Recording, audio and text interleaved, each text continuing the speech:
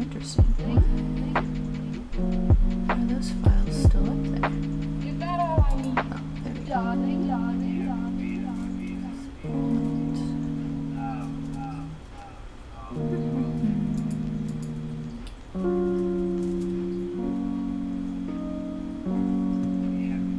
What in the world?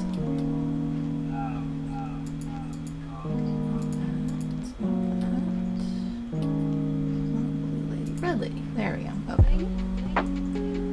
Good stuff.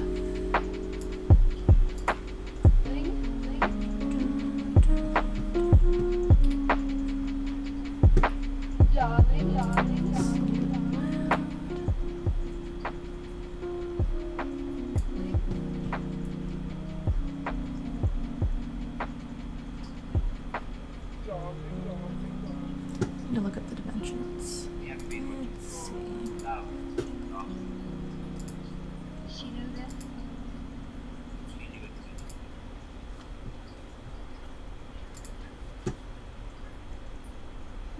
Mm-hmm.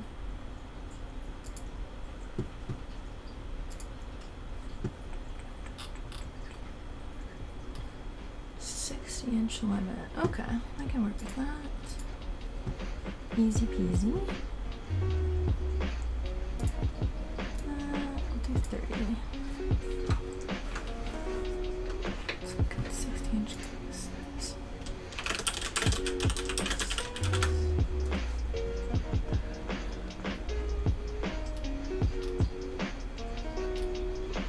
$30 by 60.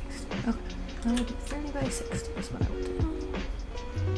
So that would be 30 if I have it. Okay.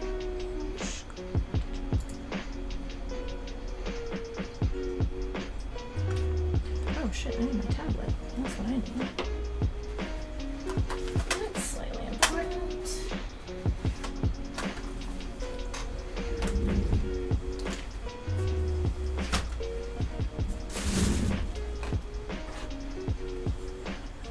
Snacks on that side, which is suboptimal. And a candle holder. Oh my god. Everything is fine. Oh my good gracious. Why did I decide to put snacks on this side? What a terrible, terrible idea that was. Okay, tablet has been freed.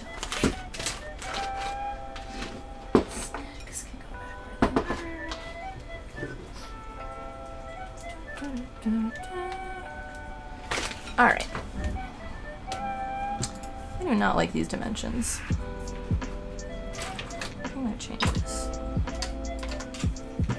What are some other 60-inch canvas sizes?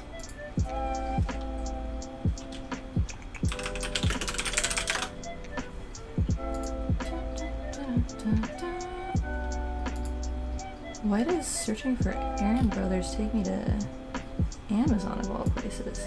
Hey, Amanda, yeah! I'm back! Also, you have no idea the trials and tribulations of getting on stream today, and it's not even perfect. Like, there's something weird about my camera, I'm not sure why.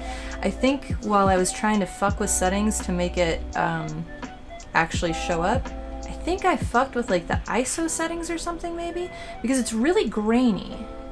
So, I'm gonna have to do something with that at some point, but not today. At least it was showing up as a black screen for like an hour, and I had to uninstall and reinstall and unplug and replug and then hunt down cords for so many things. But I'm here, I exist, and I'm excited because I get to draw and I have lots of good ideas. But I also need to figure out what is a good canvas size. Art canvas, 60 inches. 44 by 60.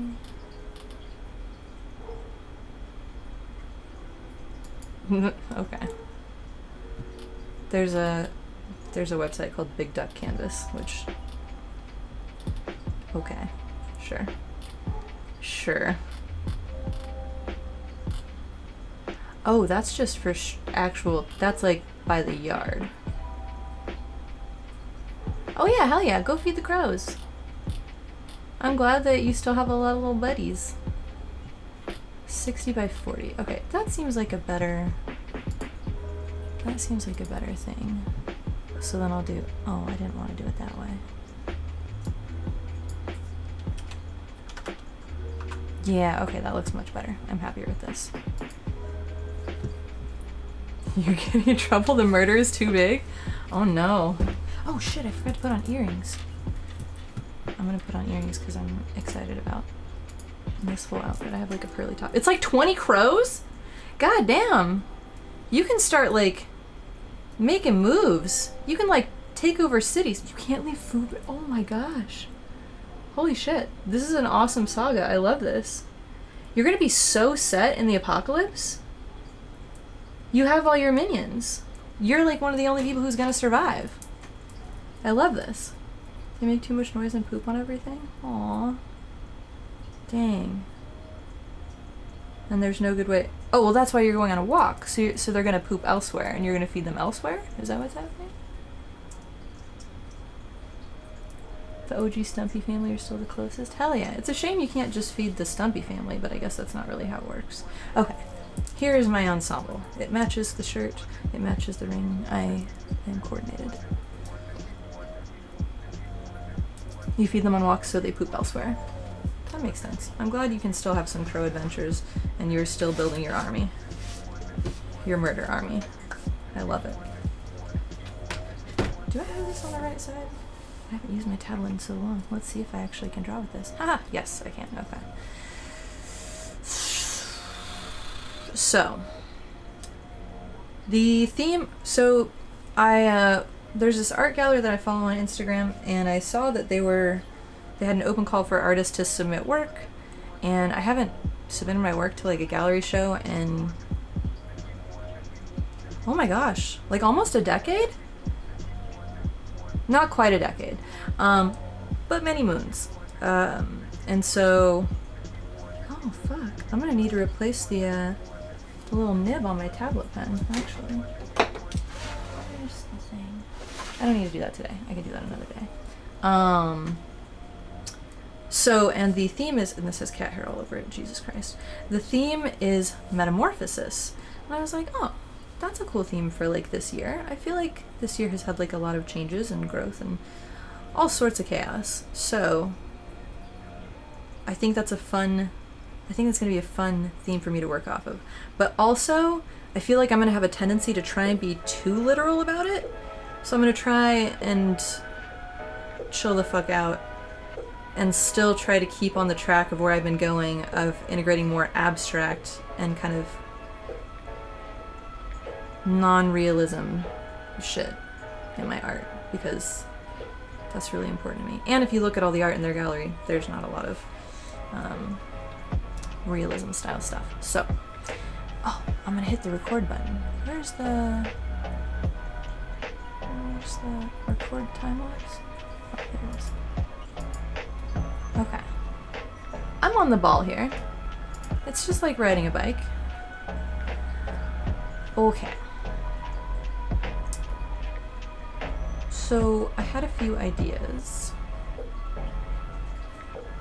I think what I'll do is I'm just gonna kind of... That's not what I wanted to do at all.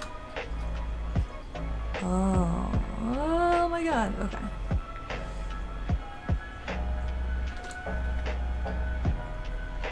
Am I drawing on the canvas?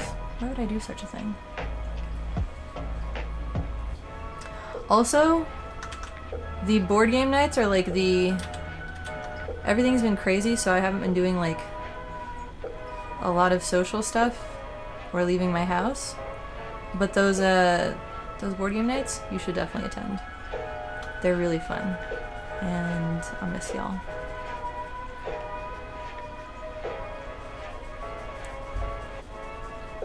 And there's delicious food too.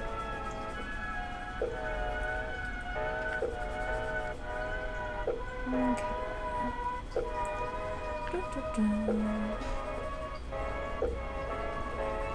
What I'm gonna do right now is I'm just gonna make 4 little canvases, little mini canvases. I hope I got the ratio of these right. We'll find out.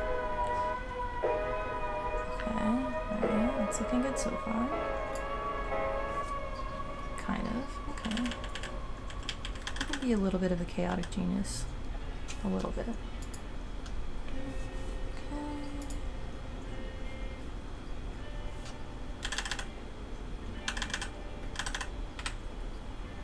Nope, too far down. I guess it doesn't actually, this doesn't need to be perfect. I don't know why I'm fussing with this part. This is an absolutely nonsensical part to fuss with.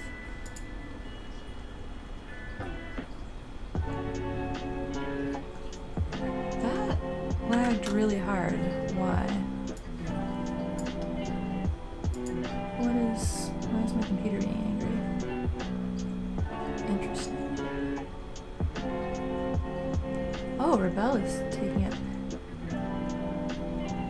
Maybe I should make this canvas smaller. Because this is taking up a lot of memory to have this open, and I only have 4 layers. Okay, yeah, we're gonna reduce the size of this. Alright. Oh wait, at this point it should be image size.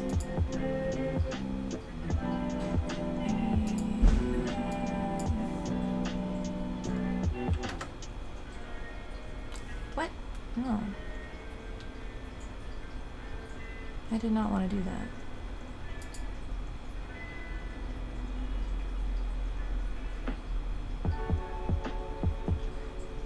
Okay, we'll do it. It's fine. Whatever. And then I'll just do the thing. Ooh, I wonder if this is gonna get mad. Hey, Hans, how's it going? Thank you! I'm happy to be back. Oh, I forgot to change the title of the stream. It's still accurate. I'm keeping it there. I think that's valid. Oh my god. Okay, I'm gonna move this, delete those layers, and then select these. Why is the other layer not visible? Okay, interesting. Very, very interesting. Alright. So, how's your day going, by the way? Amanda might be off feeding a murder of crows. I am here making art to maybe enter into... Not to maybe enter, to definitely enter into a... Nope, wrong button. Into a gallery showing. Because I haven't done that in about 700 years, and I would like to do that.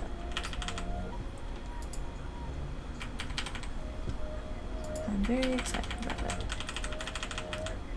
The only thing I'm annoyed about is Oh, wait, I may not actually be annoyed about this. Because you can submit anything, any art from the last 3 years. So maybe I also finish the green piece in the, green piece. The green painting in the red RGB series. And then maybe I can submit those two, because you can submit up to 9 images of up to 3 works. Oh wait, that would be 3 right there. Never mind, I'm not doing that then. Just kidding. That's a lie. Because I would rather have new shit. Oh man, I thought I was a genius at proportions. Everything's fine. Okay, I'm gonna go like that. And then we're gonna go like that. Okay. And these are just going to be for sketching out ideas. And, oh, if I'm really smart, what I would do... Yeah, okay, that's probably a good idea to do. Why is my wrist vibrating? Oh shit, I should have my phone. Oh god. At some point, I'm getting a delivery that I have to go down and sign for. So I need to make sure.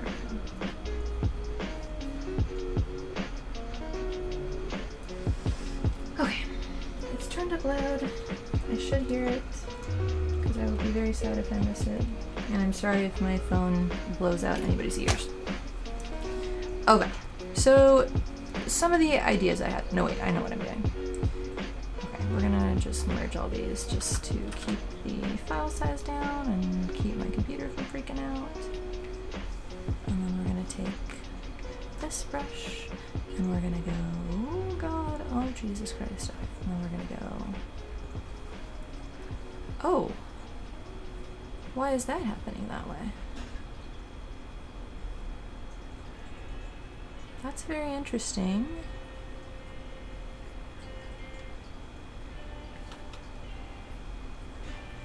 Why is that happening?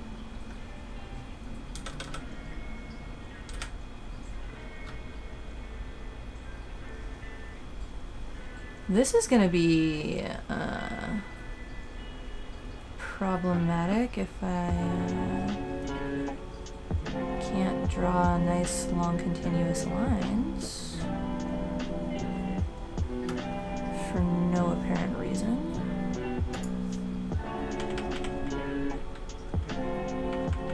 That's so fucking weird. Maybe I really do need to switch out the do I have tweezers to get this little nib out? I think maybe I've just ground down the nib on this so much that where did I put the replacement nibs is the question.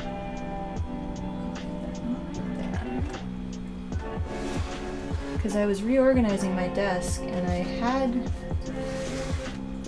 had logical places. Oh, I found it. I'm gonna change this. Hell yeah. Oh no, I'm dropping things. Okay. Oh! How convenient. It has a thing to help you take out the... Oh, only if... It's supposed to help you take out the nib. Hey Victor, how's it going? Long time no see. Oh, did you guys see that? It worked. Bless Wacom. Sometimes. They're kind of greedy and their quality has gone down. But bless them for that convenience. Now how do I open this? It's been a while since I've replaced a nib. Okay, those look like they're all the same. Okay. Oh yeah, because I don't like the textured ones that feel funny. Hey Chris, how's it going? What's up, y'all? Oh, okay. Alright, let's see if fixing a nib on this fixed the... Oh my god. Okay, and what do I do with this fucked up nib? I'll just put it in the trash can. How's y'all's days going? How's y'all's days going? How are y'all's days going? There's a correct way to say that, I'm sure. We'll find it someday. How are y'all doing today? That's probably better. You just picked up an orange sheet in your finger. Oh no! That's less fun. I'm sorry. Speaking of fruits, well, I'm about to like talk about how I'm... Okay, it was the nib that needed fixing. Alright, okay.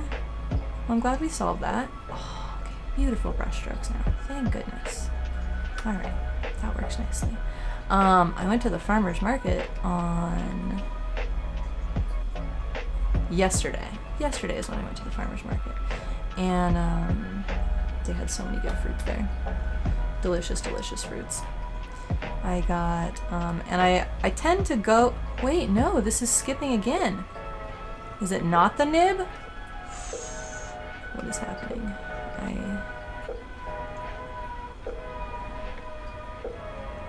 I don't like that. I mean, I'm glad I switched the nib anyways because it was being funky. But I would like to be able to, I'd like to be able to paint with the brushes. It's kind of the whole point of this program versus Photoshop. But yeah, I usually go near the end of the day, so I get a lot of deals. And so I got like 3 little tubs of raspberries for like, I think it was like 3 for $3 or something ridiculous. And I got some figs, I got some strawberries, I got some squash blossoms. So many. Did I say raspberries? I meant blackberries. Raspberries are what I got the last time I went to the farmer's market, but this time that same booth had blackberries, which I'm hella down for. But yeah, last time I went, I got that same deal on raspberries. And I made, oh, I didn't save this yet. Metamorphosis concept. We'll see. Equally pog, yeah. I agree. Both are good. I think that I prefer blackberries, but I could be wrong. I could be lying. So, I should change the stream title so that I don't... Why is this cord in my way? Where did this come from? Oh, that's my tablet cord. Okay, that's allowed to be there. Update stream. Edit stream info. Here we go. Metamorphosis. Piece concept work. That works. Okay, there's that. You tried some golden berries the other day? What are golden berries? I'm a big fan of berries, so this sounds appealing to me, but the 3 out of 10 rating is giving me pause. Golden berries. Benefits. Phytosterols, a type of antioxidant that can help lower the amount of cholesterol in your blood. Okay, well apparently they're good for you. Oh, I see. Too waxy. Okay. Yeah, they do look, they kind of look like, what are those delicious things? The, tomatillos. They kind of look like tomatillos a little bit. That's what I'm thinking of, right? Yeah, that's what this is. Yeah, they look like pretty much exactly like tomatillos. Interesting. A bit sour, a bit tart. I like that, but the waxiness would give me pause. Yeah, like with tomatillos, you don't eat them straight. You have to do stuff to them. So, was the color wheel always over here? I feel like things have been moved around on me. But maybe I just haven't done this in a while. We'll see. Okay. Also, how's like the mic and everything? Oh, also my hair is a little bit funky. I decided to, I don't know why I thought today was a good day to do this, but I was like, you know what? I keep putting products in my hair and it's never exactly what I want it to do, so I'm just gonna try not putting any product in my hair and just let it air dry. And it turns out it does still do the waves and curls, but it also does a lot more frizz. So I think I will be going back to putting some sort of product in my hair. Just like leave-in conditioner or something. Thank you. I'm very excited about that because I was literally, when Amanda was on here earlier, I was like, I matched my necklace, I matched my earrings, I matched my ring to this top. Everything is coordinated. I like that stream time is a fun time to dress up a little bit. It's nice. Although these are mother of pearl and not pearl. I wish that I had like little round pearl earrings. And I think I have some somewhere where it's like a gold up top and then a pearl, but I couldn't find them, so it was good enough. It is what it is. Okay, let's get some colors down. So my concept for, no. There we go, much better. I wish I could set a default, also I don't know how to say this word, impasto? I think it's impasto. I wish I could set a default depth for that because never, why is this, okay, never mind, hang on. Let me duplicate this layer real quick. And then it'll be more of a proper border. Let me try that one more time. Okay, yeah, that's fine.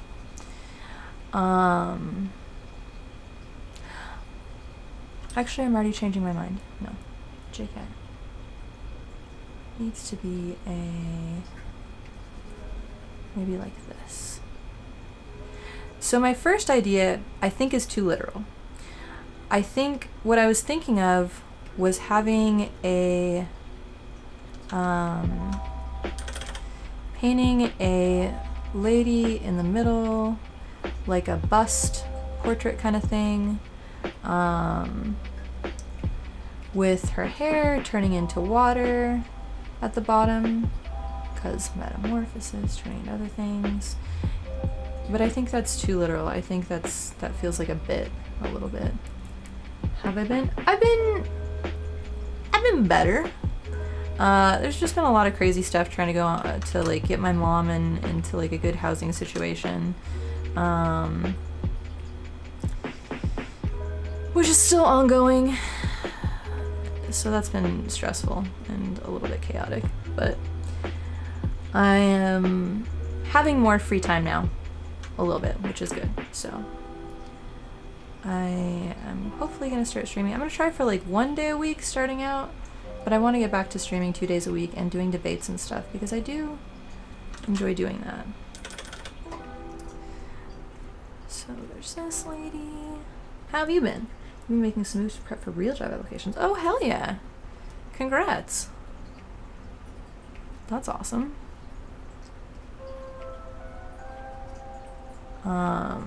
What do you think you're gonna be doing?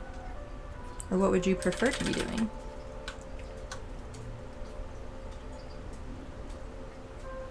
Maybe like fading up? I don't know. Ooh, that was not the brush stroke I wanted to make there. That was a little bit too... Maybe more like this. Yes, okay. This brush. Better brush. You're gonna apply to MS programs in data science because psych jobs are just not there? Oh shit, that sucks. I've been looking at going back to school and I was looking into like therapy and psych. Psych would obviously be much longer down the road, but I think in the short term I want to try taking like a... There's one that was like there's one that's a longer term one that I think would be more beneficial to me in the long term, but there's one where you could like start helping people in the city in San Francisco sooner, which sounds neat, because I probably wouldn't be alive if it wasn't for city funded programs. So if there is like an opportunity for me to... Hi, can I help you? Do y'all see this? Would you like to see... Ah, your claws hurt, buddy. Okay. Yeah, okay, come on. Fribert says hello, everybody. Here we go. Can you say hi to the camera? Oh my gosh. Yes, the camera's over there. You good, smart boy. Yeah, you just have to learn the hard way that others have told me about psych. Psych jobs are not in your area, Vic? Isn't there a huge dearth of mental health jobs compared to demand? That's what I thought. I feel like everybody I talk to who is like trying to find a therapist has had like a massive wait list. Oh my gosh. Oh my gosh. Am I not paying enough attention? Oh my goodness gracious. I am the worst cat mom. Clearly not lavishing enough pets. You were getting cat hair everywhere, buddy. It's been warm, so they've been shedding a lot. But I guess therapy jobs are different than psych jobs, to be fair. Although when I was looking for psychiatrists, there was a huge... Oh, yeah, research would make a difference. Yeah.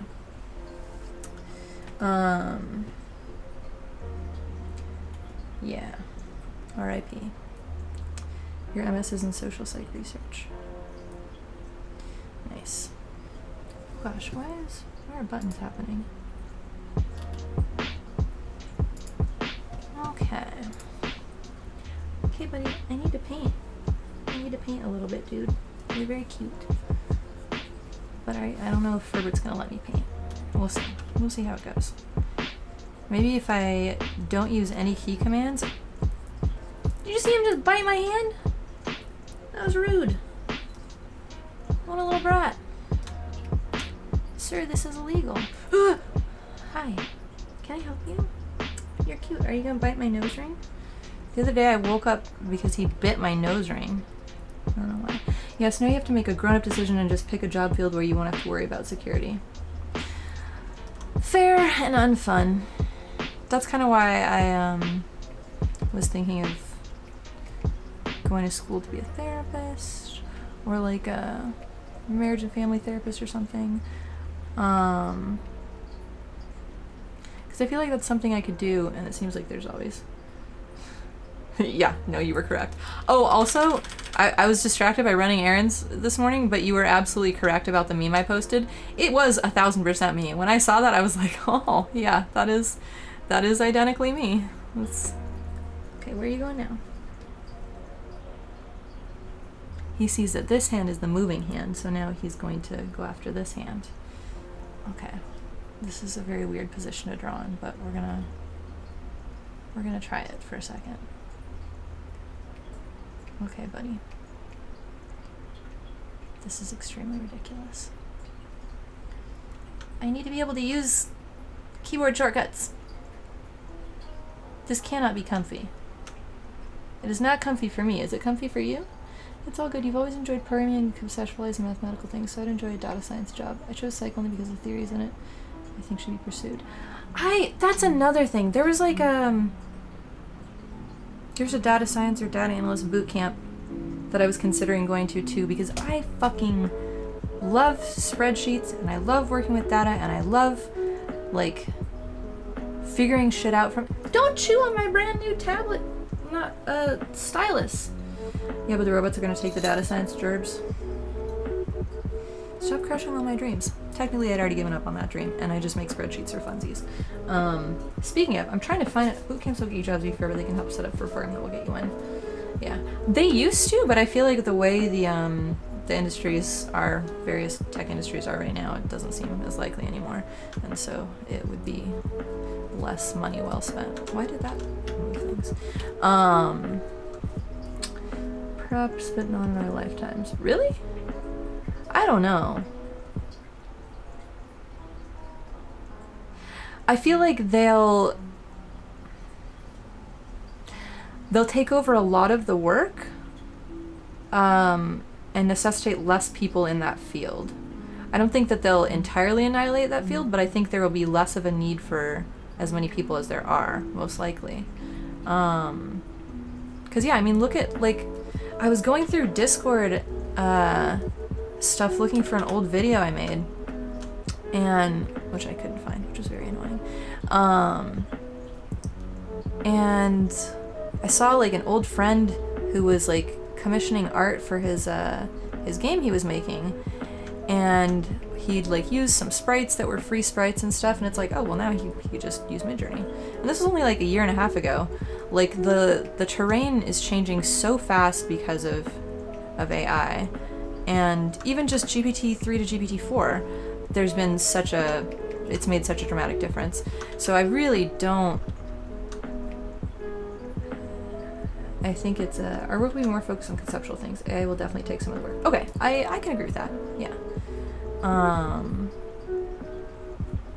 But AI is not even close to bigger picture conceptual work. Okay, that's fair. But I do think it will. Today you encountered a captcha that was using AI generated images. Oh, fun. Oh yeah! I saw one that had lions in it, and it was like, pick the one that's a food. It was strange. It was very odd.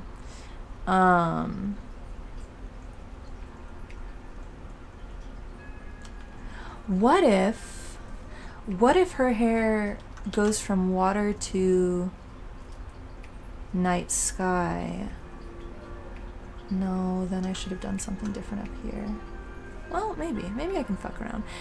See, the problem that I have when I paint, and I don't know if you guys remember me running into this with the red and the blue ones, my brain wants me to make things make sense. Like it makes me want to have like a reason or a logical transition or something like that.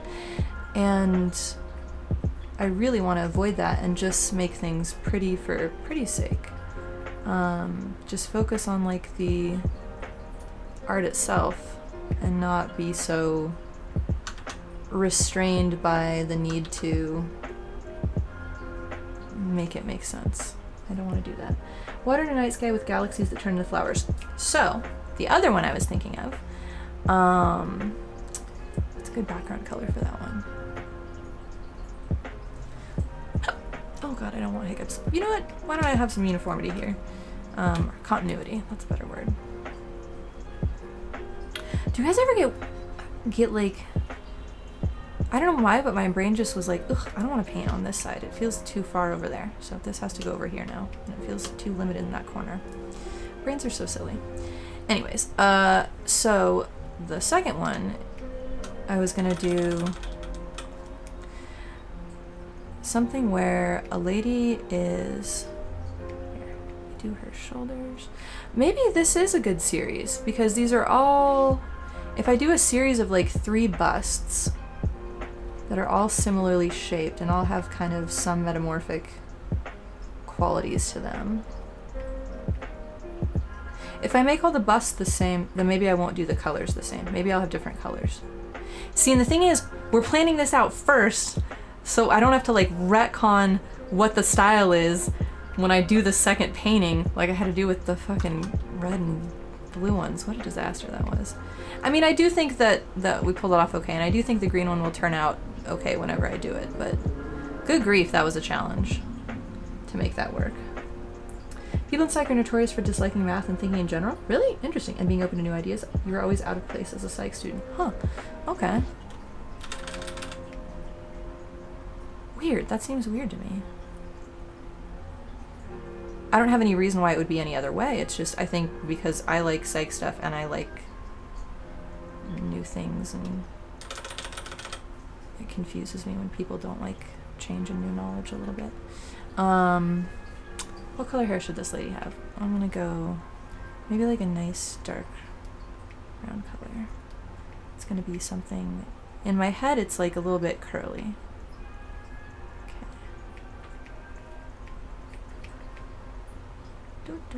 Her face is way too wide. Oh god, everything about this is bad already.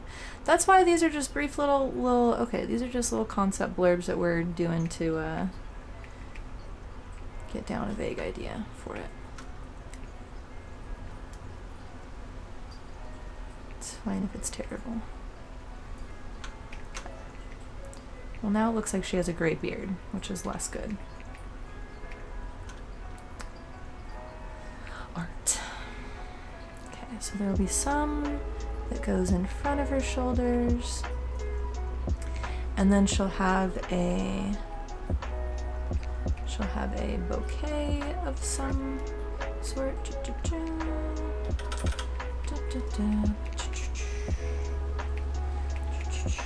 So is this forefront facing bust?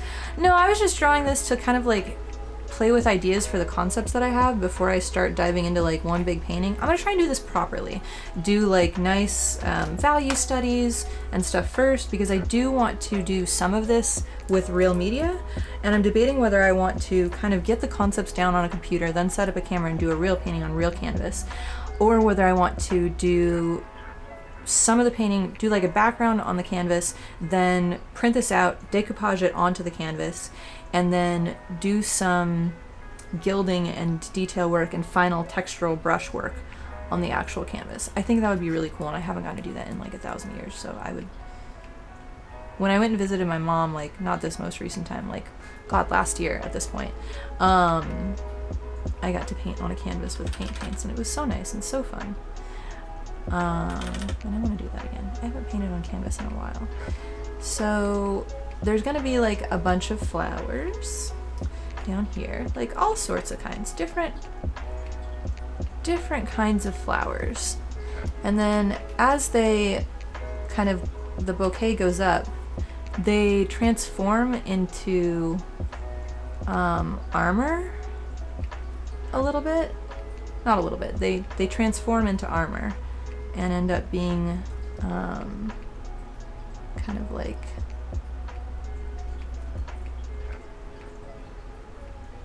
layered metal pieces, which would work with the gilding like I was talking about.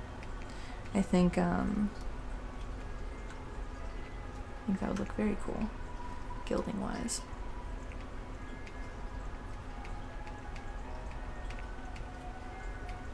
And so it would have the metamorphosis from flowers to armor.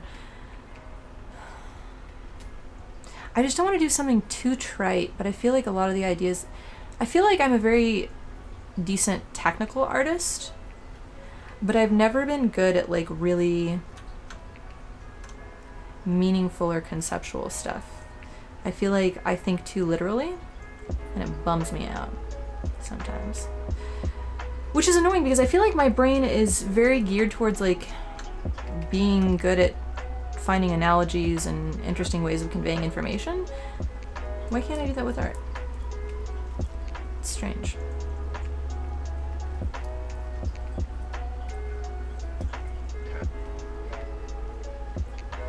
Yeah, you think it's because many people go into psych believing that it's about working with people, which in their minds equates to not thinking about conceptual or mathematical things. That's... Aren't people hella conceptual? Interesting. I don't know anything about anything. I don't know why I have the opinions that I have on this, so. It's very interesting to learn that, though. I would not have thought that that was the case. But yeah, and then having like some petals floating up here or something, I don't really know. Maybe they do something cool. I hadn't fully thought this one through other than the... I haven't fully thought any of these through, honestly, if we're being realistic here. And I think these are going to change a lot because I do think that I'm taking them... I think I'm taking them too literally, still.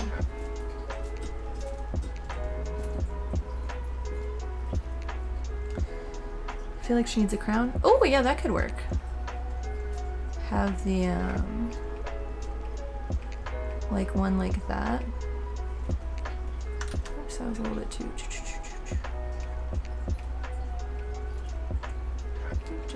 Oh, those look like horns. Whoops.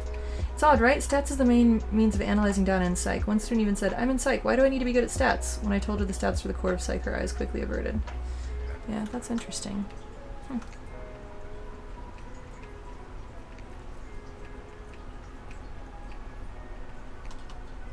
It's probably interesting to see people's motivations for getting into a field and see what it's like when they should I do like just one of those overarching halo things like that one other drawing I did 1,000 years ago? I would like that. Literally population trends and patterns. Yeah. I think I'm liking this idea. I think this one's pretty cool.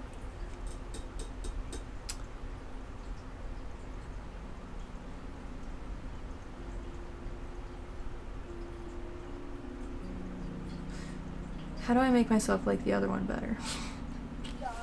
We'll find out, I guess.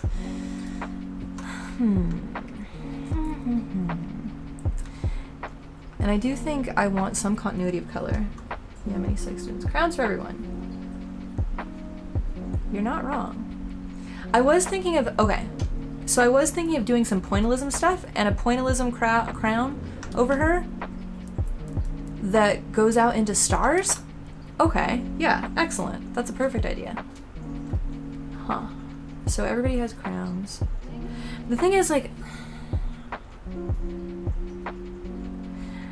I feel like with these, I'm playing to my strengths, but I'm still doing sort of the same things I always do.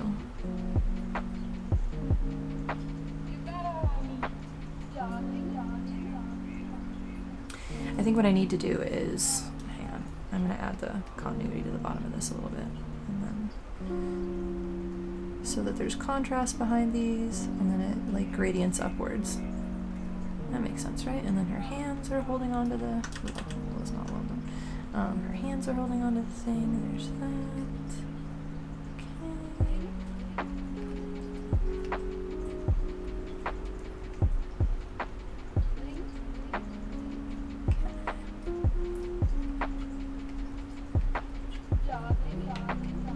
You know, this is just a random color I picked for a background because I was like, oh, it can be kind of sunset, and then I'll gradient it out to a proper sunset.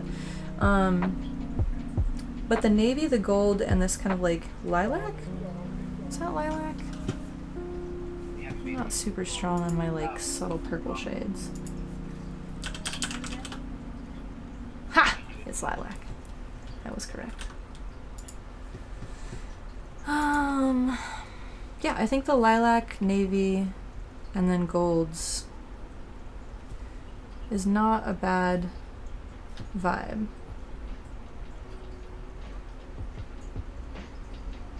Now how to add golds to the night sky one. The stars? No, I want white stars. And in this one I want white lines in some form or another too. But anyways, I think what I need to do to make these better. Here. Okay, we're gonna go to the bottom half of this now. We're gonna move these little things down here. We're gonna go like whoop. Okay. Close enough. Not close enough. Did I really do that weird? Okay. And then we're gonna go, let me do a selection. Okay, and then we're gonna go. Oh god, no. Please keep the proportions. Okay, Jesus.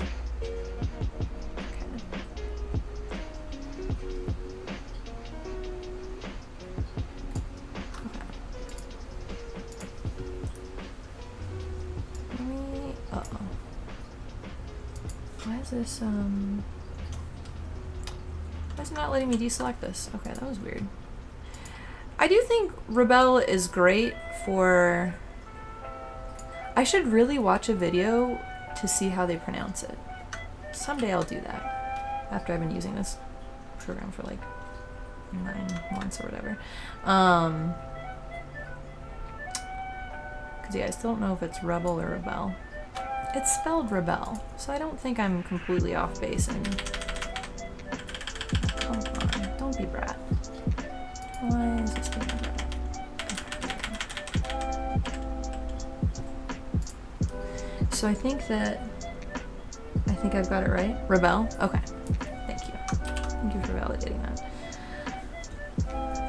Okay, so I think that there should be something like geometric shapes in the background somehow, or like maybe this can be like a purple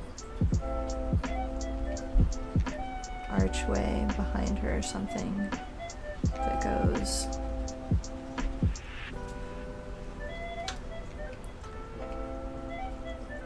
No, down to navy or something. I don't know what goes down here. We'll figure that out in a little bit. Oops. There's that.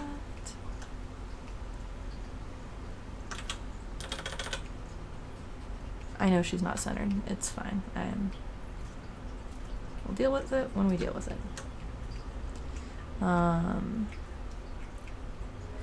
But yeah, then maybe have the, oops, crossing over into the other painting a little bit.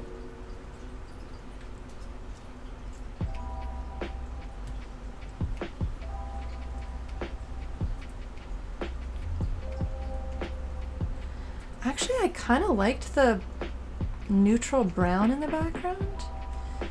No, but this is cool too. And I do like arches. Arches are very important to me.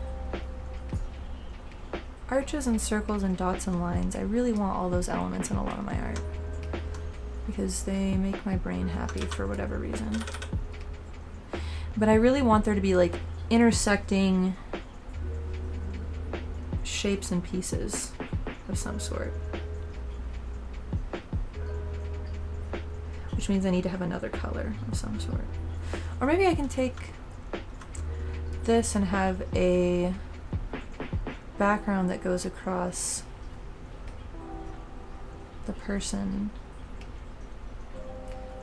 in some way. I feel like there needs to just be like, it needs to just not, oh my god. Would that match this nicely? It's not vibrant enough.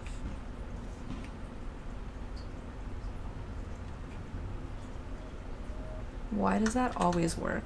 And it's gonna be in there because of the flower stems. So I don't know if I like it for this piece though. I think that's too much.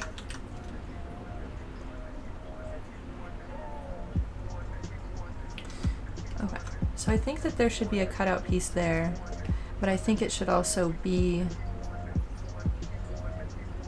distinct in some way from the figure and background.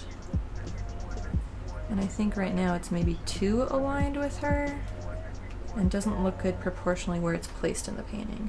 Maybe she doesn't look good proportionally where she's placed in the painting. Granted, that's stuff we can fuck around with as we go. Or maybe we go like this and have it be the whole lower third. And then I can do some interesting textural or pattern details there.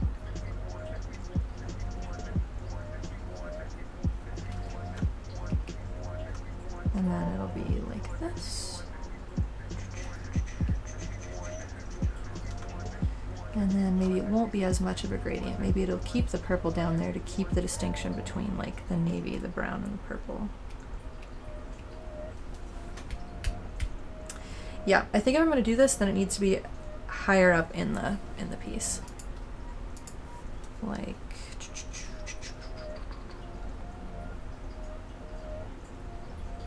I might have to... Ow! Why would you do such a thing? That was your claws in my leg. I'm not paying enough attention. How rude. Okay.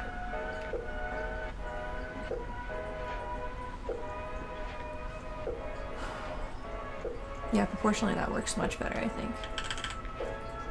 Yeah. Verb's sitting right...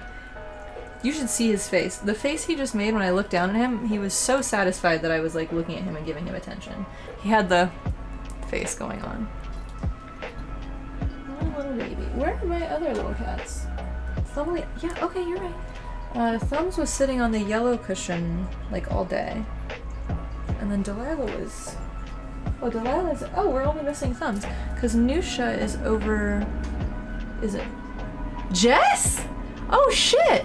And Dishonest at the same time? Oh my goodness. What a fucking blessed day. How's it going? You didn't get a beep boop? I'm sorry. I tried to put one in the Discord. I don't know why it didn't go off.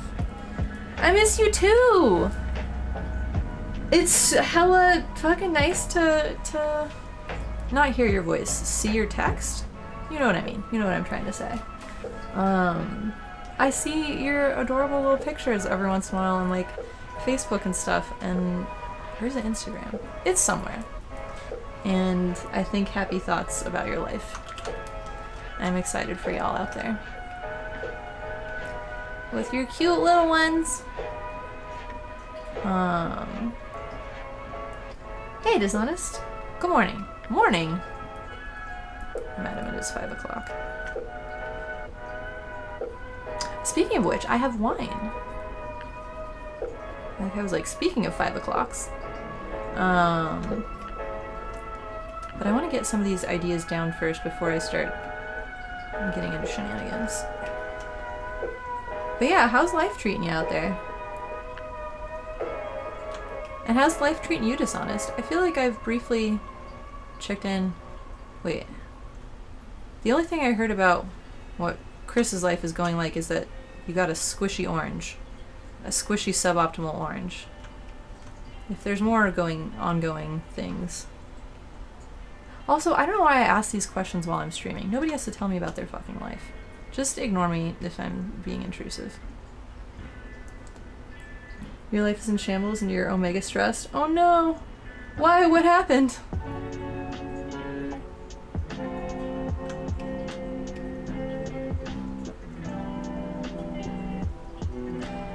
Yeah, okay, I feel like I like this better. Proportionally.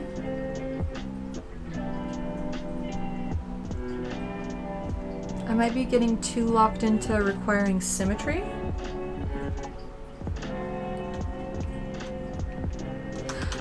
So what I can do is how this will be cut off. Life is cool. Started homeschooling kids, 2nd grade and pre-K. Dang, that's awesome. 2nd grade. That's bananas. Time flies way, way, way too much. It's honestly illegal. It should not be allowed. But also it should, because I'm sure getting to watch them grow up and do crazy things is awesome. That sounds super, super darling. It should really be illegal. Yeah. No, totally concur. Also, I think I'm going to use that Shrek green color. Maybe she'll have some like leaves wrapped into the crown as well. I think that would be nice. But also you don't want to be stuck here forever. Yeah, that's how I feel. Like, time flies way too fast, but also I got shit to do and I don't want to be stuck in stasis forever, so I'm glad that it keeps going. I feel like there needs to be... Everything is too symmetrical. There needs to be some...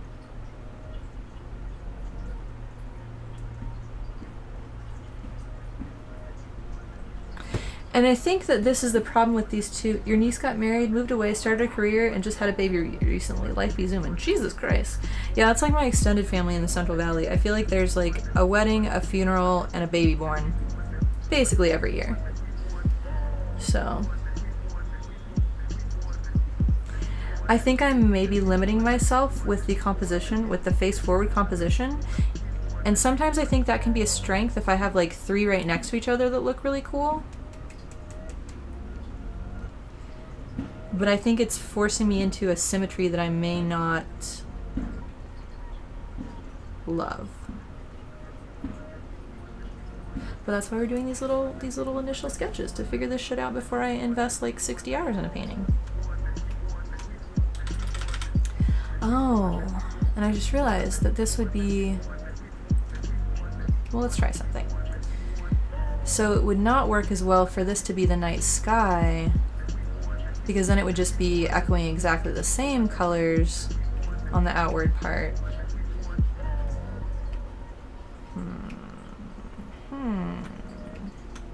And it makes less sense for it to be like a gradient of the night sky, but maybe that was too literal anyways in the first place. What a puzzle. It's so much more difficult trying to do 3 coordinated paintings than it is to just paint whatever. I'm learning a lot this year about planning paintings and how much I've just been flying by the seat of my pants most of my artistic life. Which is fun, but I want more intentional stylization and intentional choices rather than I just like painting elbows and boobs. Because while I do like those, ooh, I have an idea. I have a pretty idea, maybe.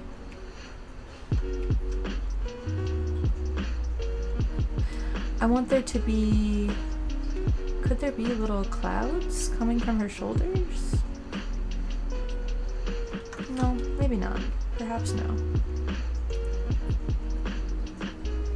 I don't know. We'll see.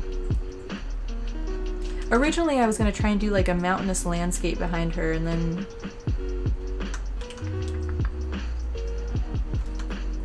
What a quandary. We'll see.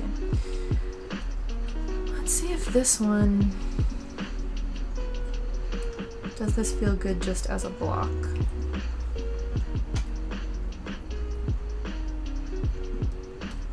Or does it need to extend out? And the problem is I want this to read as water, so if it extends out in like a weird ass shape like this, like the other lady. Oh, she's also too low in the frame though. That's part of it.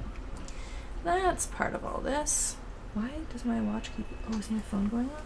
Uh-oh, hang on. Okay, I still haven't... Is this silent? No, this is silent. Okay, whatever. Did I see the limited edition Shrek Crocs? I did not. I'm gonna Google those right now. Shrek Crocs. Oh my god, with the ears? That's really funny. I could potentially justify weird water shapes with wave spray. True. Ooh! Saying weird water shapes made me realize I could do something interesting with... so you know that, see the ripples on the background of the stream? Why do I have a selection box? Oh, I was gonna move things up. Okay, wait, let me move this up and then I'll do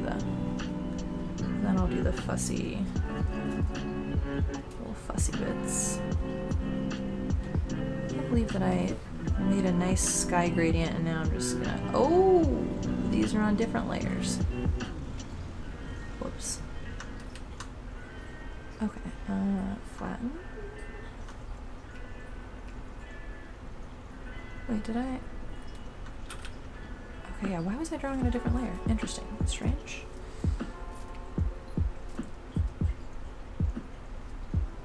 Okay, yeah, I feel like that's much more golden ratio, better positioning where it is currently.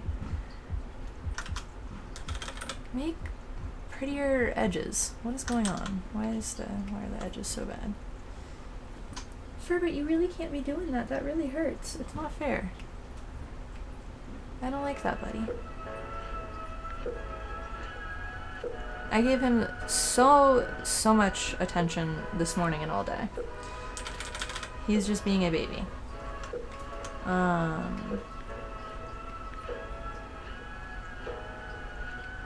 think it's because I'm talking. I played Phasmophobia last night a little bit, and which you have to grind your way back up to having gear. They changed that. Does anybody else play Phasmo? Because they made some changes, and I played a little bit the other day, but I was too scared to play by myself. So I wasn't sure if I liked it. But now I've gotten a chance to play, and I do like some of their new game modes. Like the challenge mode where you get to play with... You're scared to play? You don't, but you watch streams? You're too scared to play? Yeah, no, valid. So the only time I played by myself was like when I got introduced to that game, and I was like super hyped about it, and nobody was online to play, and I didn't want to play like with strangers, and so I just loaded up into like the first house, and I just put about 100 hours into that first house until I felt very like mostly safe in it. And at first I was like kind of being a little scummy and using a thing where I would like stand in the doorway and like throw stuff at the ghost, and then if a thing if a hunt started, I'd like quickly step out from the doorway and I would be safe, which I didn't think you could do anymore. But last night I was in the doorway, and then I got like warped backwards out of it as the door closed, so I think I was like not in enough for it to trap me inside. I think I hit like some magic pixel where I was a little bit safe. But yeah, that first 100 hours I put into that one house made me a beast and a very confident person at doing that one house. But then they changed the layout of that one house, and they made it so much worse because there used to be... Hang on. There used to be a kitchen, then a hallway, then the living room, and then there was a basement here. And then there was a door to a utility room right here, and then a garage. So it was like, if you walked past the basement and got to the kitchen and the utility room area, it felt a little bit safer. You didn't feel like you were hovering right next to a scary basement. So they've changed things. The utility room door is now directly across from the basement door, and I hate it. It feels much more threatening. I don't like it at all. So they ruined my favorite beautiful house. It's very tragic. But yeah, it was fun to get to play. Oh, anyways, so the ripples in the water. I think... What about doing something like weird, like little kind of very stylized? I think it could be nice to have some like stylized ripples in the water, getting more stylized as they reach the bottom, and then flowing more into realism as they go up. Does that make sense?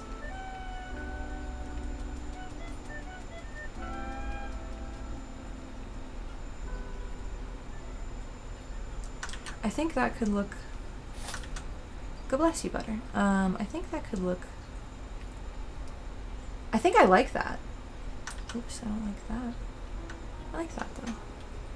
Maybe... Yeah, have I tried the prison yet? Let me tell you about the prison and the insane asylum. So I like being a little scared, but I like being scared punctuated by like, oh, we're solving shit. We like got some clues. We're gonna do some discovery. We're making progress. We're gonna find this ghost. I don't like just being subjected to like pregnant silence and then ghost events for like the long ass fucking time it takes to get any clues in the larger maps. I think there should be 8 players in the larger maps. I think they should, which would make me happy because then I could play with more people. Because right now you can only have the 4, and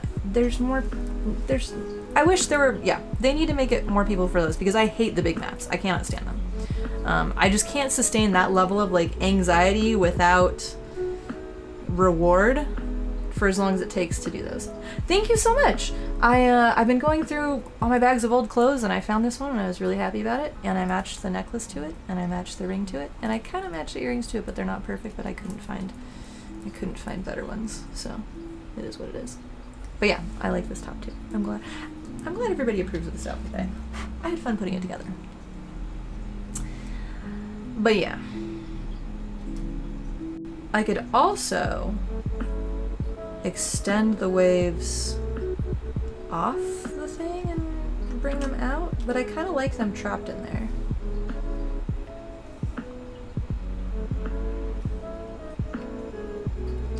I feel like I want to like add like little weird Art Nouveau decor up here or something, but I don't actually think so. I think I want to add like a pointillism arc behind her or something. I think that would be cool.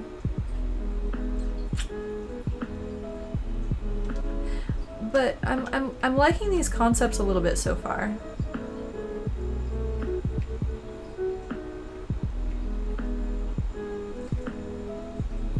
Oh yeah, can you guys see Butter, by the way? No? Here, let's see if I can bring Butter. If I lean this way, can I bring her onto the table, or will that be... Hi, baby. Oh, it's okay. Okay, I know. Suddenly the earth moved. Oh god, what did you do? Oh, that was my soda stream bottle. Whoops.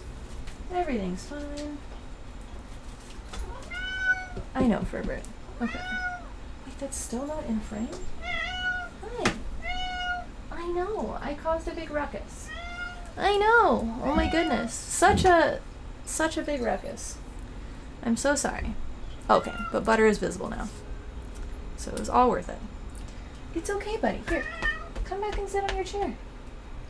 Come sit. 1, 2, 3. 1, 2, 3, jump. I believe in you. 1, 2, 3. Good job, buddy. Good boy. Alright. Where's Thumbelina? That's who I wonder where she is, and what object can I jingle for her to appear? We will summon the thumbs. Whoa, whoa, why are you? Wait, okay, I will hold your hand, buddy. Oh my god.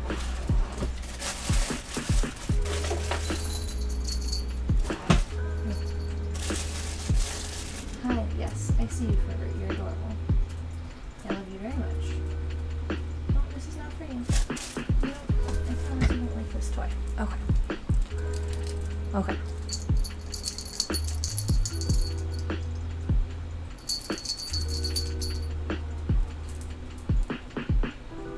I'm surprised we haven't summoned a Thumbelina by now. This makes me concerned that she's...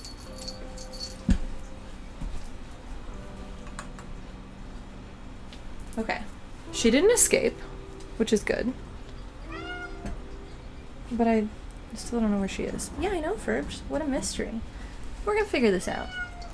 It's always shenanigans with her. Oh, there you are, baby. Yeah. Were you doing shenanigans? She was doing shenanigans. There's a little baby. Hi. You're so cute. Oh my goodness. She still doesn't love head pets a whole ton, but that's what it is. Oh god, I just almost died.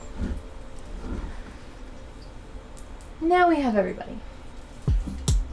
Oh, where's the toy that I was about to throw for you? I had a toy that I was about to throw for her, and then I set it down somewhere. Oh no, I feel like such a jerk.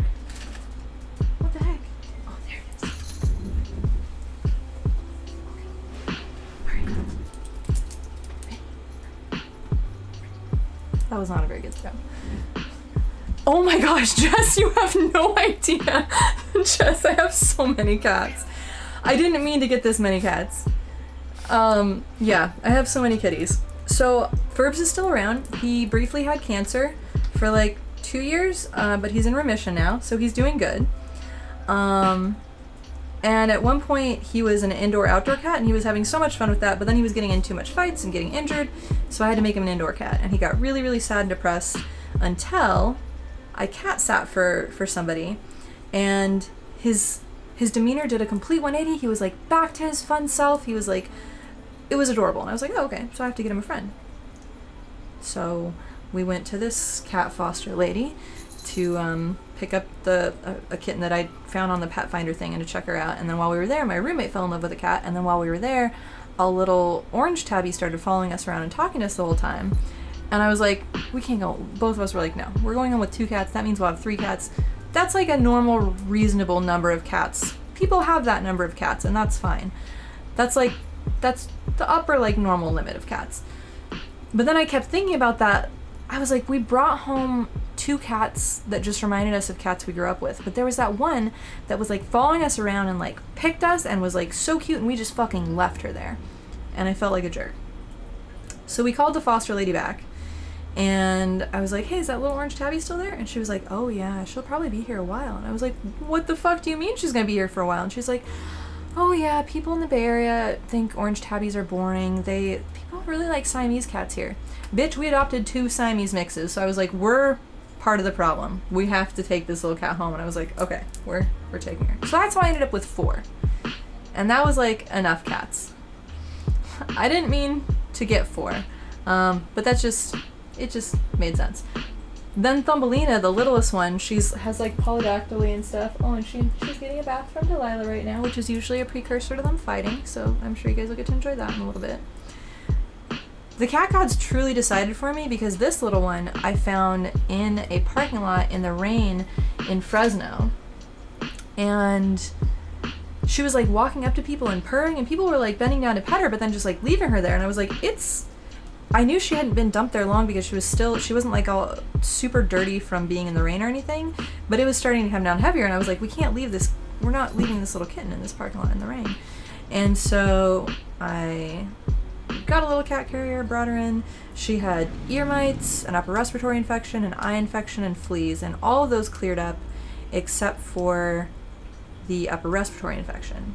And then that turned into pneumonia. I was just going to foster her and then adopt her out to somebody else. But that turned into pneumonia, and then that turned into a collapsed lung, and I ended up taking care of her like 24/7 for like 2 months straight.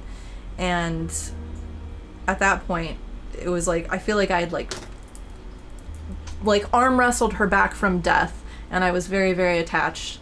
And so she's my little shadow. She follows me around everywhere. Today she was screaming at me because I had to lock her out of the shower. And so then she like hung out outside the door and just kept yelling at me. But she was knocking shit over while I was in the shower. I think she's worried about me in the water, because when I do let her in, she stands by like the front of the shower where the shower head is and looks up at it like terrified, and then looks at me like, what?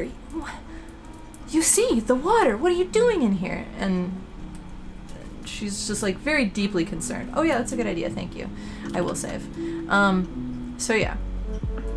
But then she started trying to jump on things, was knocking shit over, and I was like, I need to shower. I don't need to be like doing like Real Ultimate Ninja Warrior cat edition in the shower. But then she got very sad and yelly because I kicked her out and was just like, she has like attachment issues, and I want to have her not be so this way, because there are going to be times where I can't be here 24/7. I don't know how to fix it. She's trying to return the favor. Oh, she is! Aw. That's adorable reasoning. I like that. I'm gonna go with that forever. I love it. Okay. So these are definitely an improvement from the top 2. So what we're gonna do is I'm gonna hide these, and then maybe we'll make better versions of these up here. So I think that the like face forward thing is like a very kind of tarot card looking-esque vibe, and I'm not sure whether I'm going for that. Here, let me show you guys the kind of art they have in their gallery. And particularly why I kind of wanted to do this is because where oh god, I have hiccups. I don't want to do that.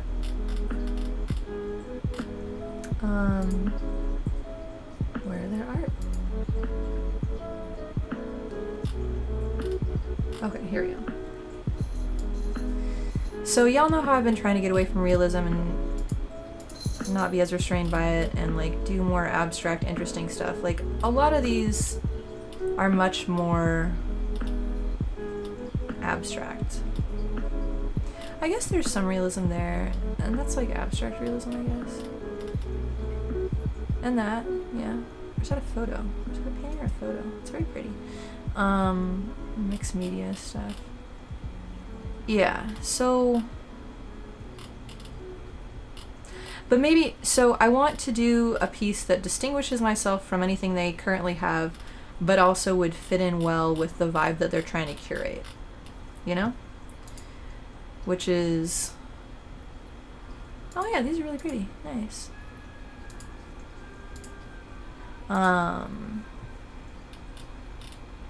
Yeah. And I don't know that these would necessarily fit with that, depending on how I paint them and stylize them and stuff like that. It's unclear. So what we're gonna do is, and a couple of the other ideas I had were more full body pieces, not bust pieces, and where there was one that was like I was thinking of doing like a face with, you know, when wind blows across your face and it kind of like it obscures it a little bit and distorts a little bit. I wanted to do that and then have it turning into like flame a little bit and unfurling kind of up into that, and then have petals coming off of the flames in some way. But I'm also not super confident in my ability to paint flames, and also I don't feel like that strong of a connection to fire. I mean, I like looking at fire. Fire's beautiful, but I don't feel like I have like as much of a passion for art about fire so much. I like clouds. Yeah, I like clouds. That's what I like. And rocks. I literally have software called Flame Painter. Fuck! You're right. That's a good point. I forgot about that. Yeah, that's true. That's very true. God, some of those brushes are so fun. I'm gonna try and figure out how I think there has to be a way to make a pointillism brush in that. There just has to be.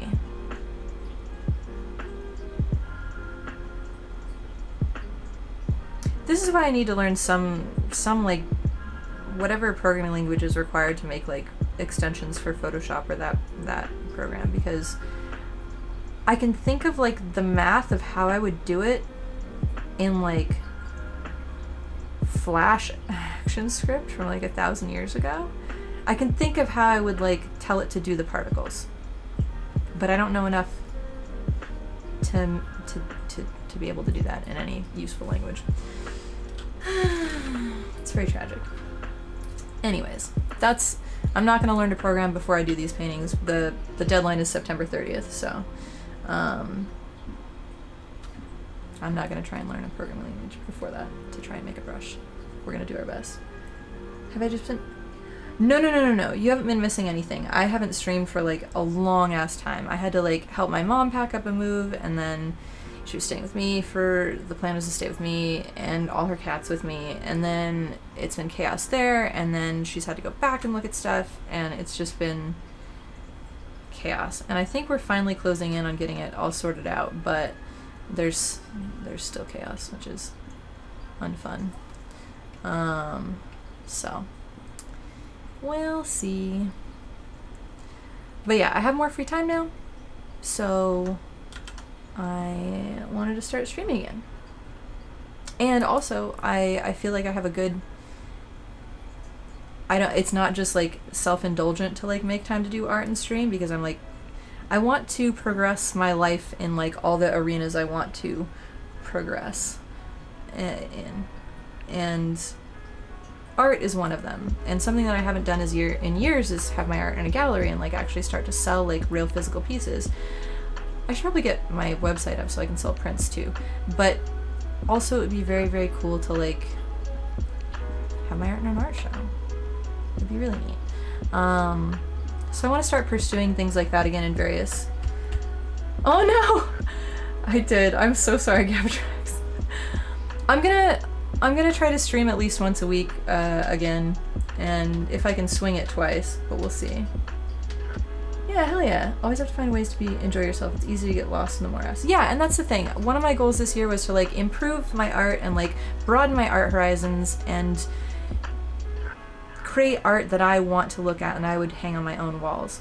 And I think making art to submit to a gallery is not a bad avenue for doing that in. So it feels, when I was moving my mom and all that stuff, it was like, it felt self-indulgent to be like, oh yeah, I need to like stream and draw and paint and da da da da, when like crazy chaos is going on and it was like impacting my sleep and things like that. And so now schedule's a little bit better. I can, and it feels like this is for a good purpose. And if I don't get into this show, I feel like do you ever like close doors for yourself and then it takes a while for you to realize that you even closed them, and then you're like, oh wait, that's like a thing I can do. Like it hadn't, all the art galleries that I've had anything in closed over the years due to rent increases in the city. And after that I was just like, well, okay, I'm done. And then I didn't do art for so many years that my brain just like kind of like overwrote that as a thing that existed for me to do.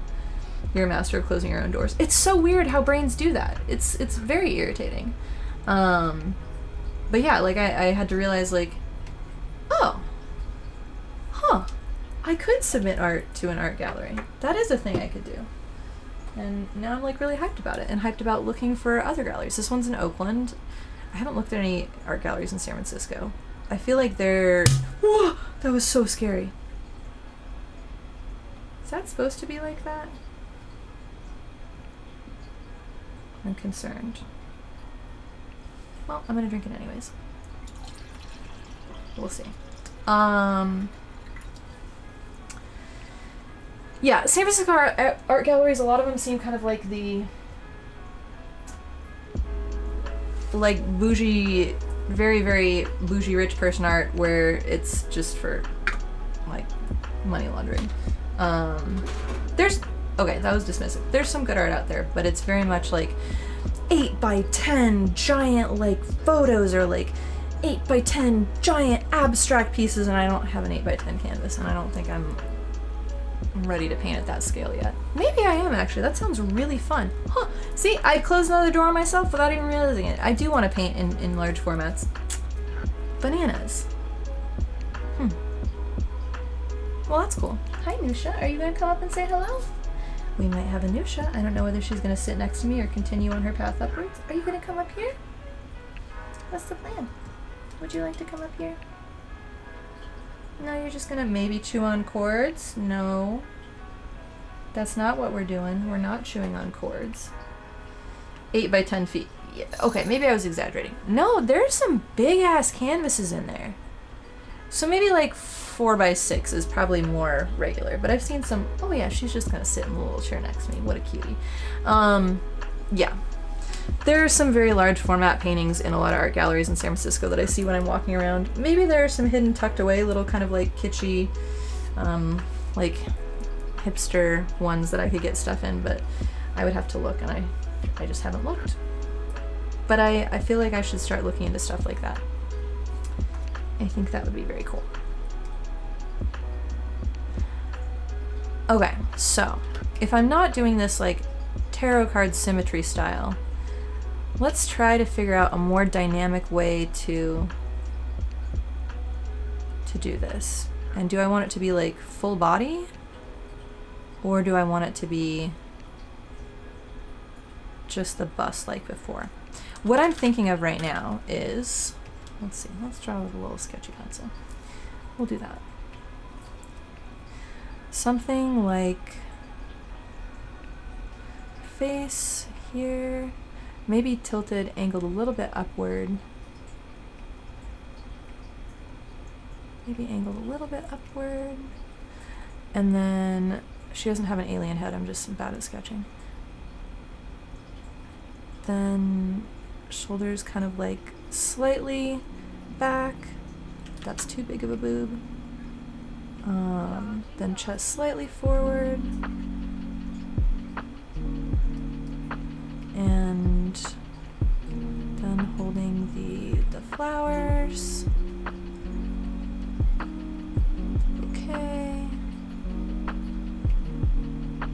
and having it transform into armor that way.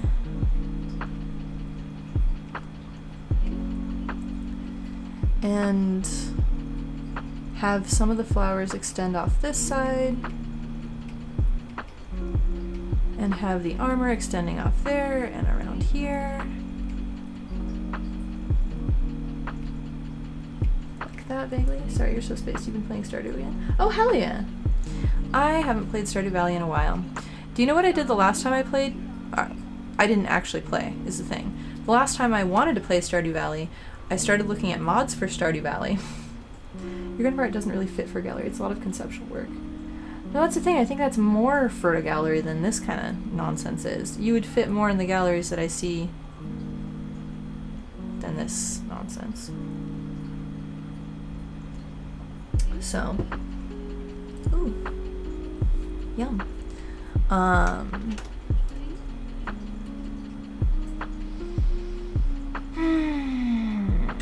Art is hard.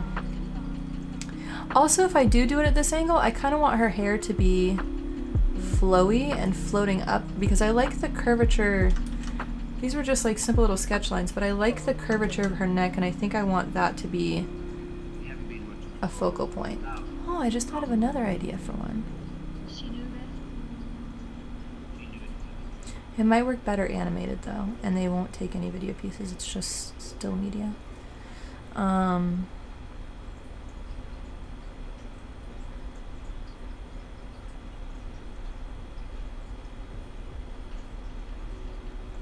Let me think if that's a concept I can do.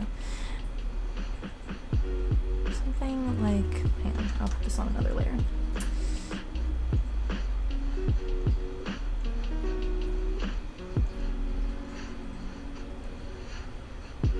Oh, this is backwards. This should go like that.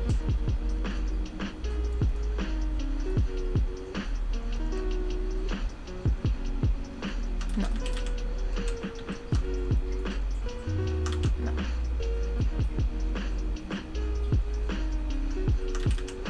I'll draw the front of the neck first, and then draw the back of the neck after.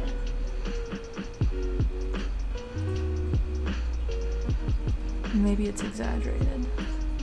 Possibly?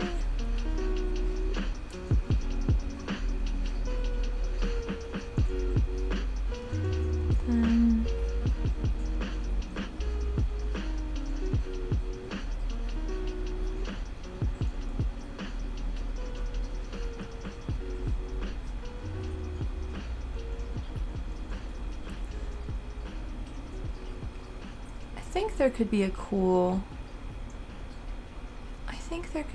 something,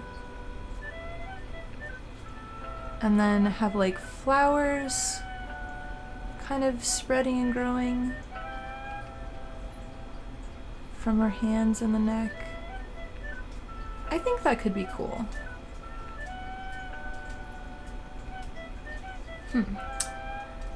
Hey, thank you for the sub, Jess. Fuck yeah. Okay, I'll leave that as an option. I don't know if that's entirely the vibe I want. What do you think about that? I think I just like necks. Necks are just nice. I guess that could be metamorphosis-y. Metamorphosis-y? It's complicated. What was that? What did I say about? Why is everybody sleepy? Because it's daytime. When it's nighttime now, then they're gonna all start frolicking. It's ridiculous. So I went to Baltimore to visit Purple, and then I spent like 2.5 weeks or whatever at my mom's, helping pack and move. And when I came back, holy guacamole! Thumbs was happy I was home. And like for like a week, I was waking up just surrounded by toys. Like, oh, it was really fun. It was an absolute blast. It was great. It was very hot and humid, and I didn't super love that. I'm just a baby. I'm used to San Francisco weather. So I was a little bit of a whiny baby out there. But I survived. We went to the Barbie movie. It was excellent. Let me see if I have a picture of that. Why didn't I post the picture of the Barbie outfit in the Discord? Because I had an excellent Barbie outfit.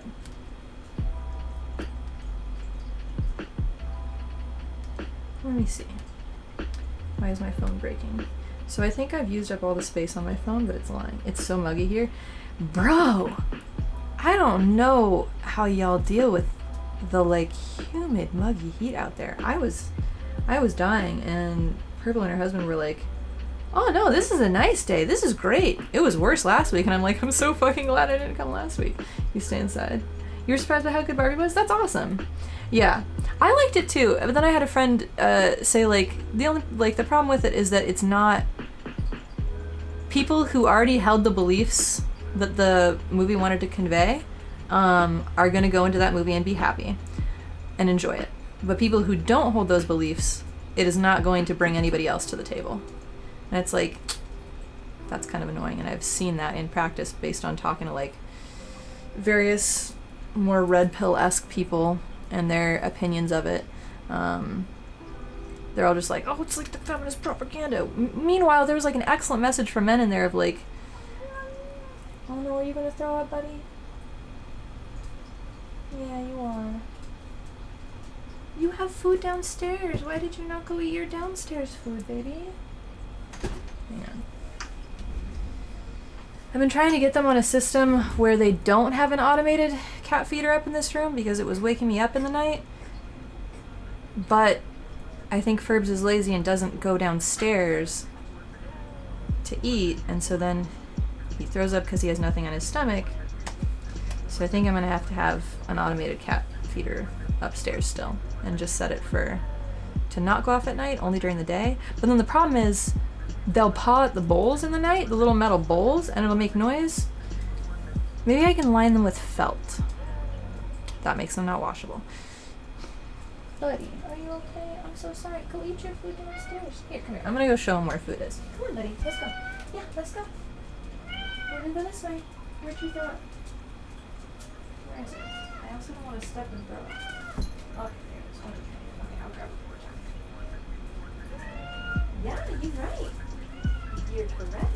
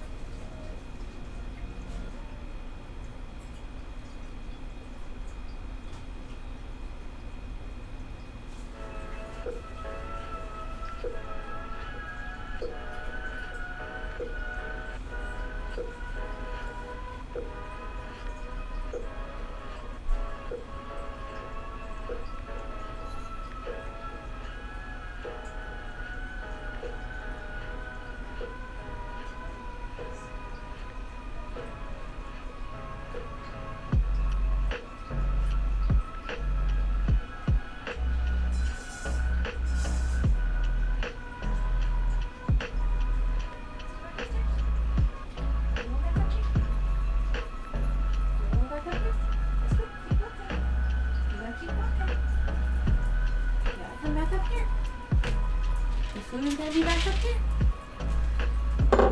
Okay. There you go. There you go, babies.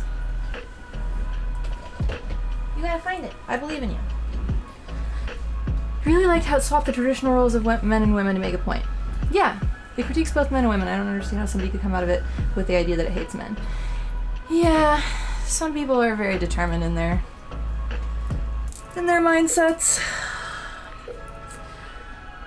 What do you think about this? I like that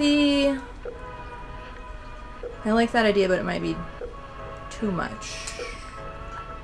It would be very cool, though.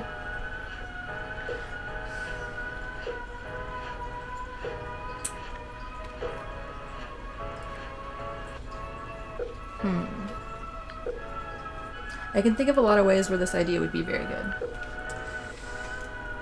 Let me see 1 second. Oh, I was looking at the Barbie outfit, okay.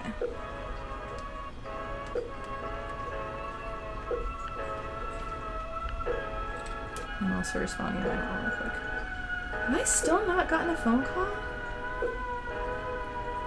Or have I missed it? I have not gotten a phone call. Interesting. Okay, well, that's fine.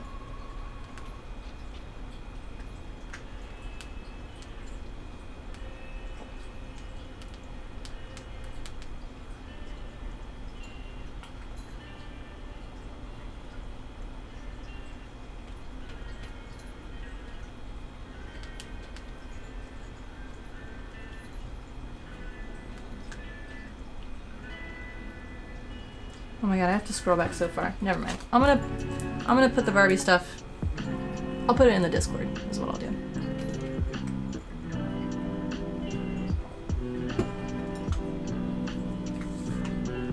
But yeah, the Barbie movie had some good bits. I really, really liked the set design. It was really, really fun. I liked the, everything is so, like, 3D, like, SFX nowadays. Like, some traditional stuff is really, really fun to see. And it was so cute. Oh, the most adorable thing happened at the movie. So we went the night it came out, and they had, like, the whole movie theater was, like, decked out in pink and everything, and there were, like, custom, like, cocktails and stuff, and it was in, like, a little inflatable pink flamingo, and then it had, like, a heart, straw, all this cute, adorable stuff. So we got the cocktails, we got everything. And then they had a photo booth. So when we were walking to the theater, these two little girls saw us, Purple and I, and they were like, "We like your outfits," and it was really, really cute. And we were like, "Oh, we like your outfits. You're really, really cute." Da da da. We see the movie, and then as we're leaving, there's this photo booth. So I had brought my Polaroid, and Purple and I were taking pictures of each other in the photo booth. So we'd each have like one, and then we had somebody take a couple pictures of each of us, so that we both had one with both of us.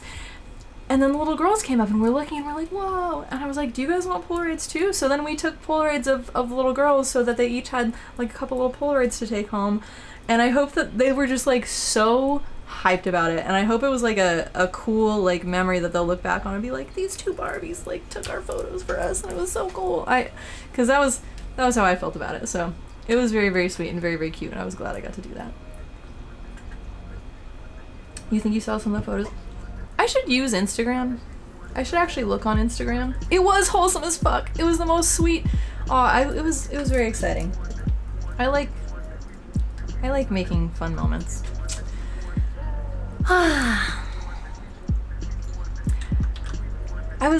That's why I want more opportunities like those. A thing that I don't have time for yet, but that is still on my radar that I really want to add to my life is like volunteering for old people's homes again. Like that, I want to do the like I feel like I was talking about this earlier this year, how I saw this thing where you could just play board games with old people, and I was like, dude, I want to go to a senior board game night. I would like to do that. So I have too much shit going on right this second to integrate that in my life, but I do, because I feel like you get wholesome moments doing that too. And that makes it sound like I'm only doing these to feel those wholesome moments, which, I mean, I guess somewhat, but they only feel good because you know that you're helping somebody else. So I don't think it's that bad to feel good about wholesome moments. Yeah, that's not a selfish motivation. Because if it wasn't helping them, then I wouldn't feel good about it. Yeah.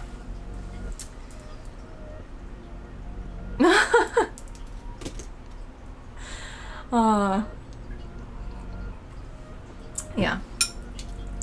So, I will eventually add that though. And it'll be really nice. But yeah, okay. Back to these ideas. I'll post the Barbie outfits and the cute pictures on Discord later though, because they were absolutely adorable.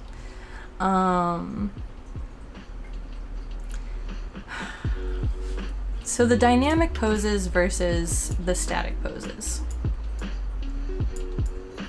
I feel like it's going to be impossible to tell which ones I should go with without rendering them first to see. But I do like, oh, and actually, Chris, with the flame painter idea, that would be really extremely good for this one based on how I want to do the hair, and maybe I could integrate the flames into this too, so we have the flowers transforming into armor and then the hair transforming into flames for Metamorphosis. I think that could be pretty cool. I don't know though. We'll see. It's funny, I might have to do, it's one of those things where like you think about old Renaissance painters and how they painted like 40 versions or something before they would give their real one to a client or their patron. I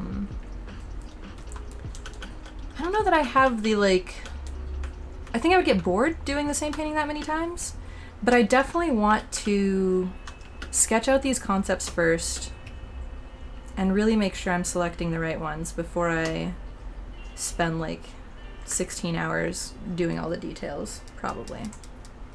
I could probably do 3 or 4. Listen, yeah, honestly, I think so. I think if I do a couple value studies, because my other idea for Metamorphosis, instead of like the super literal shit that I have going on here, was to do something with all like the composition kind of like aspects of a painting, like going from for example, where's like I need just like a blank canvas. Hang on. I need a neutral colored canvas. Oh, ugh. Oh, the texture is showing through. I don't super love that. But say for example, like, so value. So have a painting go from like, super like high contrast blacks and whites to in like one focal area of the painting, which is like all the shit that you do in a normal painting anyways, but I just want to amp it up to 11 a little bit. Uh-oh. My computer is lagging. Why is it so mad at me? This isn't even that many layers. Didn't I already make like 10 versions of the same piece? No, what are you talking about? The trick is to have 50 understudies to do all the work for me. That's a solid point. I didn't think about that. Okay, I'm not gonna be so mad at myself for not wanting to do 50 paintings then. What are you talking about, Dishonest? Are you talking about the red and blue ones? I'm gonna be so mad at you.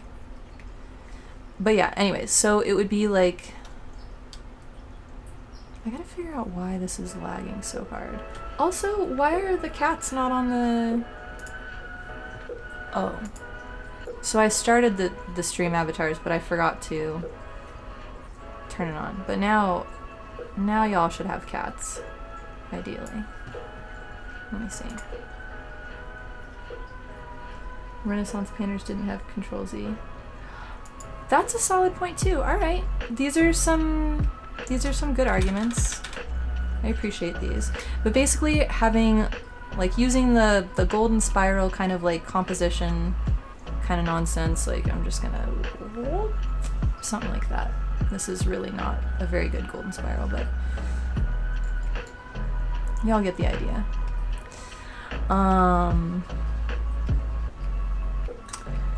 But yeah, as you transition inward to the focal point, having there be more and more contrast and have the highest contrast of value here, have the highest contrast of color here. I'm just describing what you do in a normal painting though. Maybe this is getting into like, I know I want to exaggerate it, but maybe this is too conceptual instead of, I need to find a good balance between conceptual and literal art-wise, and I don't think I've successfully ever really nailed that yet.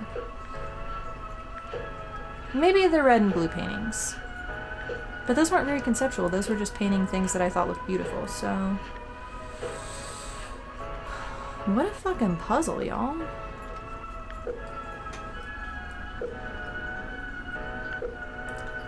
But yeah, most contrasting colors in that area too. But what I could do is also...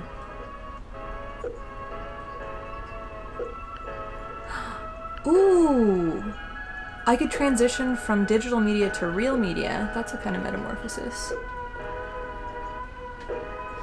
It would be cool if I could bake metamorphosis as a concept into like every layer of this painting. Haha, layers, because we're using layers in digital art program. Sorry, y'all. I need to go to pun jail. That was my bad. Anyways, we'll get back to these.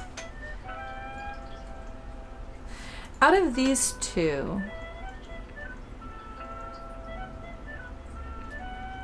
do you guys like the flower armor one or the night sky to hair to water one? Wait, never mind. I'm gonna do 3. I have to figure out a third one. Oh, Melina, did you knock over a chair? What are you doing? Why would you do this, man? Are you causing me grief? You are causing me grief, my dear. My dearest little brat is causing me so much grief. Okay. I think what I should do, okay, here's the plan. I think I'll pick one concept to like, one painting to really fully flesh out. And if I nail that pretty fast and feel like a good vibe for the stylization I have going, is mud too much like water, like a cracked surface? Ooh, I like that. Are you thinking that for the background, like the arch? 'Cause that could be cool.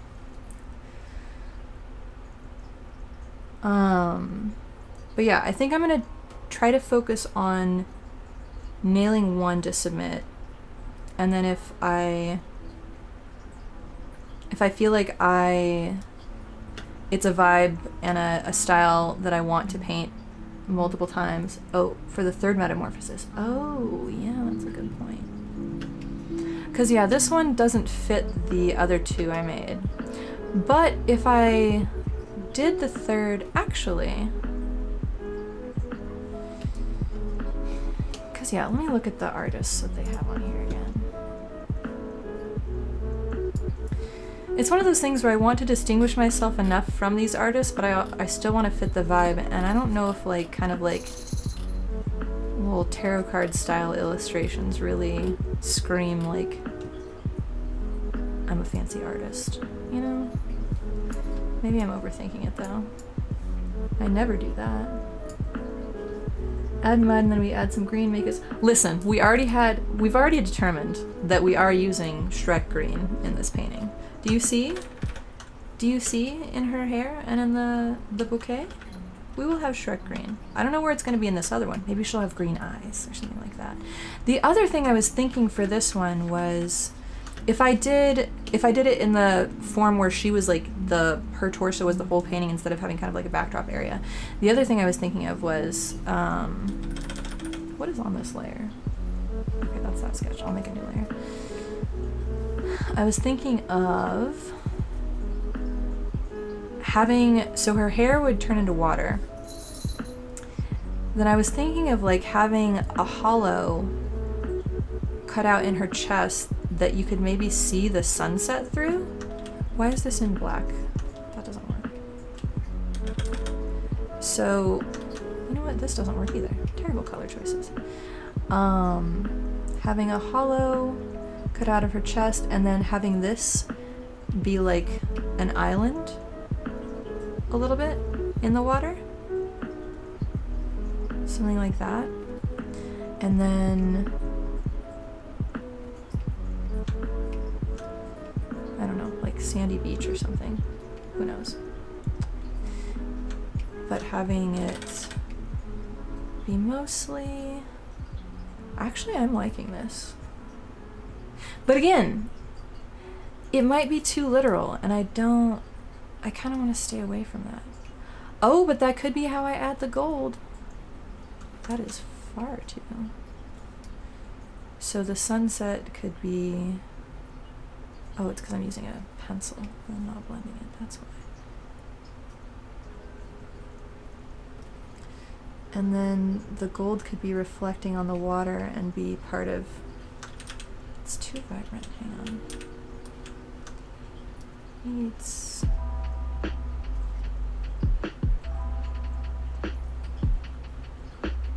Needs to be more like this.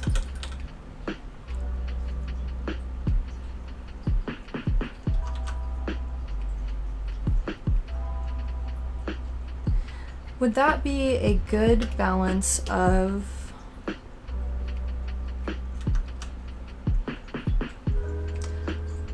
And I could gild that when I do the actual print of it, and then I put it on canvas and I work with it on that. I feel like maybe there should be like maybe mountains or something. I haven't fully fleshed out what I want to do with the like cutout. Yes, gilding. Yes, I'm excited about gilding. I think it'll be really fun. I do love gilding things.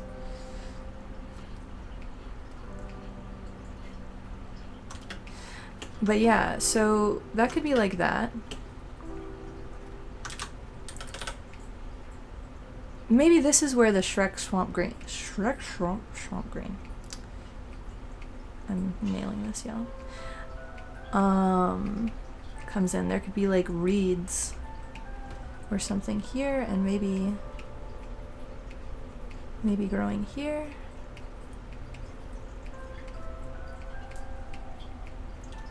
And then I do think it wouldn't be terrible to have like a little leafy flower crown of some sort too. If the other lady has a crown, then this lady should get a crown.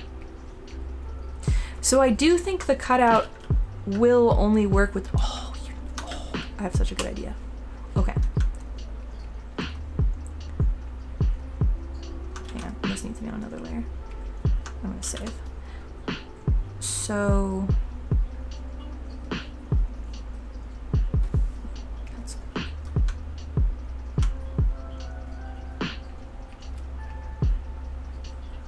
So it could have expanding sun ray lines extending from the sun. These are, oh my god.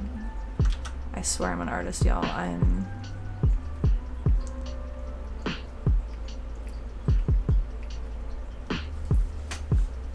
I think that would be really cool. Right? Okay, I'm kind of liking these tarot versions a little bit more now that I'm fleshing them out. Okay. To decide, because it does allow for a lot of stuff like that, more so than I think this does. Well, no, I'm doing the thing where I'm limiting myself by thinking it has to be real on this one. Because there could also be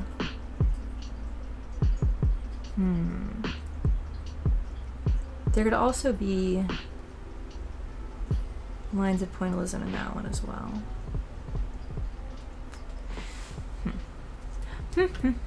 We will see. But I am liking this more and more. Before, the right one felt more fleshed out. Now this one feels like it's getting somewhere. It's getting somewhere a little bit. And then I'm just gonna put some dots in her hair for the night sky. Oh! I could do a moon. Maybe a crescent moon.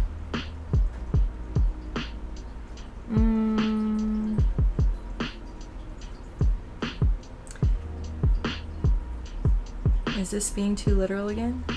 This feels like kind of character concept art or tarot card instead of like nice fancy fine art gallery. But maybe if I... Oh, did you bring me your toy? Oh my goodness. Wait, Jess, I haven't shown you Thumbelina. Shown you Thumbelina. Yeah, oh my goodness, you have your little ball. Come here, come here. Come here, baby. Smart girl, good job. This is Thumbelina. She is a little baby angel, and I don't know if you can see her thumbs, but she has, okay, you're right. You're very patient. Thank you. Here's your toy. Ready? Ready? Oh shit, I threw it like right on Delilah. You can do it. Do a big jump. You can do it, yeah? Or you can do it that way. Good job. She has the thumbs, yes. She was very little when I got her, and so the name Thumbelina with like the thumbs and the little tiny fit her, but now she's as big as Nusha. Not as fat as Nusha. Nusha is still a ball. a bowling ball of fur. But she's like as long as Nusha. So she's growing. She's going to be probably as big as Delilah or Ferbs someday at this rate. Because she's like officially a year old as of last month, August. She's a growing little baby.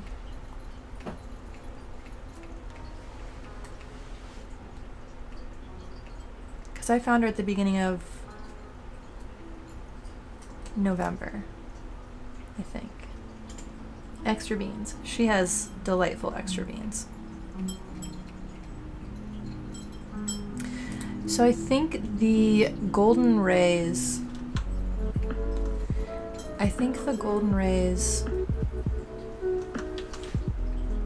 Oh yeah, when I actually like add better color to them, I would want them to not just be straight lines. I would want them to taper inward as they go closer to the sun,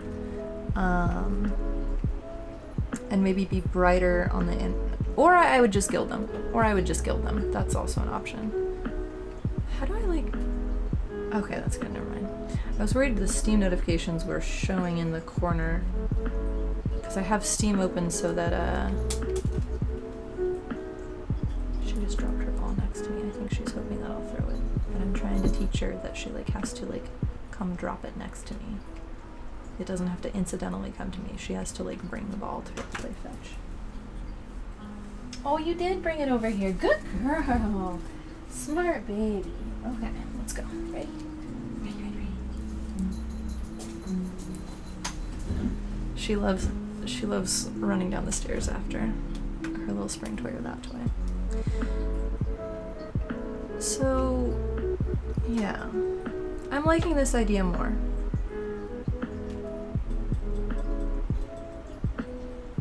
Problem is she can't have boobs, which is a shame. But what she can have... No, never mind. That wouldn't make sense logistically. Dang. Would it though? Does it need to make sense logistically? I was gonna say I could have her like underlit from the glow of the sun, as if the light from her chest was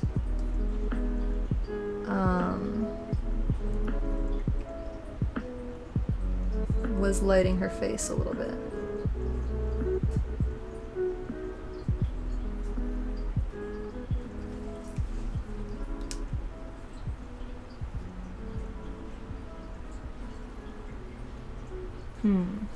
On the fence about that. You have thumbs. You don't see what's so special. Are you adorable and tiny and fluffy? I know you're two of those things, but you're not fluffy. I think the sun would have to be lower than for it to make sense.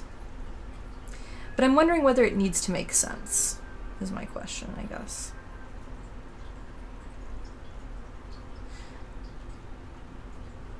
Yeah, you're tiny. I'm average. I'm literally like the national average. I'm 5'4".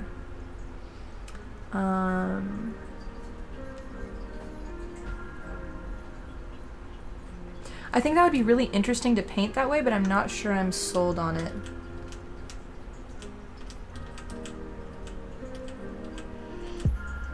Oh, that would be really interesting to paint because I could have light from the moon and light from the sun.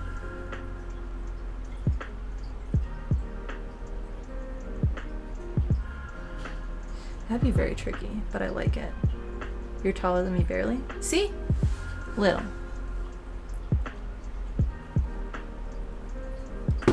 Alright. I wasn't leaning towards the tarot style illustrations, but I'm really enjoying this one. Even if I don't decide to do this one for the gallery, I think this is kind of like an excellent, even though it's very literal in some ways, I think it could be really pretty and lovely. I think it being literal doesn't necessarily detract from it as much as I was thinking it did. I think I have like art imposter syndrome a little bit, where I've done like concept art and like just kind of cheesy art styled stuff for so many years, like pinups and things like that. Whereas I wonder if somebody who like does a lot of more conceptual fine art would be like, ugh, this is so like de rigueur or something like that. I don't know. Just,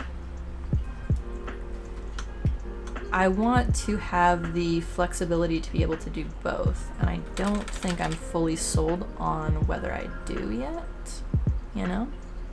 Like I can paint a still life like a motherfucker, but conceptually meaningful paintings I don't think are my strength. Art poster.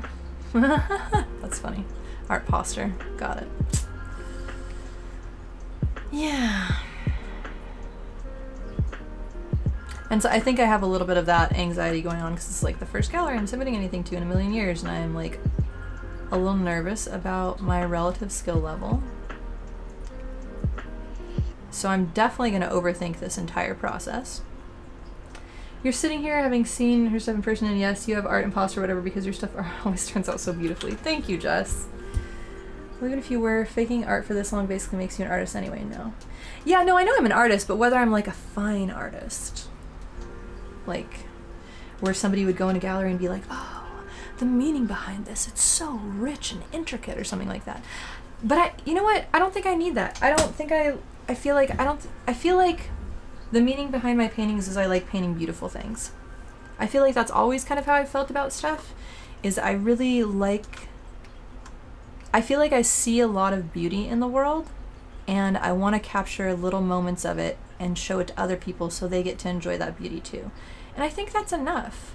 I think that's conceptually, I think it's okay that I'm not making like grand statements on humanity or something with art. My grand statement on humanity is I really like beautiful things, and I want to help other people enjoy beautiful things. I think that makes sense. Rub dark chocolate on it and it's automatically rich. I mean, the gilding, I think the gilding will help with that. You know? You know that one piece you did with your face just above the water? That sticks with me emotionally. Oh yeah. That one was rough. I do feel like there have been a couple times where I've done art that was prompted by like a lot of emotion that I think, so you're right, I guess I do have the capacity to do that. I think I frequently just mostly am excited about just appreciating the beauty that exists in the world and distilling it down into like a little moment. And even that one I was focused on beauty as well. Beauty and the turmoil. Strife. It's so funny looking back on art and being like, oh, I know what I was feeling at this time. Gotta reel in the ADHD. Yeah.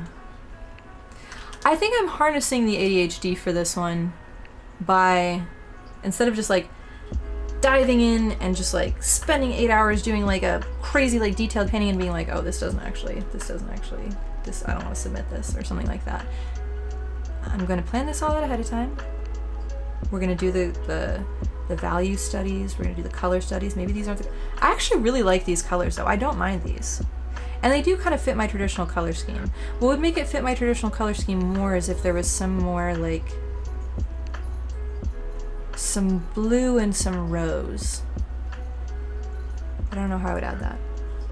This feels very responsible. Thank you. I'm doing my best. I feel like I've gotten a lot of little. Where's your toy? Where'd it go? Oh, are you tired of running around? Did you just run up and down the stairs a whole bunch? You did. A little tired baby. You've been running too much. Big yawn. Oh my goodness. This little cat. She's a kitten, but she's adorable. I don't know why I said but. She's a kitten, so she's a terror full of energy, but she's sleepy and adorable is kind of what I meant to say. Okay, so we've fleshed this one out more. Okay, let's try making this look the way I want it to.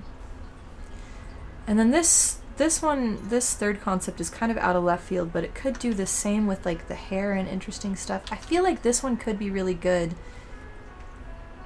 It might be too cheesy. It might be another too trite one, but I feel like these are trite too. But if I do this one, then I have to do this. I have to find a way to stylize this one. You want to capture little moments. Aw. I feel like I have a lot of goofy clips.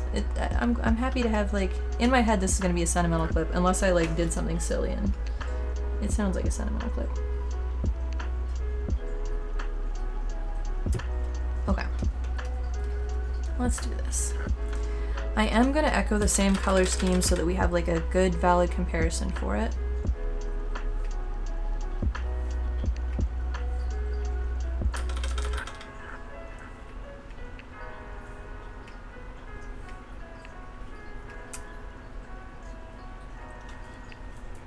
Is it too hot up here? What you doing? They're laying on the bathroom floor because that's where they lay when it's toasty up here. It's not even that warm though. Oh, I am wearing a tank top and shorts. That's probably why I'm not super warm right now. That would make sense. I do think if I do it this way, then I can have more of a... So this is what I would do. This is what I would probably do. When I print this one out, what I'll do is I'll paint this background part. I'll paint this with real paints and then blend these colors with the real paints in interesting ways. You know? Oh my god! This whole time I haven't been painting in pigment mode. Bullshit. Oh, I'm so mad. It's fine. It's whatever. These are the preliminary sketches. It's not the end of the world. I'm still a little mad about it. Still a little bit annoyed. And I think it would need to be a gradient that's like a radial one instead of... I don't want hiccups right now. This is absolute nonsense. I would prefer not to have them. But I think a radial gradient would work best for this rather than a straight up and down one.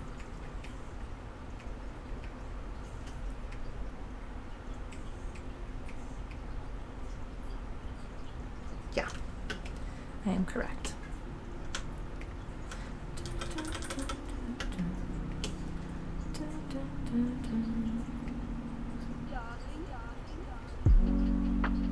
Why is it not? Oh, I forgot.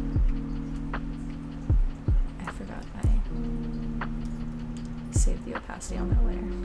Oops.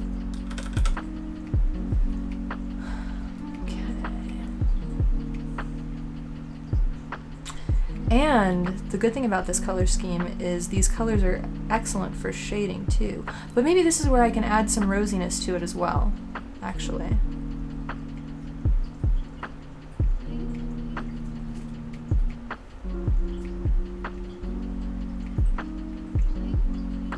We'll see.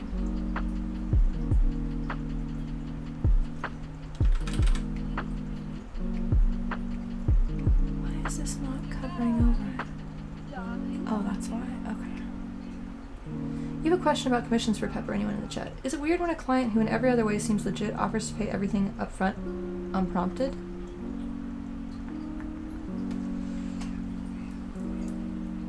No. I mean, depending on... Are you worried it's one of those things where they're like, oh, I accidentally sent you too much, send me this back, and then it's going to turn out the initial check was... It's like the fake check scam? Is that what you're worried about?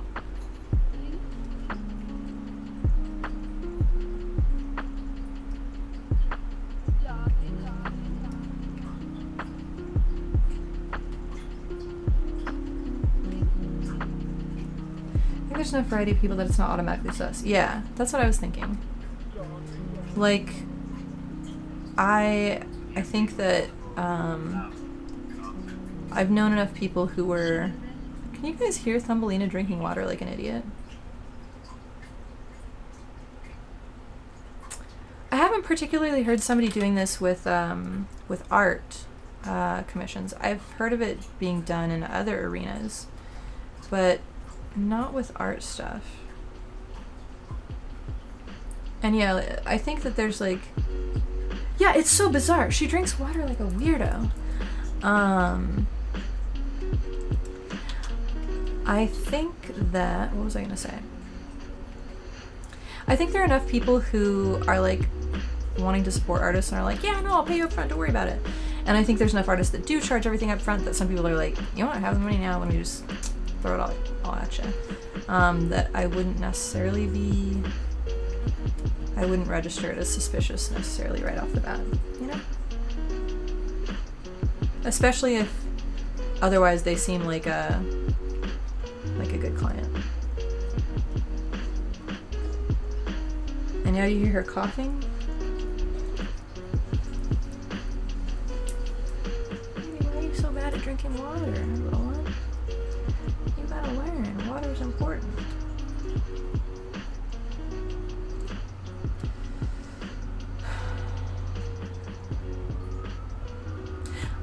I feel like if I do it this one this way,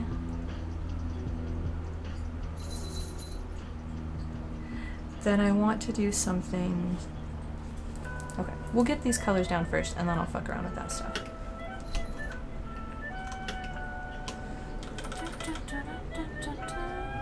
But I do think this would be, her hair up here would be a good opportunity to add fire as an element to this. Even though I was just talking about how I don't particularly like necessarily align with fire artistically. I think I could. I think I could for this painting. We'll see.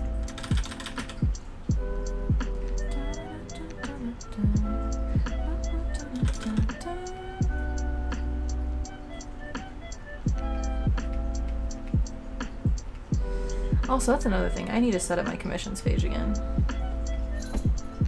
I just have no idea. I hate the entire process of figuring out what to charge people. That's my least favorite thing in the whole entire universe. I just want people to give me money and to be like, I like your stuff. Here is money for your stuff. This is the value I think it's appropriate. And I want them to give me an appropriate value. Like, I think I know what I don't want, but then there's a whole range where I'm like, this would be a ridiculous amount to pay me for the level of work that I do. But then everything beyond that, unclear. Super unclear.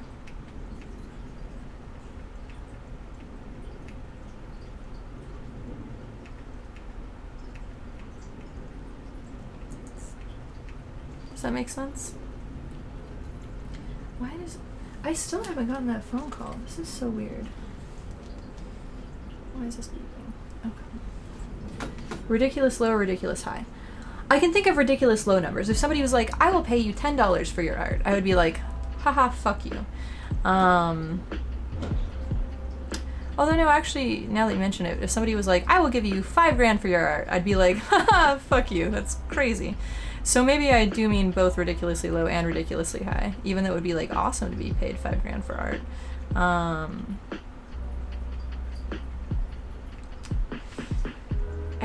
Maybe if I did one of those 8x10 paintings I'm talking about, I would not say fuck you to $5,000 for that art. Or if it was like super intricate and complex and detailed in some way. Like I did that map painting 1,000 years ago where I like hand drew the roads on the whole fucking map and then did some hand stitching on it. That was a lot. And I think it was valid that was pretty up there price-wise, because the amount of finessing and detail work on that was insane. But for one of these like this, like I'm drawing one of these right here, yeah, that would be fucking weird to get paid that much for it. So I can rule out, charge the bottom of the ridiculously high range. What is the bottom of the, so that's the whole problem, like okay. $10. No. Too low. $5,000. No. But where? Where? Here? Oh man. I think I can probably rule out more than, I feel like most of the art that I do, that I spend a decent amount of time on, I'd probably want, like some of the paintings I've done, I'd probably want like at least 100 for some of them. If it's just one of those simple doodle headshots that I do, I could maybe do less for that. But for something like one of these, I would probably want, okay, so we've at least eliminated this part. Okay, that's all gone. I don't know how to eliminate any of this though. That's the tricky part. Anyways, someday I'll figure out how to price myself. Because with art, it's like not like you can price out materials and labor as easily as I feel like other professions. I don't know. It's tricky. I feel like you have to have a certain degree of like art ego solidity to be like, no, yeah, I'm worth $7,000. Of course you have to pay me $7,000 for this. And I do not have that yet. But that's what I'm working on. I want to be able to make art that I feel that confidently about. And this year, I feel like doing the red piece and the blue piece, I feel like I'm really pleased with those. Not $7,000 pleased, mind you. But I'm confident that those are good pieces that I put a lot of both like conceptual effort and like manual effort into. So I would feel more reasonable charging money for those.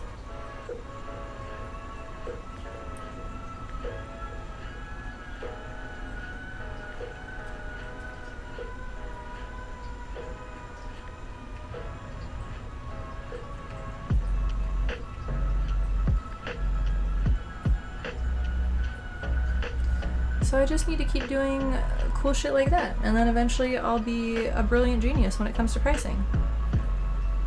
That's how that works, right?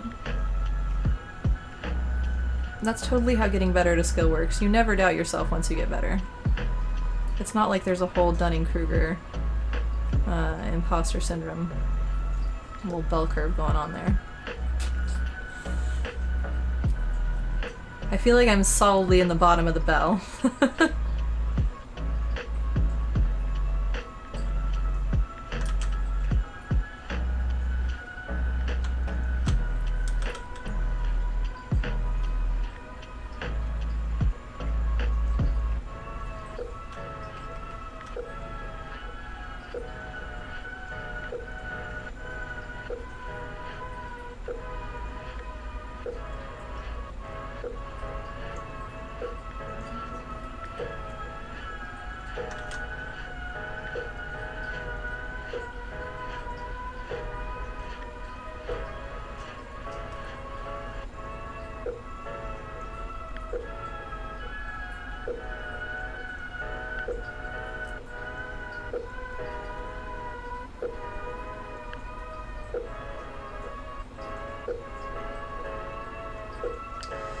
Freshwater Clam you consult for all your life decisions says that is exactly how it works. Excellent. Wonderful to find out.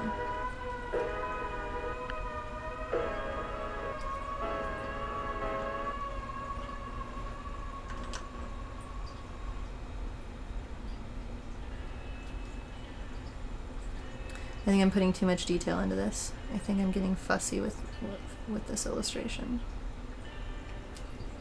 But it is fun to see a little bit of an idea of how it would turn out. She needs rose. She needs some sort of rosiness.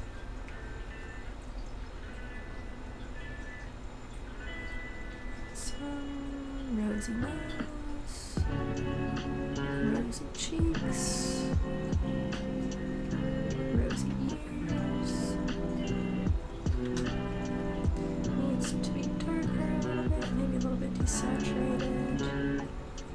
There we go.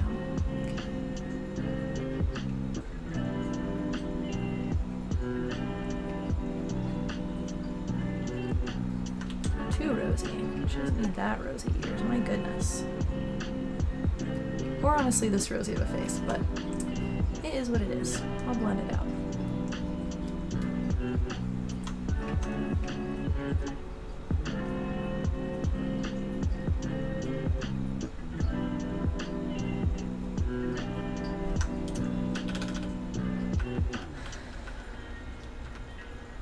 Not my best face, but what can you do? This is just a doodle. It's just a little sketch. We will improve upon it at a future date.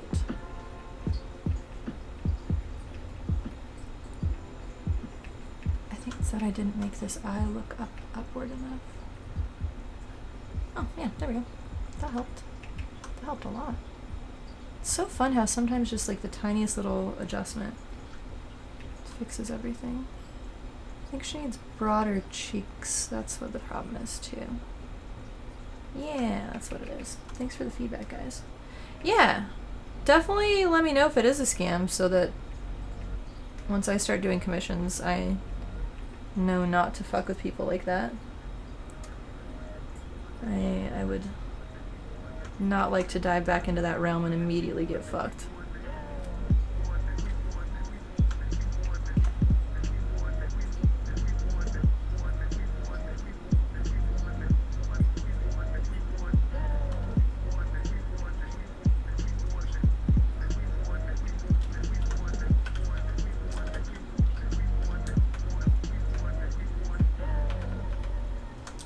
Her nose is too low. I don't need to be making this perfect. I just need to have an approximation so that we can see. I think that's the other part of this is, like, ADD wise, I really lust for getting to, like, do all that detailing and finessing, and all this preliminary stuff is just, I don't get to do the detailing and finessing right now, and it makes me sad, and I want to do the detailing and finessing. But I will be good.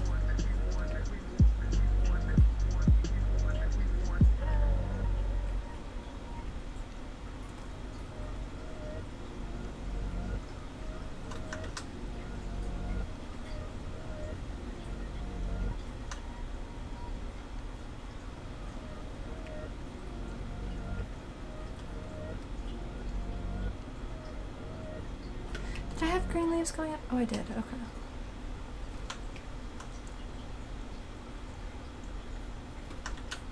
She needs more eyebrow. Maybe not that much eyebrow, but a little bit more.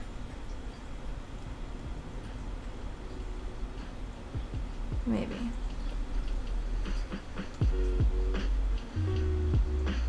My face is not making me happy, but it is what it is. No noodling. I know, I just, that's all I want to do. Life is difficult. I'll make just pretty little daffodils. Little pretty daffodils. And then some other yellow flowers. What are some other yellow flowers? Sunflowers. It'll be fun to get to look up flower references to paint a variety of flowers. Buttercup. I just realized that I thought daffodils and buttercups were the same thing. Hold on.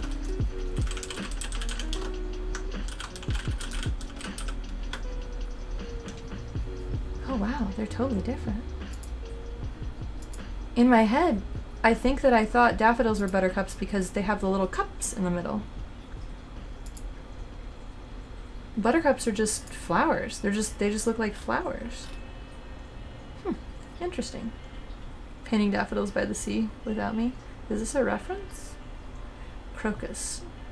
It's gonna be fun. Well, it'll especially be fine to have some oranges. I want a variety of kind of like warm and cool yellows a little bit, because that'll translate better into different shades of armor and stuff like that. Buttercup is a Powerpuff Girl. True. Very true. So maybe Crocus could work. Crocus. I'm seeing a lot of purple. Oh, but I see that the orangey yellow ones that I see, those would absolutely work. Those are gorgeous. I think I like those. I like crocus flowers. Are they poisonous to cats? Crocus toxic to cats. Let's find out. Highly toxic. Damn it. Why are all the prettiest flowers toxic to cats? Crocuses are. Forsythia. It was lyrics from a Daphne Loves Derby song. Neat. Tulips I know are poisonous to cats. Wait, are they? I'm second guessing.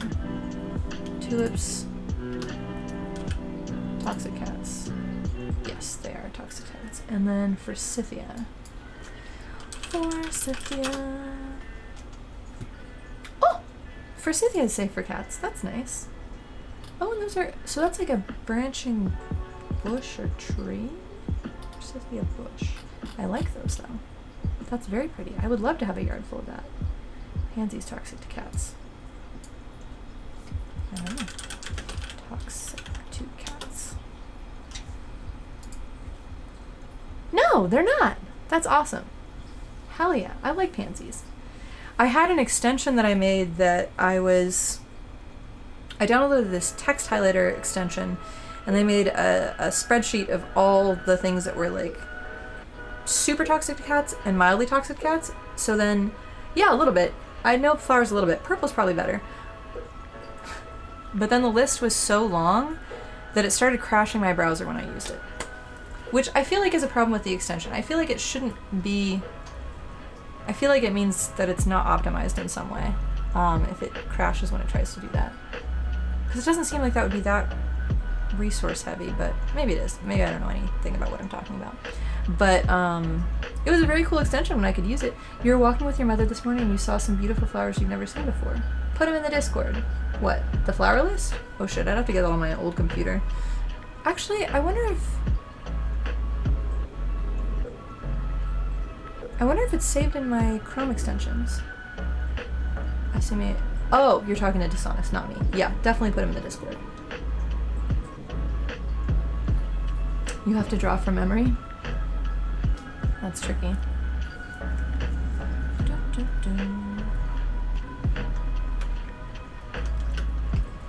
I think her chin needs to be tilted up a little bit more for this.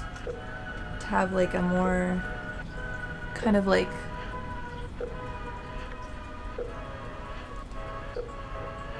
hopeful and elegant and kind of like basking in light angle.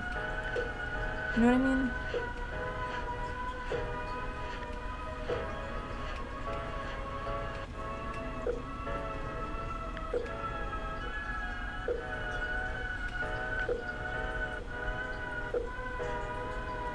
But I can fuck with that in the proper version.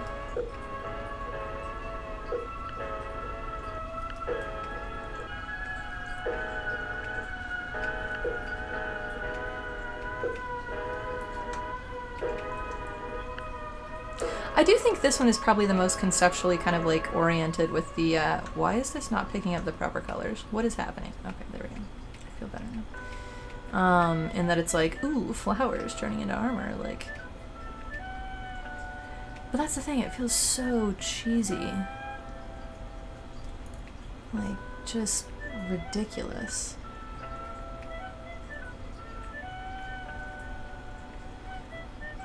There's a good one for birds, Merlin, which helped you ID by song. There is a TikTok lady that makes the best descriptions for understanding bird songs.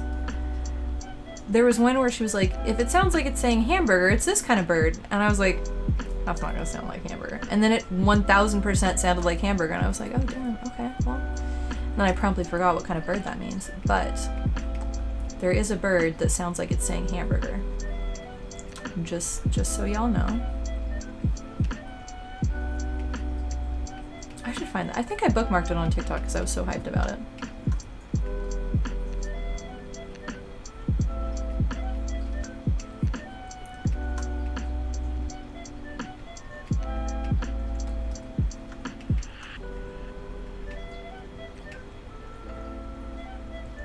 Oh, that's not perfect. That needs to be too much like that. You just described the concept of primer.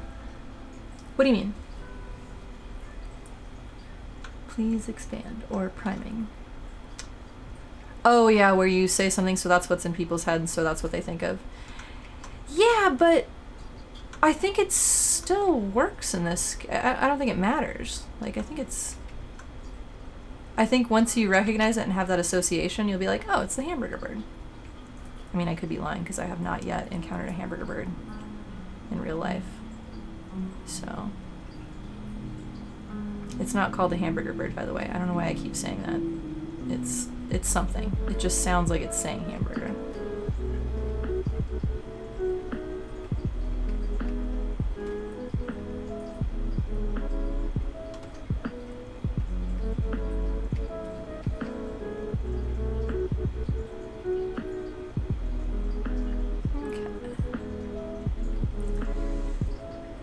I think I am liking I'm liking this. But I can't tell if I'm liking it because it aligns more with the kind of art that I usually do versus the more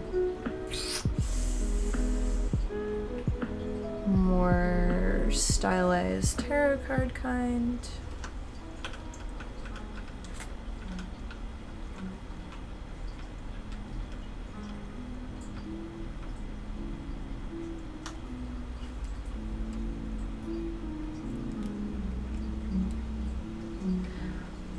Huh.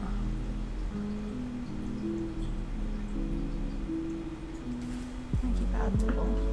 Let me add some little doohickeys to this and we'll see.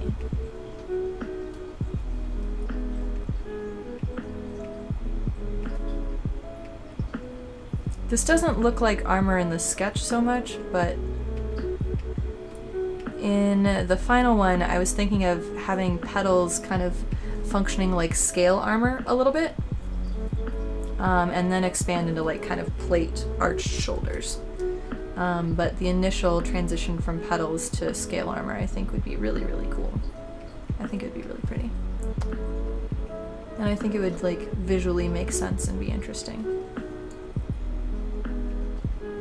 I'm so sad. I lost a really cool earring I had. Life is very hard. Okay, so her hair being floaty like this makes the, well, I guess I could have it dip down like a little headband. I don't know that I love that. I like the free-flowing kind of floaty, unrestrained hair a little bit. I don't think I want to tamp it down with a headband. I like necks. Necks are pretty.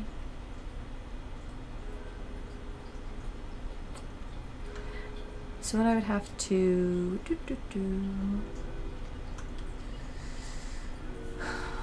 let me see. How does this look small? Oh, it doesn't look bad small either.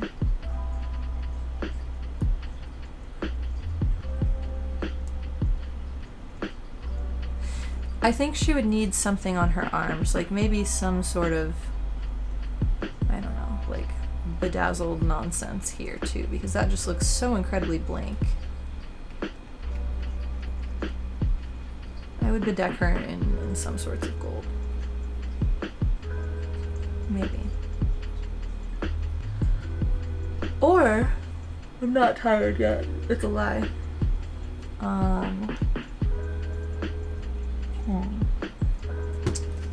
Or more leaves? Maybe I'm being too literal again. Doesn't need to be leaves, doesn't need to be gold. It can just be shapes.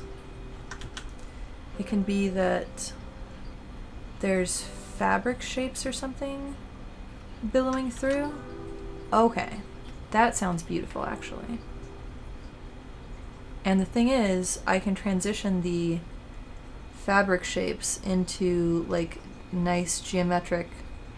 They can start out as folds of fabric, but they can transition or have accent lines that are just for geometry and just for beauty.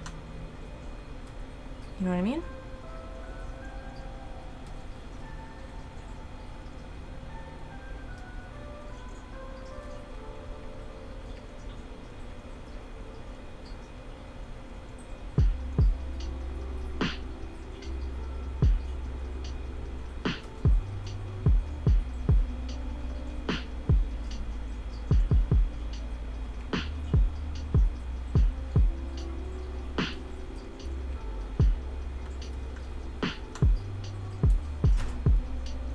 Sorry, I know I hit my keyboard a little bit there, Nusha. Sorry, my apologies. This is more like what I'm trying to do. I don't know if I like the line right across her neck, actually, but because it kind of cuts across, I would position it elsewhere. I would probably try to draw it more down across and be like visually kind of like a necklace and have it arc over her shoulder instead, because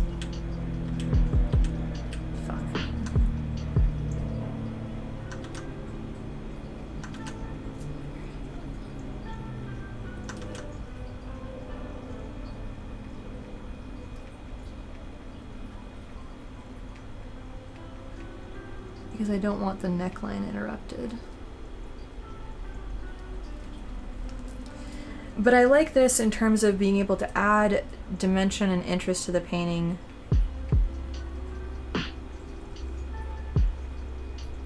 I can't wait to see how this progresses, but you must go. Early morning tomorrow. It was great seeing your beautiful face. It was so nice to hear from you too. Like, it's super fucking awesome. I miss you. I adore you. I'm super happy to like get to see the little bits of your guys' lovely life that I do on social media, and I hope that everything keeps going lovely for you. I wish you all the best things.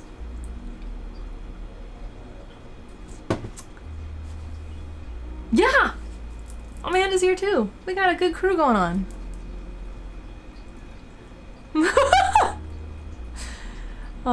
Sounds like you'll just have to come back.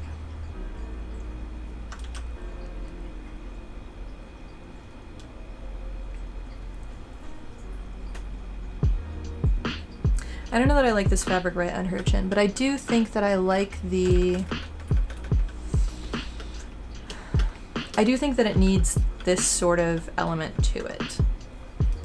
And I think that it could be further improved by some pointillism, because everything is better with point. Why is it not letting me... Oh. I picked the wrong color. My bad. I think that this would provide good avenues to add some pointillism. Oh my god, why is this so difficult? I just need to make a pointillism brush is what I need to do. What did I do?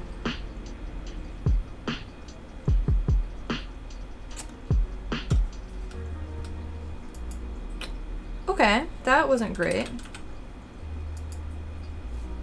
I think it just crashed. We'll see if it's saved. Okay.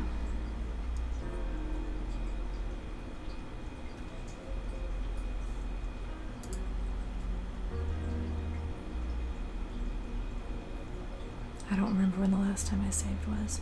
It's fine, these are the concept sketches. It's totally fine.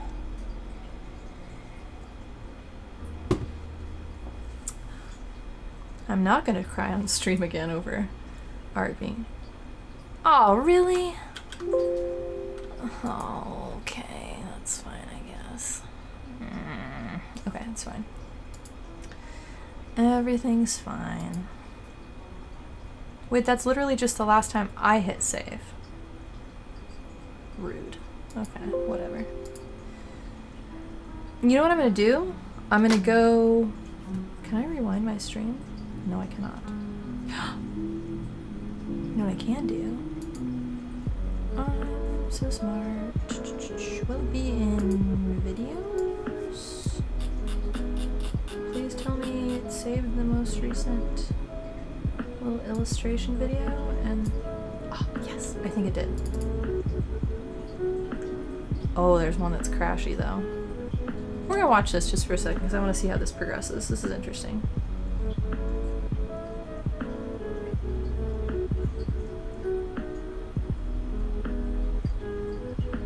Definite improvement from top to bottom. Nonsense.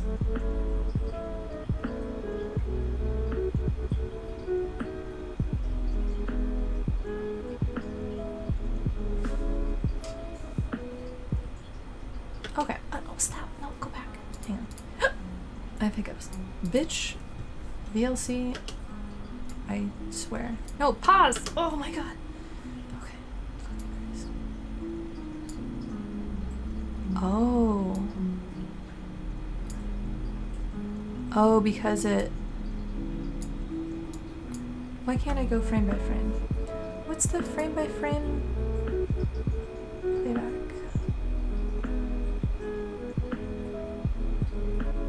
I know there's a way to do frame by frame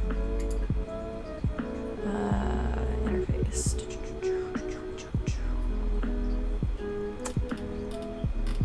Hang on, I'll just Google it. To go frame by frame VLC. E. Okay. Is this truly the last frame?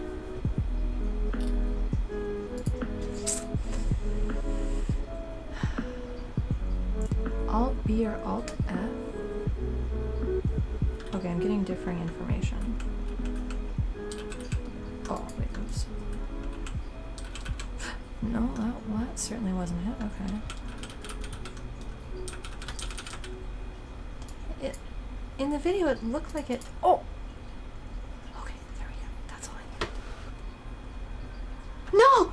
What? This is so cursed.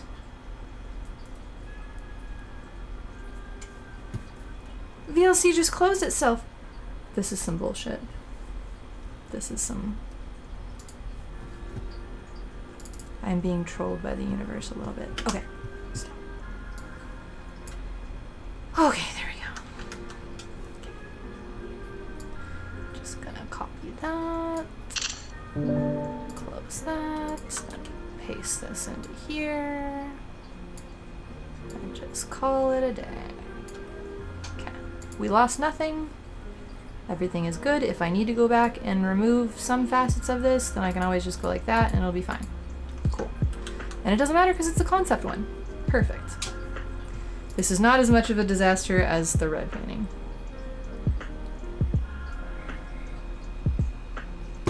I'm so paranoid about saving after that.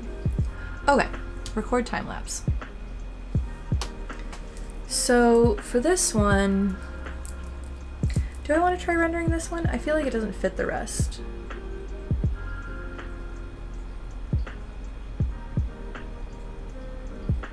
But I feel like it's a really good idea.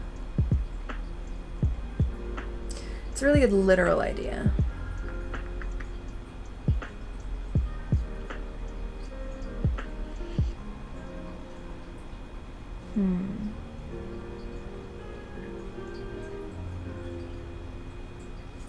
Okay, I'm gonna do the other ones first, and then I'll fuck around with this one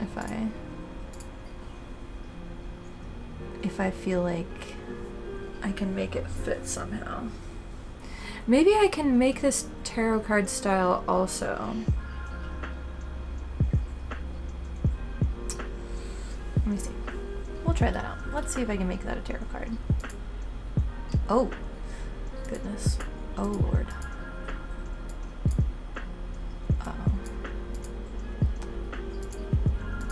We're gonna put that in a little bitty folder, and then we're gonna find out what layer I accidentally rendered. Okay, it's this one. Okay. Whoa. Oh my god, I just almost knocked my tablet over. Jesus Christ. I am getting kind of snacky. I do think I want food. I will have food later though. The problem is, at the farmer's market, I got a bunch of fruit. Oh, that's what I need to do tomorrow. I'm gonna walk to the market tomorrow and get blue cheese, I think. You just had some cucks?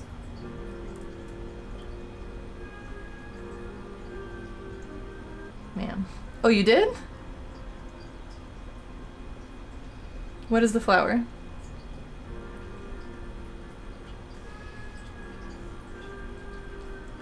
Alright, so that's that one. Okay, let's try doing...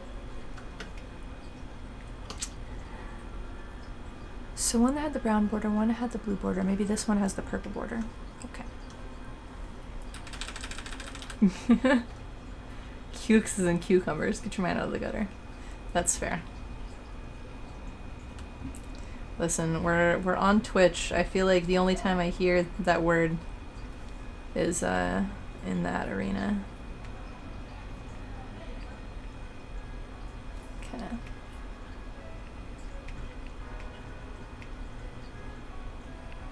You don't believe in fate, but they're sometimes known as purple queens? I also don't super believe in fate, but it's fun to pretend sometimes.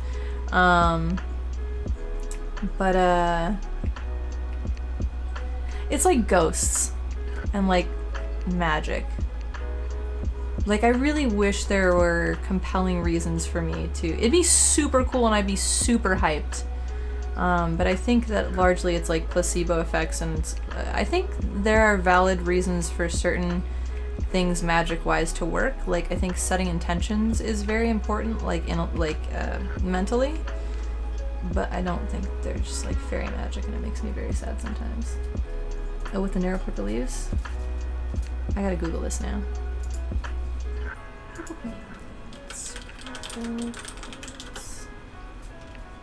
Ooh.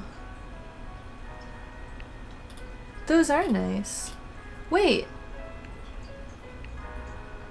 I have seen these before on Etsy. I have one kind of like that. I think I might have a cutting of one of these that I've been meaning to root. Yeah, mine is called Purple Heart. Huh. That's very cool. Yeah, they're great. What was I gonna say? What did I see that was purple? Oh, it was an adorable little phone case that was in exactly the color, because mine is starting to fall apart a little bit. It's not in a dire circumstance yet, but I would like to have a not falling apart phone case at some point. And so I was looking at some cheap ones, and I didn't find any I liked, so I'm going to stick with the falling apart one. But I saw a very cute one. Do you show what it kind of does in the form of science? What do you mean? What does? Fairy magic? Oh! I am fully on board with the... Oh, I forgot to record time-lapse. Whoops. I'm fully on board with the notion that, like, science is fucking magic and magical, and it should, like, delight us in the same way. But when people are like, no, this can't be explained by science, magic just can't be... I disagree with kind of that. I feel like we've learned, like, rogue waves and those, like, swamp gas. There's so much stuff that we've learned. One of my favorite cool things is, have you guys heard of the Cascadia subduction zone? Yeah, true. No, I am fully 100% with you on this, Gavatrax. This is how I believe in magic. 100%. But have you guys heard of the Cascadia subduction zone?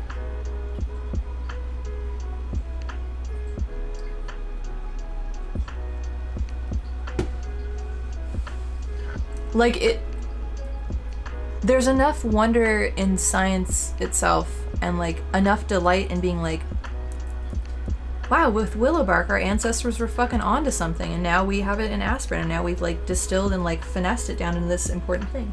No, but you know what a subduction zone is. You know of Cascadia. Alright, okay. So the Cascadia subduction zone, the San Andreas Fault goes up California, and then it turns into the Cascadia Fault. And basically, if an earthquake goes off on that, like, half of the Pacific Northwest coast is just, like, fucking gone. So I've watched some interesting documentaries on it. Very fascinating.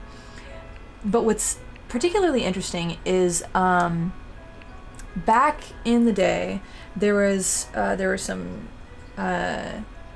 Native First Nation tribes that lived up there, and they had an oral history and tradition telling of this sufficiently analyzed magic is indistinguishable from science. 100%. Love this. So there was this oral tradition, there's a story handed down of this tribe that, like, lived kind of, like, on the coastline a little bit, and then just fucking vanished one day. Just was gone.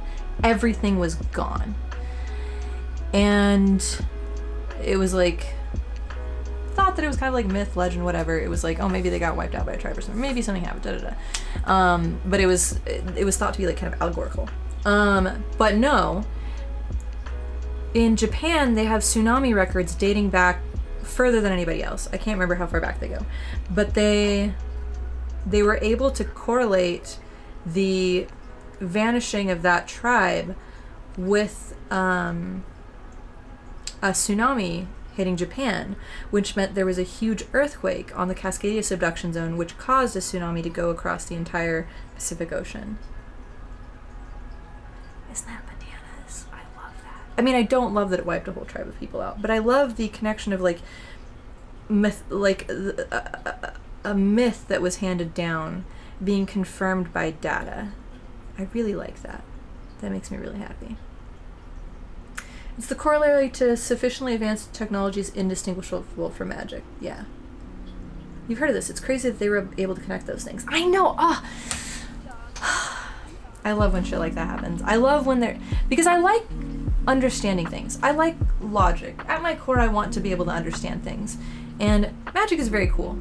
I like the idea of magic. but I also like the idea of understanding things, and so it doesn't lose any magic for me now that it's explained. It gains more, I think, you know? Turns out Thor's actually real. He just became shy in his old age. Wait, why would the Pacific Northwest disappear? Oh, if the Cascadia subduction, if there was an earthquake on that one?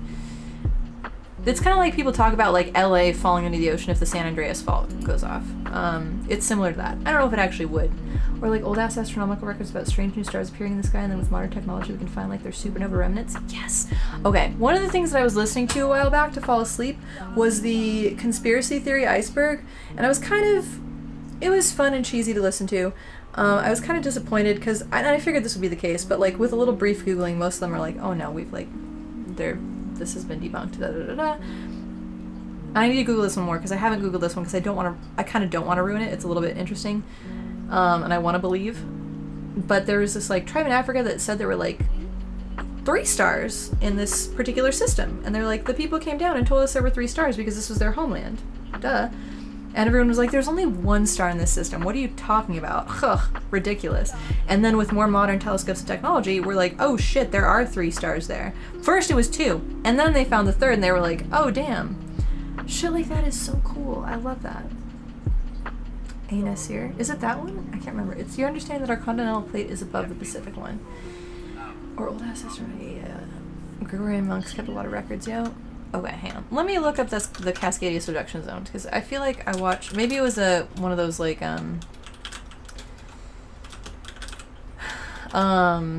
know how the Discovery Channel or whatever kind of went to shit? Maybe I watched it after they went to shit.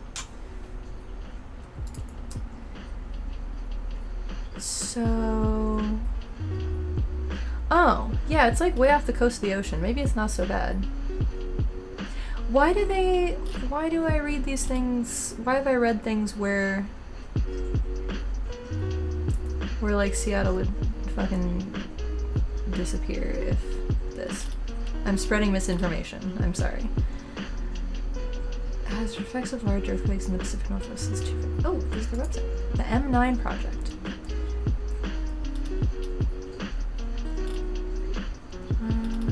This seems like something that I want to read more. You think eventually the Pacific Islands will go away? Yeah, that sucks.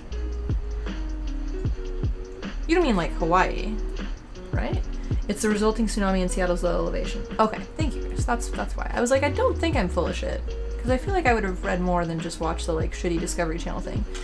But now I'm on this website that has a million links and I will read them all, but just not on stream right now. Unless y'all want to turn this into a tsunami stream, because I'm totally fine with that. I love learning. We can all learn about tsunamis and how we're all doomed when the San Andreas and Cascadia faults go off. It's so fun. I feel like I'm in a very sassy, a little bit sassy mood today. Oh, it's because I've been drinking wine. That would do it.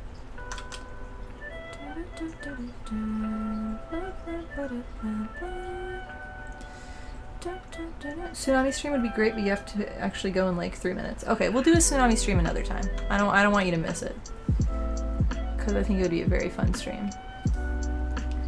Because there are some excellent YouTube videos with excellent graphics.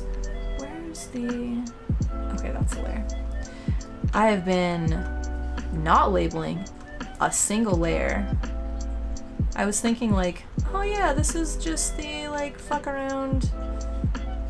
It's just concept mode. I don't need to have like layer management for this. But actually, I think in the future if I do like studies for a final painting like this, then...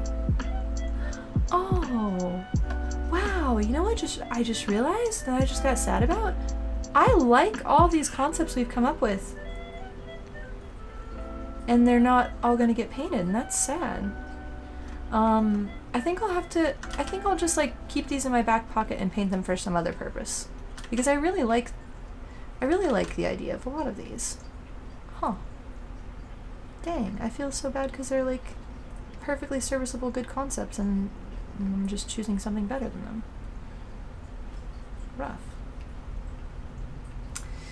Layer names are for chumps, 80-day brain. Yeah. You think a research stream would be miserable, actually? Really? A research stream actually would actually be pretty fun. See, I feel like I've watched research streams from other streamers, and I think depending on how people read, can make or break it. Very much so. There's a streamer that I really like listening to, who I think has great, dynamic, awesome streams, and I thought that I would love his research streams, but I can only watch them to fall asleep because it's just, he has a particular kind of repetitive cadence with the way he like speaks sentences, and it just destroys and shuts down my brain. Like, I can't pay attention to it. That's happened with audiobooks. There's certain audiobooks that I would really love to listen to. Like, I still read books to go to sleep sometimes, but there are times where like I'll be invested in a book and I'll get the audiobook version too, so that I can listen to it while I'm like accomplishing stuff during my day. But there's a couple where I've gotten the audiobook version and I'm just like, oh my god, fuck me, I hate this, I can't listen to this. Like, I would tune out and then rewind, be like, okay, I'm actually gonna pay attention this time, and then it would not happen. Wait, are you I only need to paint a thing once kind of person? Do you know me at all? I feel like every stream I've done, I feel like half the streams I've done, the red and blue paintings were anomalies. So many of my other stream paintings, I sit down, have a concept, do it in one shot, and I'm done with it, because that's about how long my brain can sustain like the novelty of it a little bit. There's a great gel, because a lot of times I'll start on a painting and I'll do the fun parts, and then I'll get to the boring parts and I'm like, I'll do those another day. And then next time stream comes up, I'm like, oh, I guess we could slog through this boring shit. Or we could do a whole new painting. There's a great geologist and another paleontologist and a few microscope streams that are cool. You should post them in the chat, in the Discord. Alright, that's it. Good seeing you again. See you next time. Yeah, hell yeah. Thanks for hanging out, and I hope all your future oranges are firm and delicious. Which is going to make no sense to anybody if they don't remember the squishy orange. Listen, it's fine. Okay. So I think to make this a more tarot style illustration, I'm gonna reopen this just to have kind of a reference to look at. I think that I can make it happen. I think that it would need to be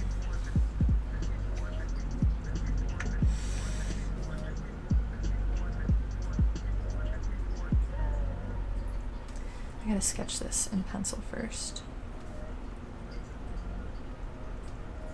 So there's gonna be there,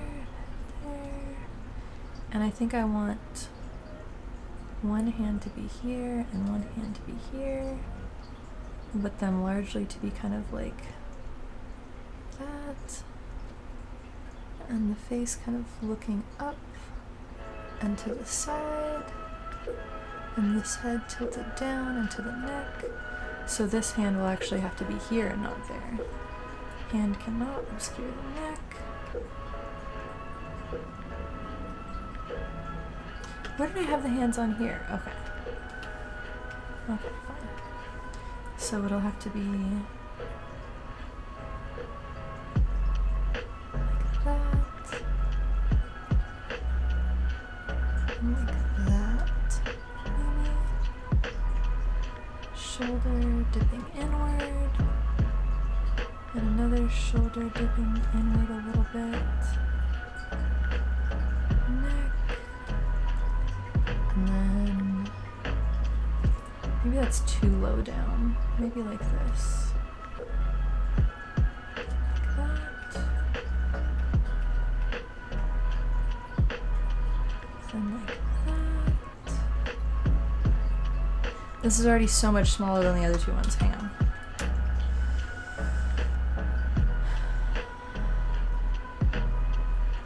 I don't know if I can make them the same size as the other. You'll drop names in the Discord. Perfect. It just reminded me of your poetry professor who said if you write a good poem, you don't need to write about that topic again. I just got that bad. Yeah, no, I think I do. I think I do largely like to have novelty in the art that I do, and I think once I've explored a concept too much, then I would be bored by it. But I think because this one is so different from the tarot card style one, I don't know why I keep calling it that, but I think it's accurate, that I think I would be able to paint them. The problem, do you know where the problem would arise? The problem would arise in the tedious shit. I'm imagining that painting the petals as scales is going to be very repetitive and get tedious for my brain. And I worry that doing that twice on 2 paintings, that's the kind of shit that I would love to use AI for. Where it's like, I've already done this, I already have the skill to do this, here's my painting of doing this, learn from my way of doing it so I can apply it to this. That shit would be very cool. I would love for AI to help me do the stuff that I don't want to do in paintings. I would turn out so many more paintings. But I would also like to know, I would like it to only do things that I actually do know how to do so that I still continue to learn. Otherwise, it's just a shitty crutch, and I don't want that.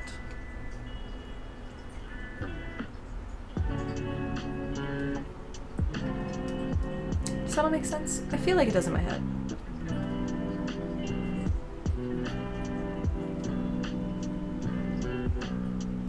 Okay, and I think the one hips will be over here, and then maybe those hips will be over here. You just don't get it. Which don't you get?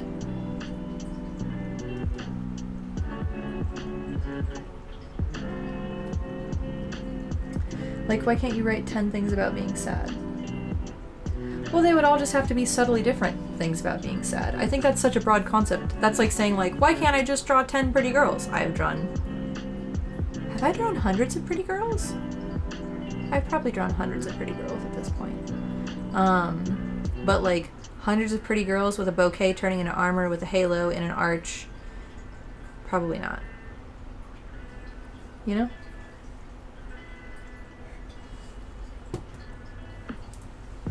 I think the more granular you get, the more repetitive it is. Yeah, it makes sense. It might be possible to train an AI model exclusively on your art, but I think it needs thousands of samples to be competent.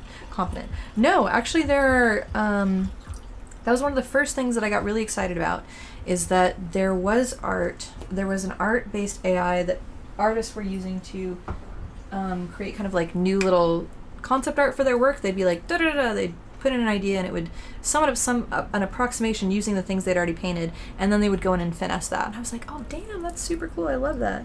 And I can't remember what it was called, but that was one of the first things that I was like really hyped about AI art-wise. But then that kind of fell by the wayside, and what everybody put their time and energy into was making a marketable thing that everybody would pay money for, not just something that a few individual artists could use to advance their craft, you know?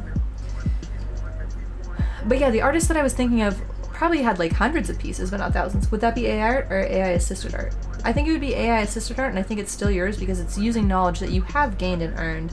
It's just churning out the bits that, like, it's like using the clone tool. That's how, I feel like it's closer to using the clone tool than anything. It feels like a more advanced version of that to me. Because it's something that like if you were a songwriter and you took like a clip from a song you'd already written of like a particular melody and used it in another song, like, yeah, you're copying it, but you made the original thing. You did every brush stroke in that. So I think it's still valid. Because if it's literally only trained off your work, then it's... This makes sense to me. Does this make sense to you?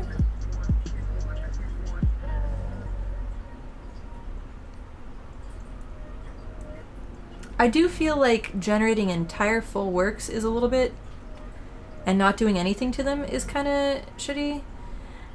See, we could get into a whole debate about that. We could. Because I do feel like my personal standard would be that it would be... Oh shit, my headset just died. Hang on. I can't hear anything. Not that you guys are talking, but I can't hear the music. I need lip balm. Where's my lip balm? I usually have it on my desk. Where's my lip balm? No, don't play through my speakers. Why is this? Oh god, it's gonna echo through the... Oh no, this is cursed. Please. Why did this not... Interesting. Okay. S8 Pro. Connect. Is this gonna work? We'll see. Why would my headset betray me like this?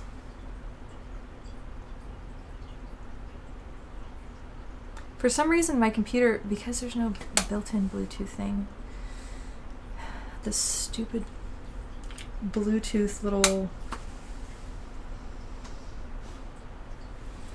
card thing on the side is an absolute piece of garbage. Let's see if this works.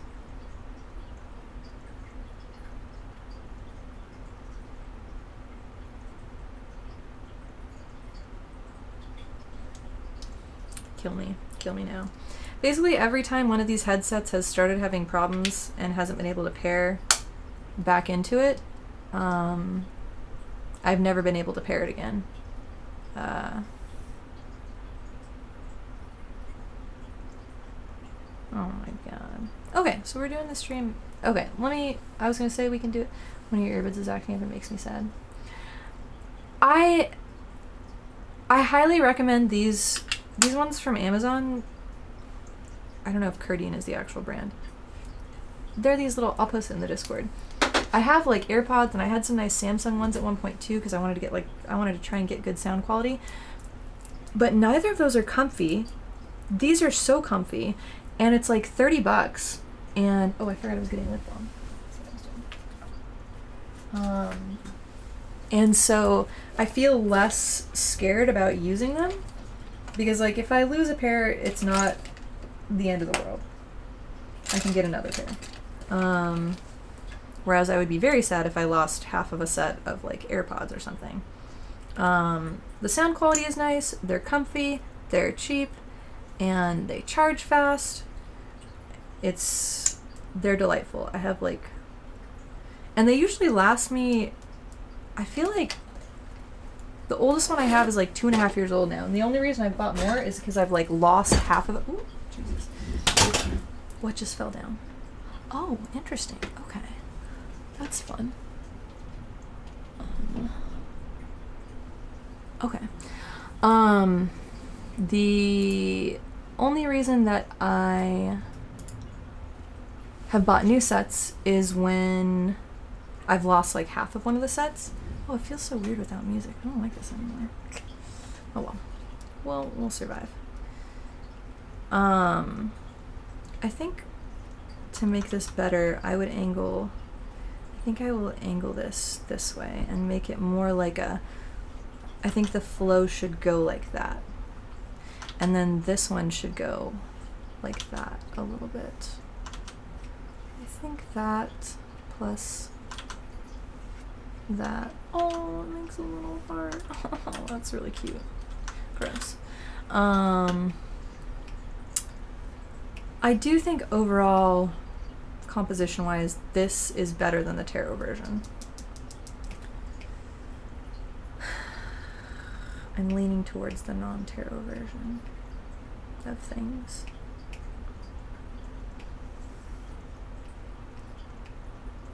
I think what'll define Amy Pepper, not for free.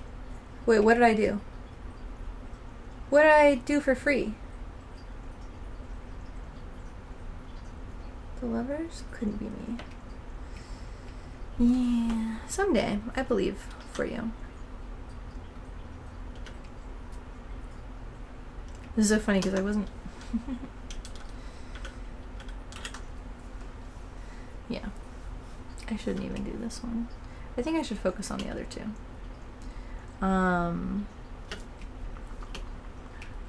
Okay. So. If that's like that, and that's like that, how do I render this one in that same way? Maybe this one, so the other girl's head can be tilting up, and maybe this one can be like tilting kind of down, looking at like the sun coming from her chest and the ripples in the water. Possibly. You showed the pits, girl, you gotta charge for that kind of stuff. Oh, my bad. My bad, that's true. I'm just that generous, y'all. Enjoy. I'm in a generous mood. I'm not, I'm just oblivious. It is what it is. Maybe I will only submit 2 pieces. Maybe I'll submit these 2, because these are the concepts that I feel most strongly about. I didn't really have a third concept other than like the face and hair kind of like turning into fire, and I didn't feel that strongly about that one. I guess I could look through my, oh, I'm showing the pit skin, my bad. I guess I could look through my,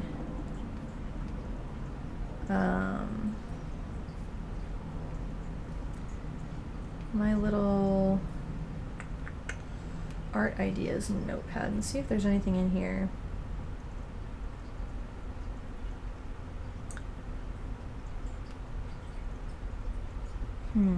Fuck, okay, I should have read my... I don't know if you guys can see this. Actually, I kind of hope you can. Yeah, the Metamorphosis is the show theme. This is my little list of all the art ideas that I'm going to do someday. And anyone can submit? Yep. Yep, yep, yep.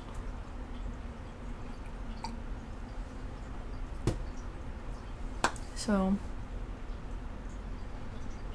that's why I'm gonna.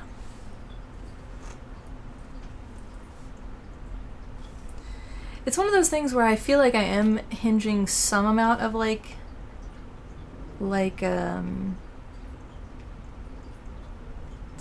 is ego the correct word? I don't know if ego is the correct word. Some level of like hopefulness on this. If you get selected, do they invite you out to it? Yeah, it's I mean, it's just in Oakland. It would be, there's one person they'll select from the show who will have like a solo exhibit in 2024, which would be incredible. I'll be happy if I just get in at all. That sounds scary. But yeah, I'm hinging some level of like hope and like belief in myself as an artist in this a little bit, but also I'm trying to temper that with like, no, like plenty of established awesome artists don't always get their stuff in shows. Like, I should chill. But it would like, it feels like, since this is one of like it's literally the first show I'm submitting any art to for consideration in like years and years, it feels like more, there's a higher level of like nervousness and like, am I good enough kind of little vibes. Makes me a little nervous. But I'm just gonna barrel through, just gonna do my thing, and I'm gonna be happy to make these Metamorphosis paintings regardless. Hi, is it Delilah's turn to come up here? Guess who's visiting? Come on, baby. Hi. It is Delilah's turn to say hello. Little fluffy baby. But yeah, like, I think each person can submit up to 3 pieces. I don't know if that means 3 pieces will be in the show or they'll just select one of those 3 pieces. So maybe I shouldn't even give a fuck about trying to theme these. Or I could email them and ask. That's probably viable too. Hi, can I help you? You are being so fluffy and ridiculous. Here, come here, baby. Oh, hello. Oh my goodness. My little fluffy angel. My little fluffy little demanding baby. I was paying not enough attention to her. Yeah. I feel like I'm talking to you in my cat voice. Sorry. I will talk like, ow. Pulling my shirt down. Jesus. Okay. Alright, let's work on this painting. Please don't eat my tablet. It's unnecessary. Hi. You're cute. You know, some of my cats will like headbutt me, some of them will bite me when I'm not paying attention, some of them will lick my arm. It's very interesting the assorted methods of like, whoa, please don't stand on my tablet, oh my god, of pay attention to me. There's just such a variety that these little folks have. Hi, baby. You're very sweet. Yes, I am aware. There can't be that many people submitting, right? You're like better than most of them anyway. You're sure. I actually don't know. I think I've only been there once, if at all. They might be a gallery that I walked by one time and like decided to follow on Instagram. I don't know how many people usually submit to these.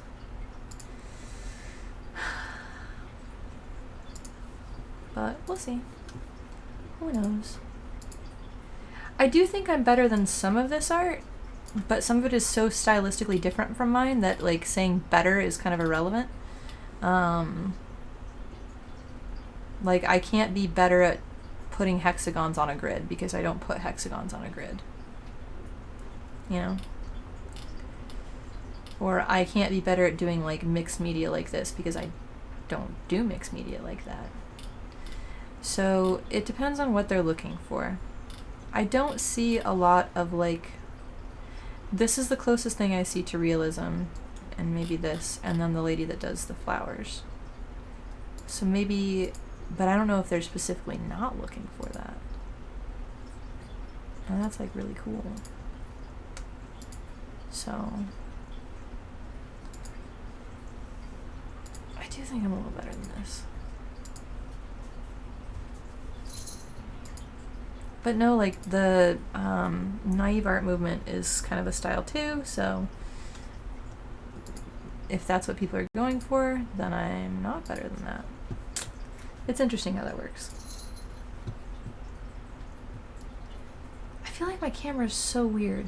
I really fucked with some settings on accident. Doesn't matter. We'll figure it out another day. Can you guys hear her purring at all? Yeah, like, let's try this back over here.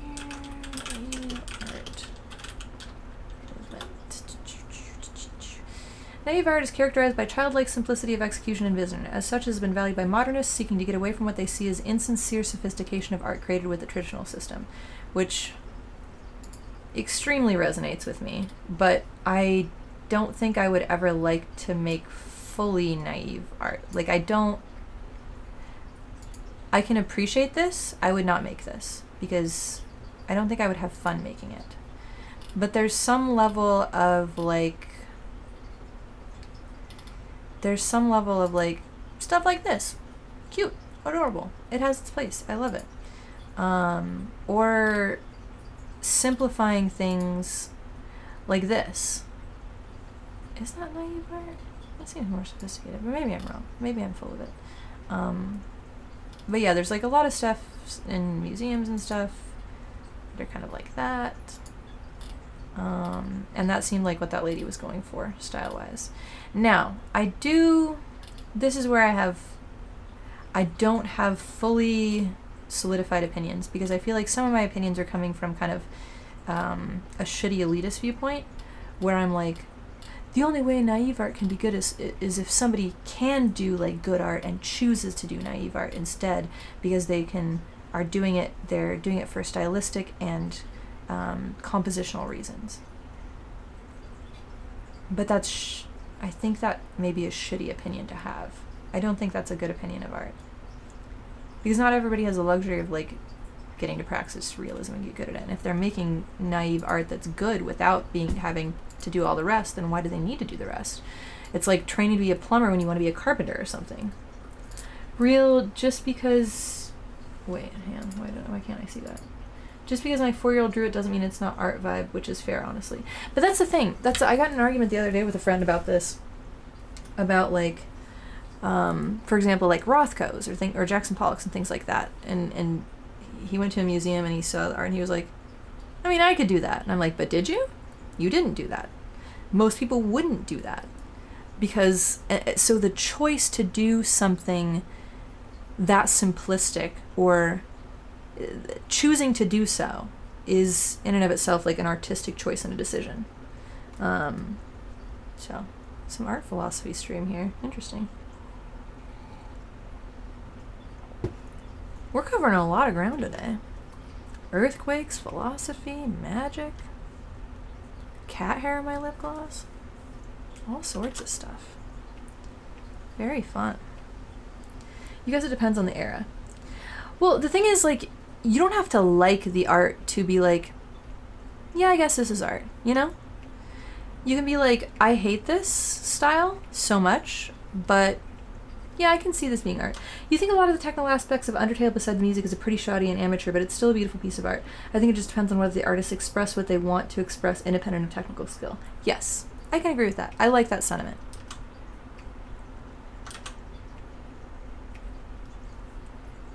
Yeah, I'm a fan of that.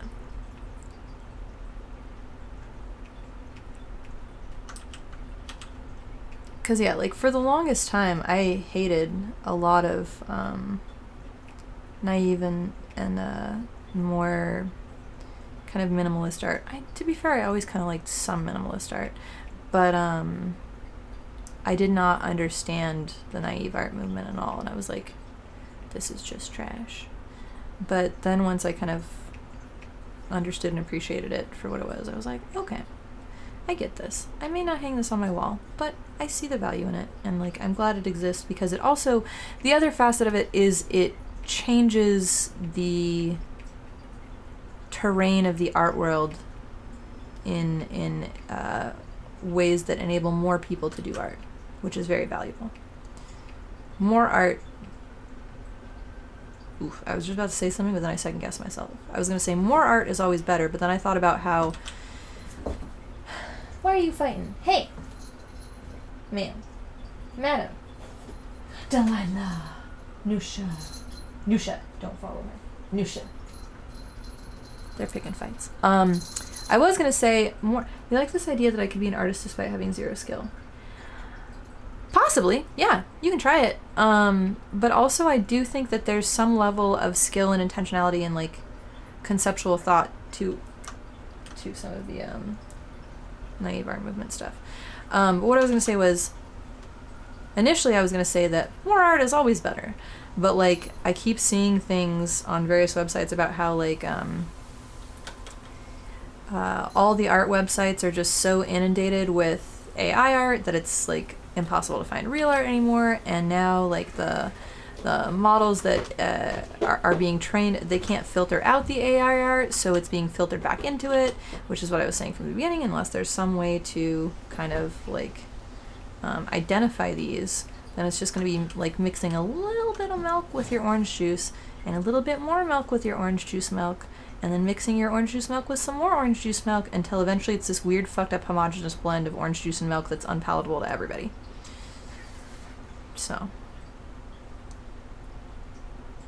that's my thoughts on that.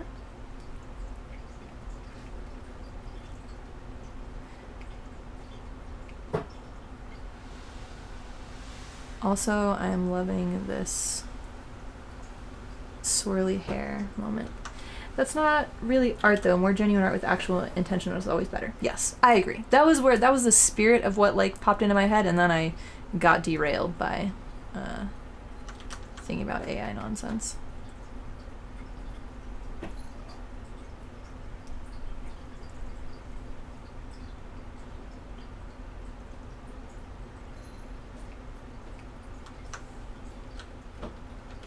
Nope, zoom in. Ah, my keyboard is underneath the thing.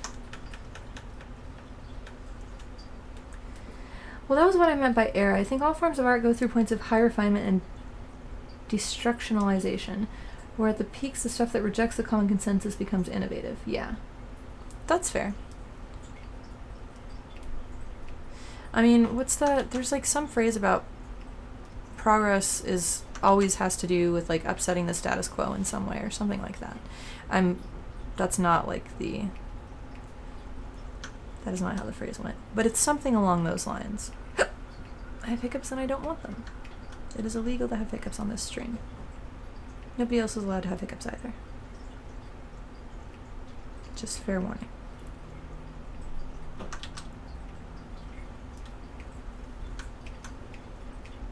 I'm just kidding. Y'all can have hiccups if you want.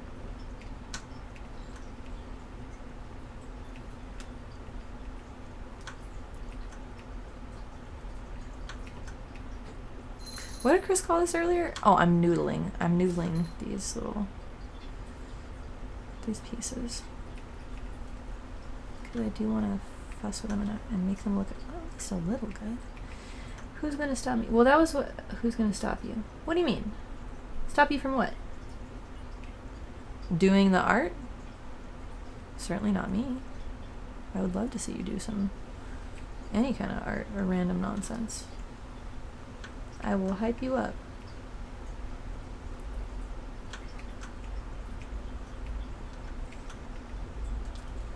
Ew, why? Ridiculous.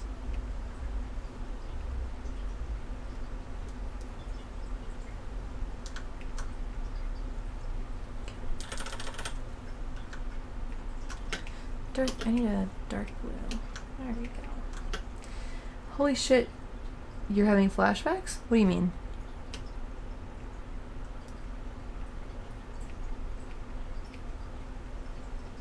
Flashbacks to what? Hiccups. I wasn't paying attention. Wait, is this stream delayed? I feel like I talked about hiccups a while ago. Hang on. Tell me how long it takes for you to hear this sentence.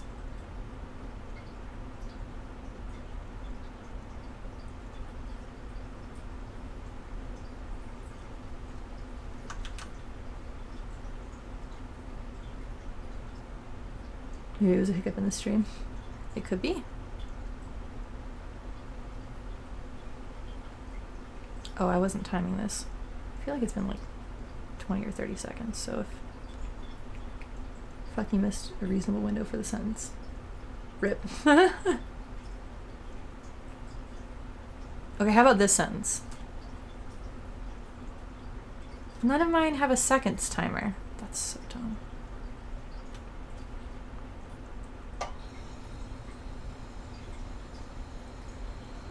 Nice. Okay, so there's not a delay. That's good. That was pretty fast.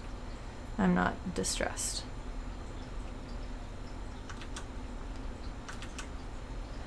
Whatever was happening with your friend in streamer also forgets what he's talking about like the moment it leaves his mouth. Yeah.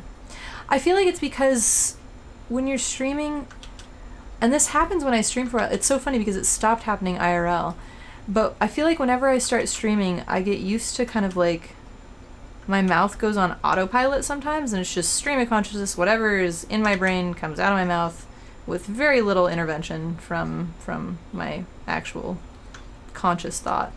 Sometimes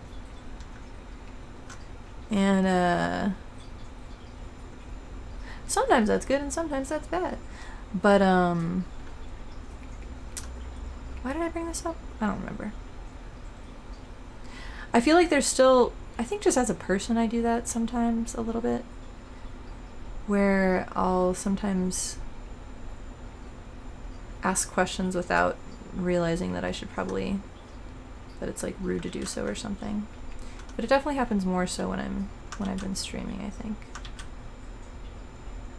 Talking a lot is probably good for streaming. The small delay in Twitch chat is too long for him to be coherent conversations. Aw, that sucks. Yeah, well, I feel like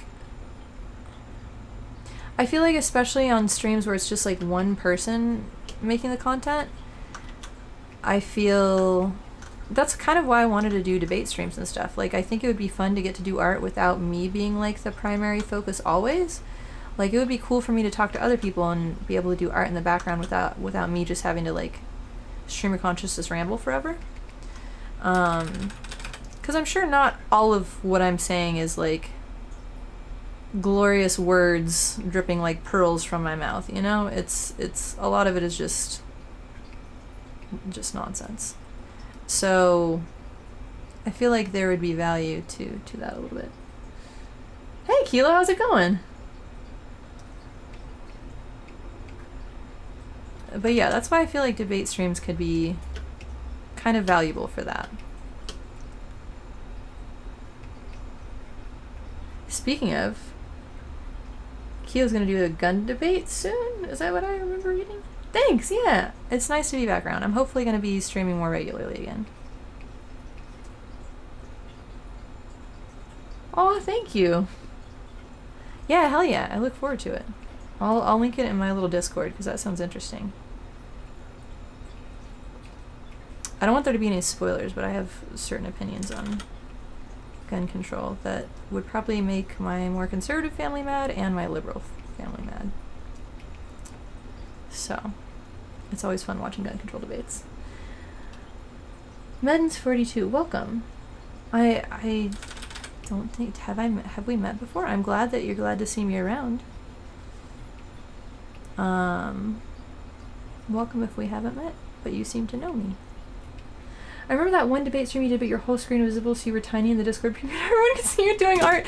That's why I tried to fix it. That's why, okay, now I run 2 instances of OBS, so that in the debate panel, it's like just my face, and then you guys can still watch me do art. I'm a professional. I've got my shit together here.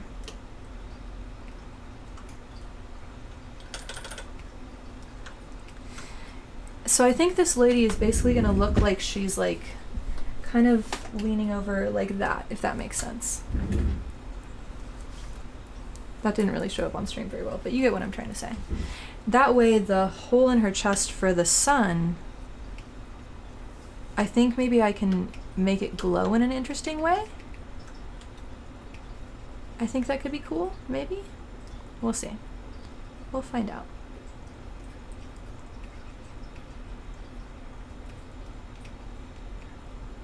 Oops.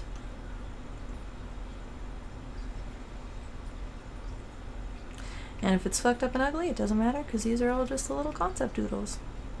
It is very freeing to be like, hey, guess what? I don't have to make this perfect.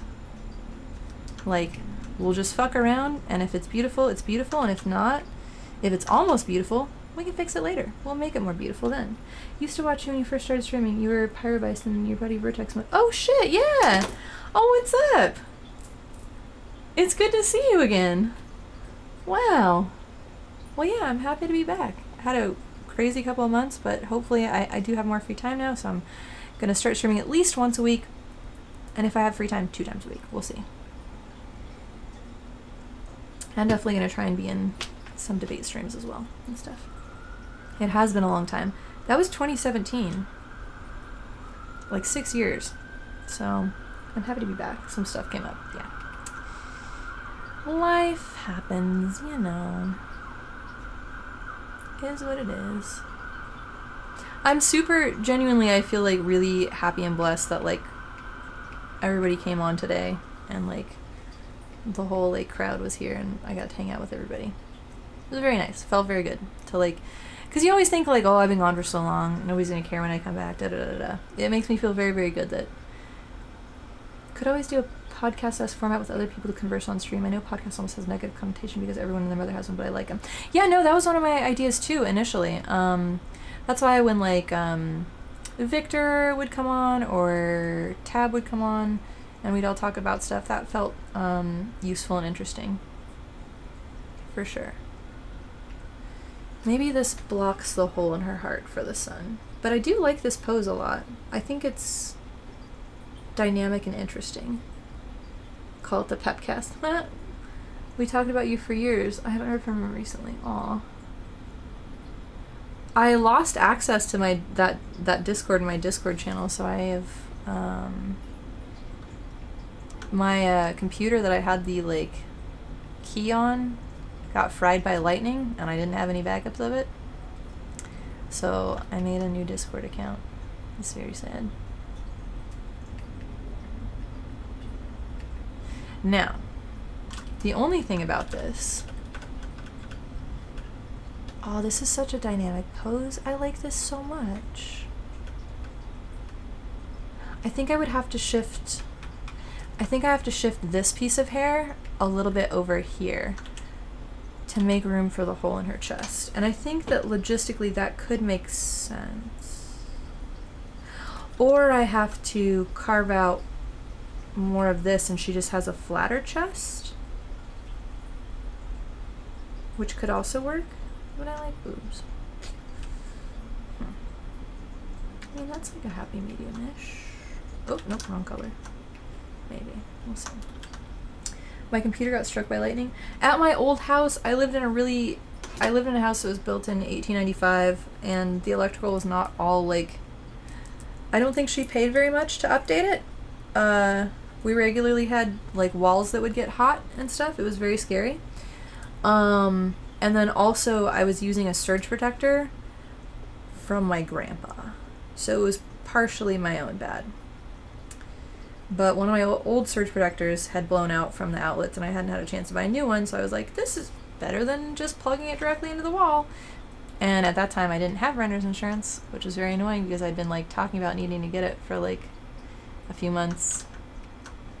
Not even a few months, like a year at that point. And then I was like, oh boy, it sure would have been nice if I like actually got renter's insurance before this happened. Because I just didn't have like a computer for like a year. It sucked. I was an unhappy camper.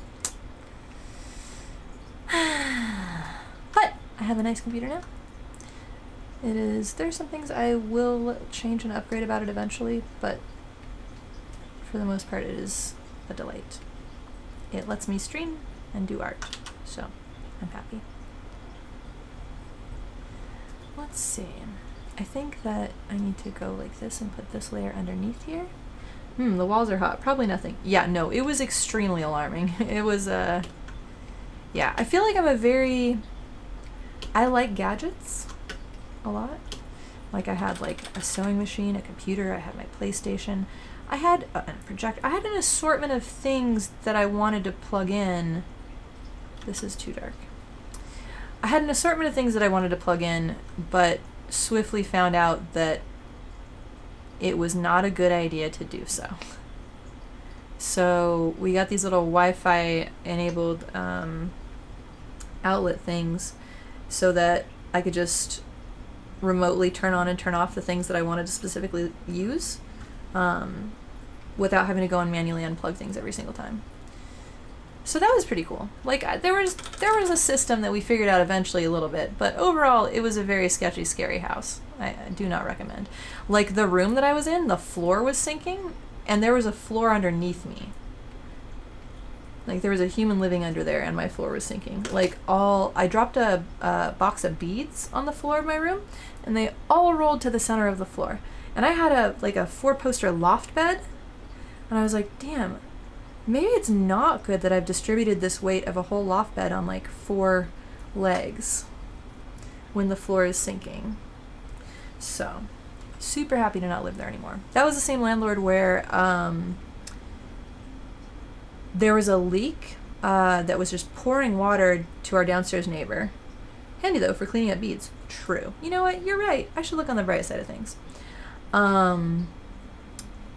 There was a leak in our bathtub that was pouring down to the level below us, and so we turned off the water, and she had her handyman come out, and then he cut a hole in the wall, made our front entry light go out, which is terrifying, from cutting a hole in the wall, and then he fucked with some pipes, took some out, and then just left, and we were like, oh, maybe he's coming back in the morning. He did not come back in the morning. And we were like, hey, what's going on? There's a hole in the wall and there's like pipes in our entryway that like, presumably we can't turn the water back on, otherwise water's just gonna start gushing out of these. And she was like, oh yeah, he'll be back. Another couple days go by and we're like, hi, we don't have water. We like need fucking water. Like, and she was like, oh, okay, well my guy, my real plumber isn't back from like where he was out of town until like Monday, which was like a week away. And we were like, bro, like what the fuck? We don't have any water. And eventually we were like, I can't remember. I think Brian talked to her and was like, legally we have to do this. Or was it me? I can't remember who was being a bit sure at that point. But I was like, I would like to shower and I would like to drink water. So we need to have our water back. And eventually she had to pay somebody and hire somebody, but she absolutely did not want to. She was a hella slumlord. It was ridiculous. It would have been ideal for her if we went without water for like a week plus. Oh, I fucking hated that lady. She was awful. I did not like her. But for some reason when I started gardening, she like hella liked me and gave me like some seeds and stuff. But then like when we would ask her to do stuff that like is reasonable for tenants to ask a landlord, she'd act so fucking affronted. And it's like, make up your mind, ma'am. Like, If you're gonna be landlordy, I'm not gonna be friendly. They have no water in these Democrat-run city folks, Trump voice. This story is familiar. Probably because I was living there. It might have happened when I was streaming last time, honestly. It was probably around that time. Because that's when I lived at that place. It was bananas. That place was wacky. Did that happen before 2017? I honestly don't remember. It happened sometime between 2015 and 2020. So 2017 is smack dab in the middle of that. So it's entirely possible.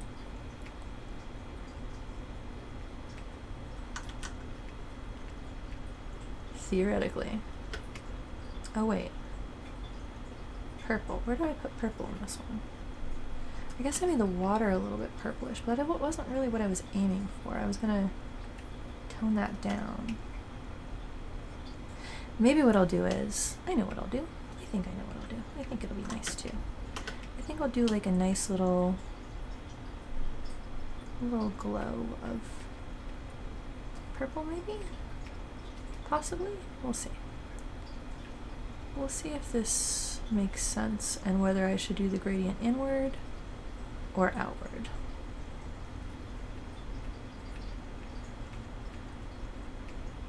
But yeah, that place was very interesting to live in. Our downstairs neighbor threw away, he came up onto our porch and threw away a couple of my chairs that I had out there that were my grandparents' chairs that I looked them up and they're like $600 each because they're like vintage fucking antiques. And he saw that one of the stray cats had been sleeping on them. He was like, oh, it was all covered in hair, so I got you this plastic one to replace it. And I was just kind of like, those were my fucking grandparents' chairs. What the fuck? And there was no way to get them back. He did it when I was out of town, and so the garbage had already come. I went to the dump to ask if there was like a way to look for them, and they were like, oh, bro, no. And I was like, cool, great. And that guy was broke, so it's not like I could have like asked him to, it would have been blood from a stone, so, oh god, that place sucked so much. People who feel entitled to some ownership over your space and items when they don't have it are just, ugh, gross. I don't like it. It does not feel good. What do you guys think of this gradient inwards? Do you think that works? I think I like it. I think I like it a lot, honestly. I think I like these two pieces so far. I think I'm liking these better than the tarot card ones. You remember you talking about all this? I really thought you quit streaming because of COVID or being bored of it.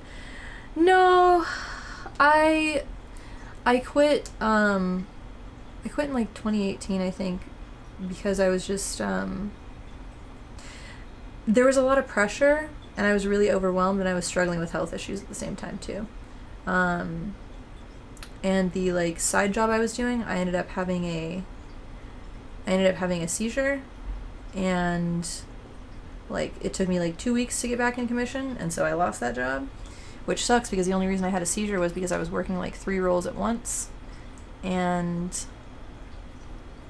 they kept promising me a salary and then never came through, and I was like, if I just work hard enough, this will be all worth it. But it was not worth having a seizure, and that definitely changed my outlook on working for companies that like don't give a fuck about you. Like I feel like I always want to be like a team player and like make things awesome, but that was like a realization of like, oh, this company would not give a shit about me. And when I woke up, I like couldn't move my legs, and I was like, oh my fucking god, if I've paralyzed myself for this company that clearly doesn't give a fuck about me, I'm gonna be so mad. And so I haven't done that since. Meritocracy is real. You just didn't want enough. Bitch, I swear. There needs to be a jail. I will send you to jail for this. If we were on Discord, I would put you in the timeout zone. Oh, did you bring me your toy? You gotta bring it over here. So Nusha never learned where to bring her toy. Whenever she has her toy, what she does is she brings it to a single spot. Whoa, my stream froze in a terrible frame. She brings it to a single spot on the upstairs floor, a very specific spot, no matter where in the house humans are. So sometimes I'll be downstairs on the middle floor, and then I'll hear her doing my like, I have a thing, I've captured an object kind of meow up here, and I'm like, oh, she brought her toy to the spot and she wants me to come up there, retrieve it, and throw it for her from this spot. She's very adorable, but not the smartest crayon in the bucket. I got that phrase wrong. Maybe I'm not the smartest crayon in the bucket. Whoops. But yeah. And I keep thinking, like, maybe if I'm like, bring it over here and encourage her, eventually she'll like learn. It's been like 3 years now. She's not learning anything. Hey, little baby. Here, ready? 1, 2, 3. Okay. Was that not a good enough throw? Wow, I'm sorry. My bad. I apparently didn't throw it good enough for her. Okay. What did I knock over? Oh, was that my tablet pen? Oh no. There's another cat toy. How did this cat toy get here too? My goodness. Oh, sorry, Butter. I know. I moved this little chair. It's okay. The world is not moving. You can still sit there. I'm sorry. You're sweet. My bad. Butter was very alarmed that I moved her little chair. Anyways, I'm debating whether I want to call it at 8 because I am sleepy and I feel like we've got a lot accomplished. I can't believe I used to stream till like 10 or 11. I need to get my streaming stamina. I've dropped something every time I've gotten up. Yeah, that sounds like me. That's very fair. I need to regain my streaming stamina and be like good for like 8-hour streams again. This would only be a 4-hour stream. I'll work my way back up. Oh, I'm starting to like, okay, so for a long time I was doing like Beat Saber and yoga to kind of like rebuild my fitness levels after COVID and stuff. And, but it turns out that that's probably not optimal. I should be doing like, instead of being like with exercise, I should be doing that, which is more boring, but it sounds like it'll be more effective over time. So I'm going to do that. So, why was I talking about that today? Dropped something every time I brought it up. There was a reason that I brought that up.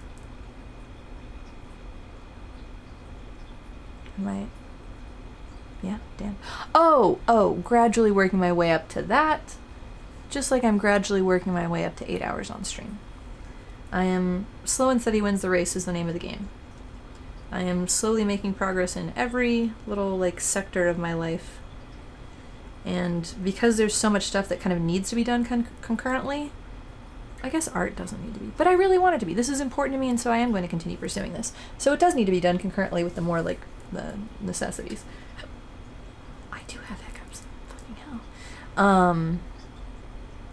So since I can't like charge forward in every single avenue of my life without losing progress in other avenues, it's just going to be slow and steady wins the race in each one of them. And it's going well so far, so I'm just going to keep it up.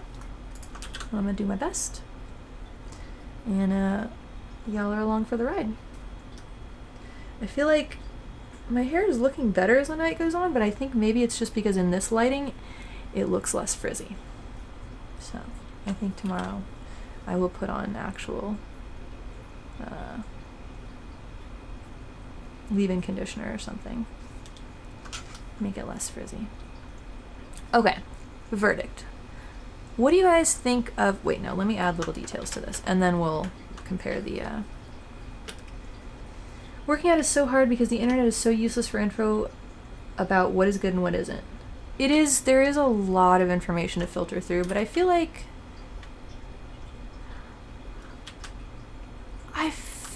you can find some stuff. It's just hard sometimes.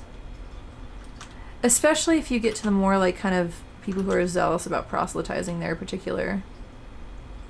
Whoa, those two words are a very similar flavor in my mind. Zealous and proselytizing. So it feels weird to use them in the same sentence. People who are super zealous about... Like, bitch, I just want to lose, like, 10 to 15 pounds. Right? I know. I was losing weight earlier this year, and then I started dating somebody, and then I think we were eating too much indulgent stuff, and so then I gained weight back. I'm very annoyed about it.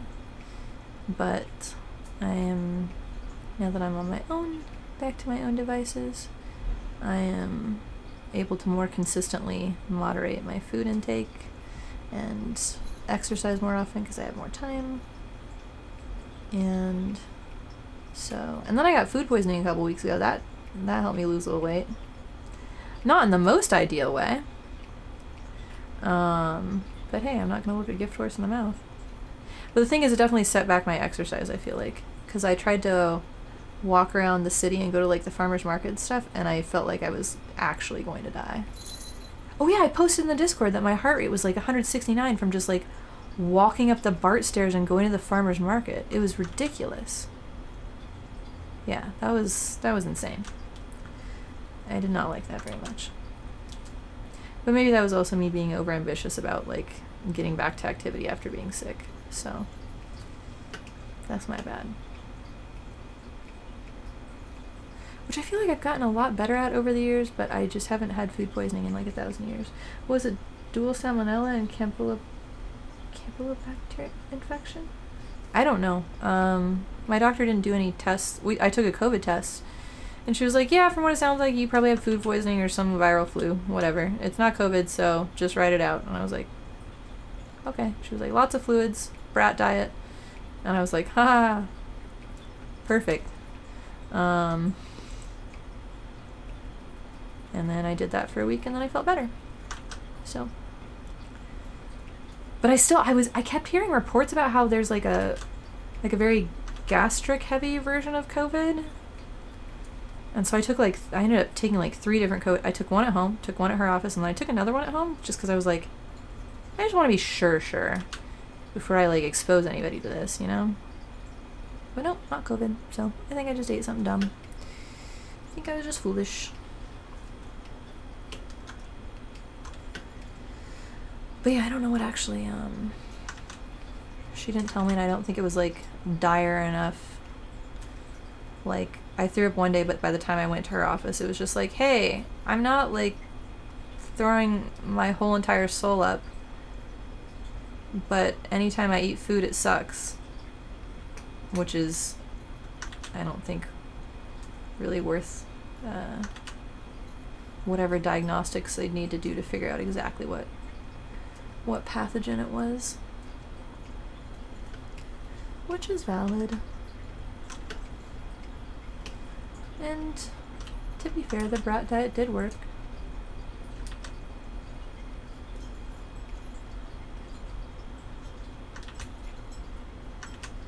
Very hilariously named.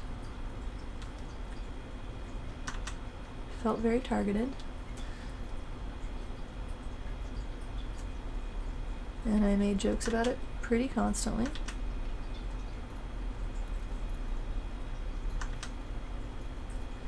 You only say because one of your favorite streamers had a dual infection, he was sick for weeks, and everyone was like, it couldn't be Campylobacter, because if it was, you'd be in the hospital.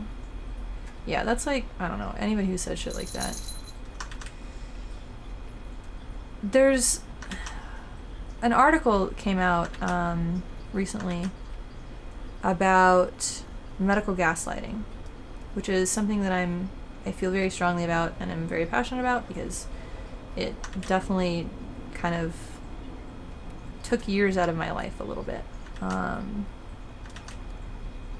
Because I feel like I've talked about my nerve pain disorder on here and how it took like 7 years to get it diagnosed and everything like that. And like during that time, it was suggested it was anxiety, etc., bullshit, until the doctor made me black out during an exam from pain. And then they were like, oh shit, you're not fucking around. Cool, yay.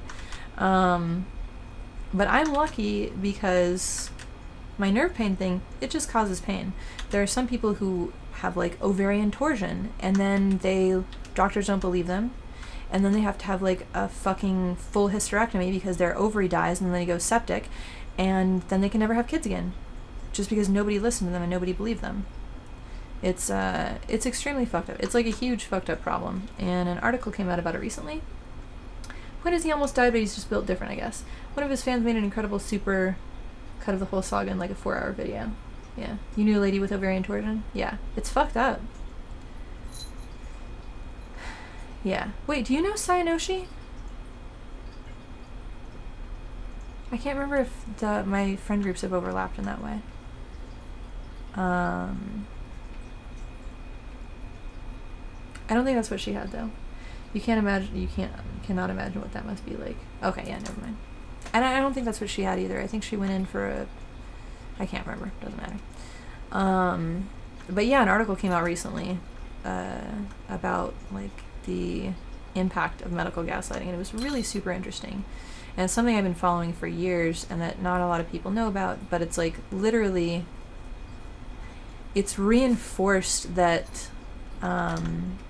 in women, like in med school, like it's reinforced that like it could be just anxiety if women come in for stuff, and it's like, bro, like the rates of surgical complications because people's complaints aren't listened to, like there's so many facets where women's outcomes are worse because of these biases in medicine, that it's really, really fucked up. And it's even worse if you have a mental health diagnosis, which sucks. Which is why whenever people are like, oh, like, if you really feel like you have something, you should get it diagnosed. Like, that is a luxury that is awesome if you can afford it, but I won't begrudge people who can't do it. Because, like, ultimately, you can still use the knowledge gained from, like, what you think you may have to try to use, like, coping mechanisms that people talk about for various disorders and stuff, and see if it helps you. Obviously, I don't recommend, like, taking meds or anything like that, but I think trying to, like, gain an understanding of things without a formal diagnosis, I think can be very useful and valid. Ovarian torsion is like nightmare fuel. Ovarian torsion must be literal hell. Yeah.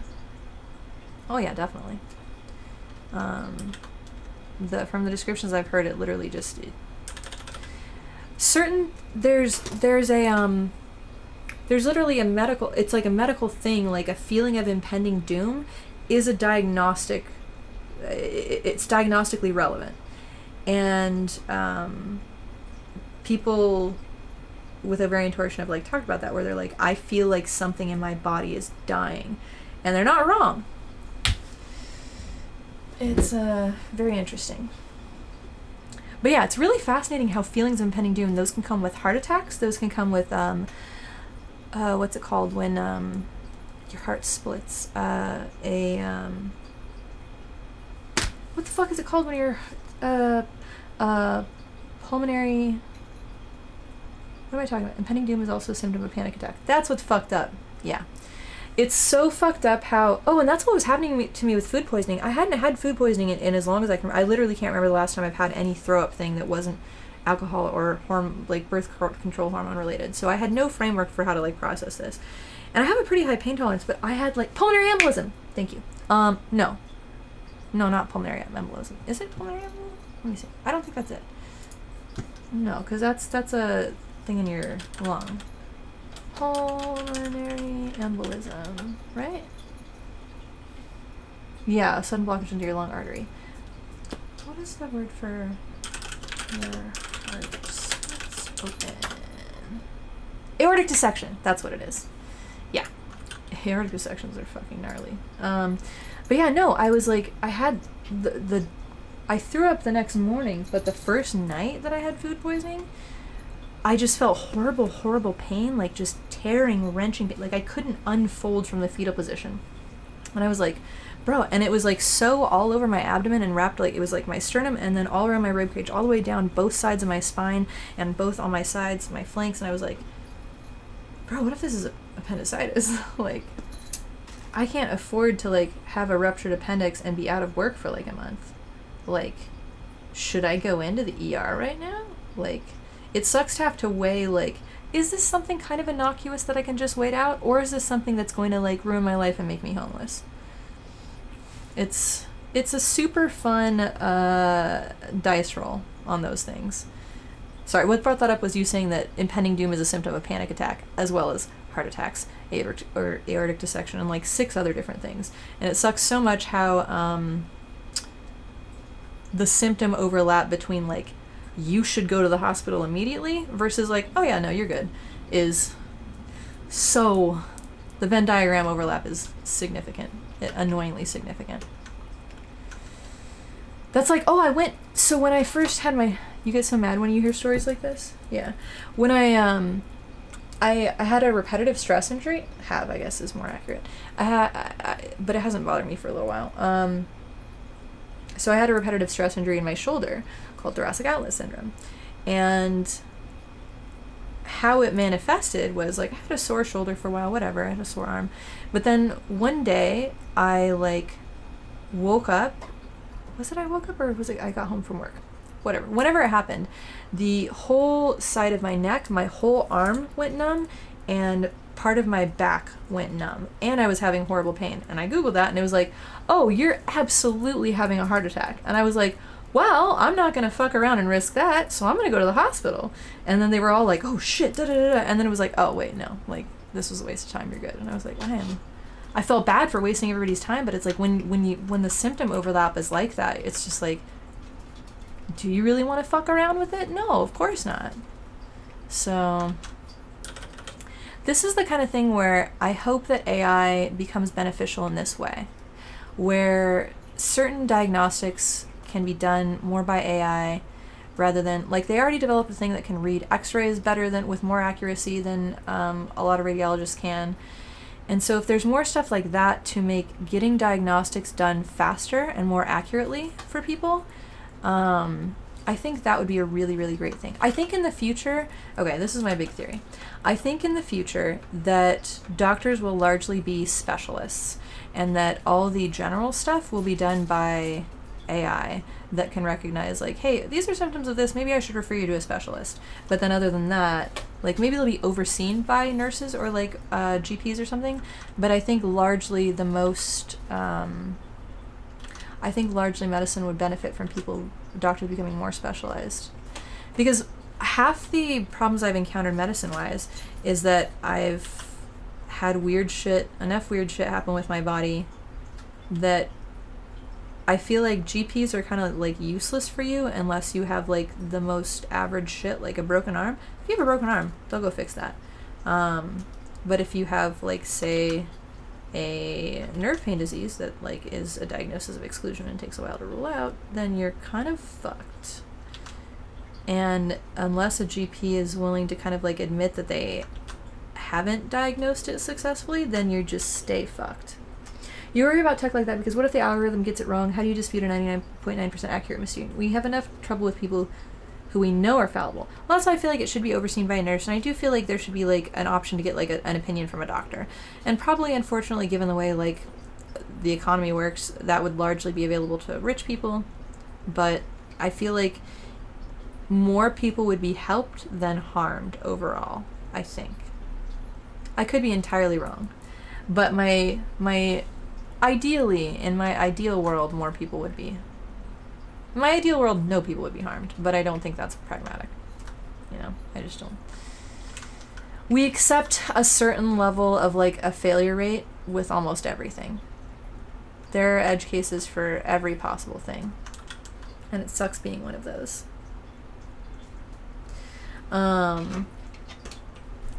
So it's interesting to think about.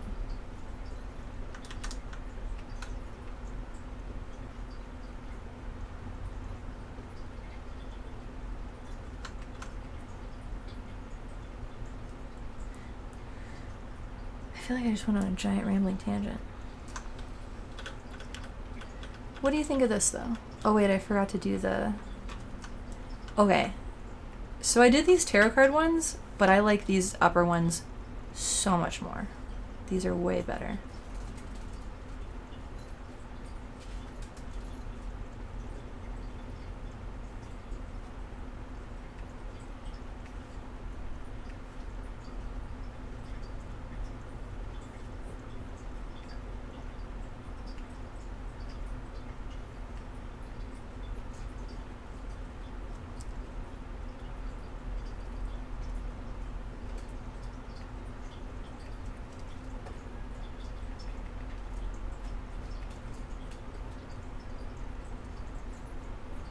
Oh, wait, what? Why can't I not?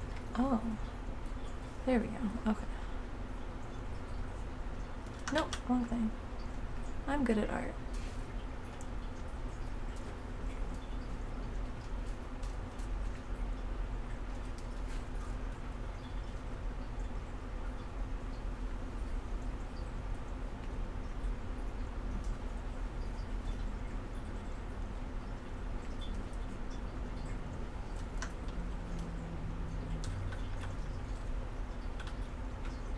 Okay, so I don't like the... Never mind. I don't like these ones. Those need to go away.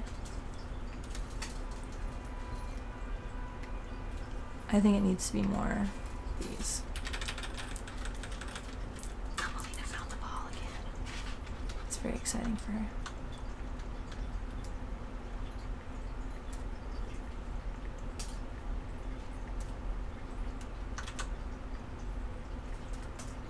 Why is this wider on this stroke? You're not against it, just to worry. Yeah, that's basically how I feel. Like, I would like ample precautions to be taken and for there to be kind of like safeguards as much as possible, etc., etc. And we would need to have better AI than we have currently. We would need to have AI that has a focus on we would need to have, what's it called, evolutionary algorithms rather than just like oh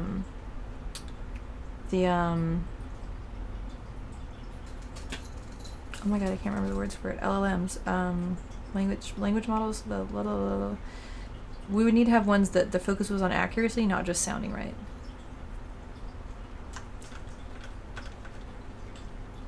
Huh. Interesting. I'm gonna reduce the opacity on this and see if it's better. Oh yeah, that's much better. Okay. Because that made it a little bit too busy up top. I liked it better before it had...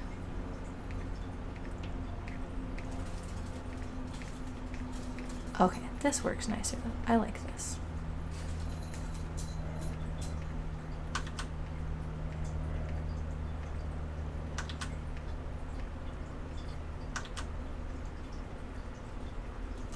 Okay.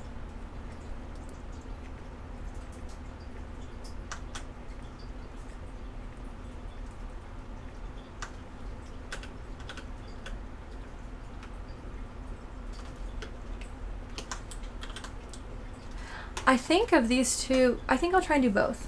Can't save everyone, I guess. Yeah, I hate that, but I hate that it's like kind of true.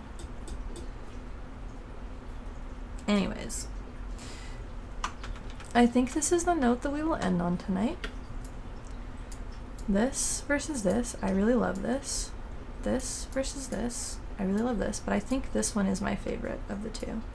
I think I will focus on doing this one first, and then if I have time and energy to do another one this month before the deadline, I'll do this one also. And then if I have extra time and energy, then I'll do that third one that's like the little romancy one. Oh, why is it above these two lines? Foolishness. Absolute foolishness. Okay, there's that folder, right? That's that? Okay, perfect. And then there's that. This folder. Oh, no, there's more to that one. Okay, hang on. Oh, shit.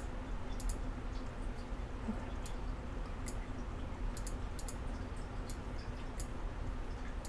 I'm doing good layer management. You think your brain is broken. You're arguing worry over the current system, then maybe a flip of the coin and getting another opinion that is also a coin flip. I mean, it sucks that there's a lot of suboptimal things. What can you really do? What is this? Oh, that's nonsense. I don't need that anymore. Okay. I think this is pretty good. This is a good amount of accomplishment for tonight. I like it. I'm gonna export it just in case everything gets fucked up and all I have is the saved image file. I'm gonna do that because that is all that saved me the last time.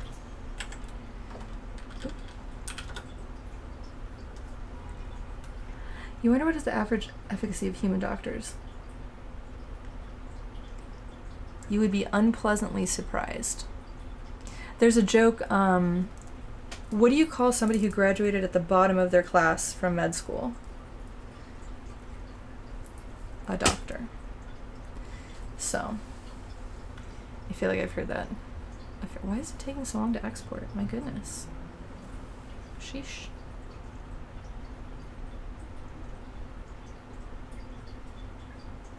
I swear to God, if it crashes again, I'm gonna be so annoyed. But I'm glad I zoomed in on each of these paintings on the stream, so if I need to like rip them from...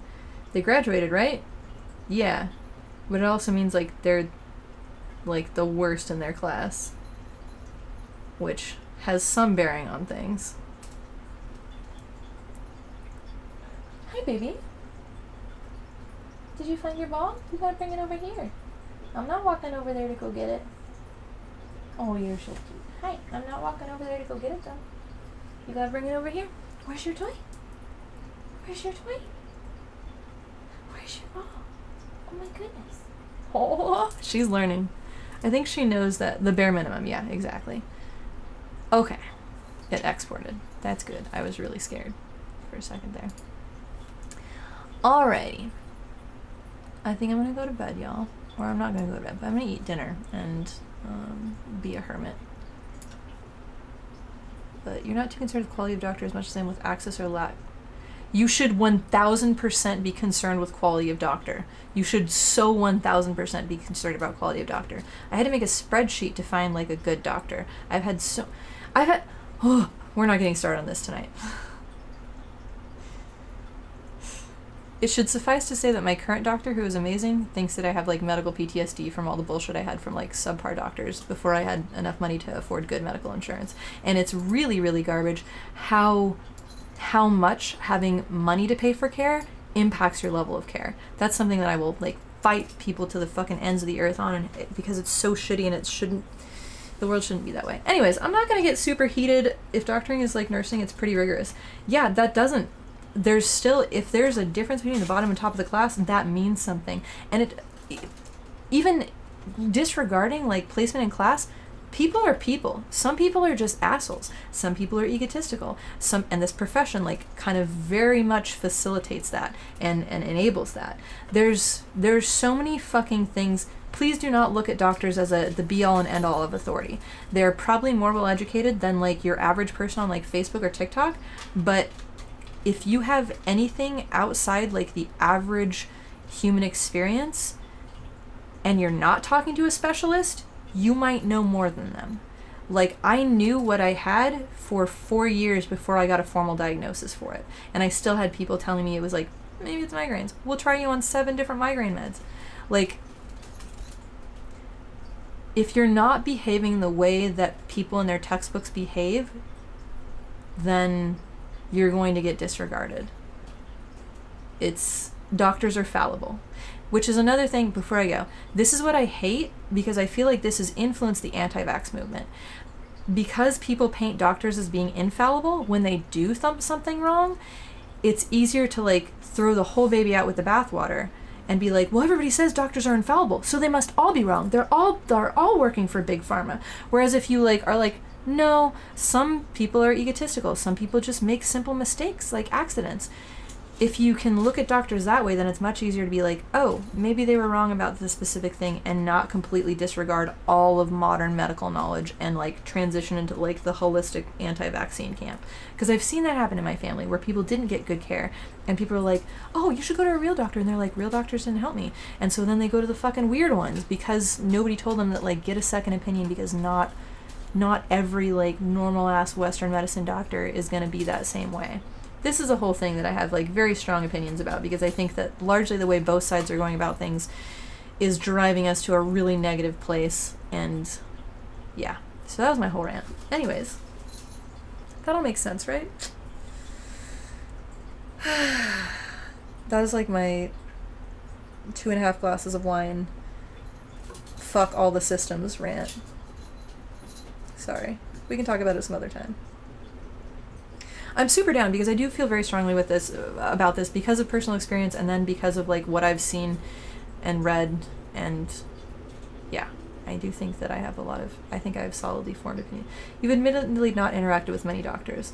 When you have interacted with doctors, has it been for like a pretty simple basic thing? You haven't seen one since you were maybe 18?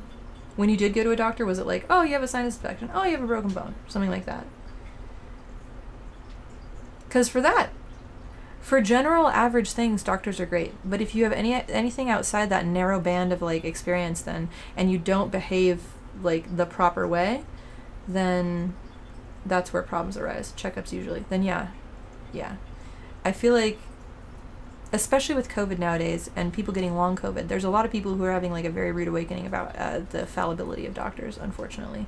Now you're picky? You should be. Absolutely. That's why I made a whole fucking spreadsheet. I narrowed it down from 200 doctors to 14, and then I called the top 5 that matched all my metrics, and I found my best doctor in the fucking world. Yeah, same.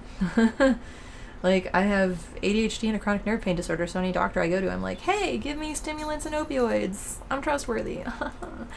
And even though I have like a 10-year medical history of me not abusing drugs or anything like that, at Kaiser, I was still treated like shit until somebody would like look through. I'd bring my documentation and be like, I don't like taking these drugs any more than you like prescribing them to me, but sometimes they're like the last option.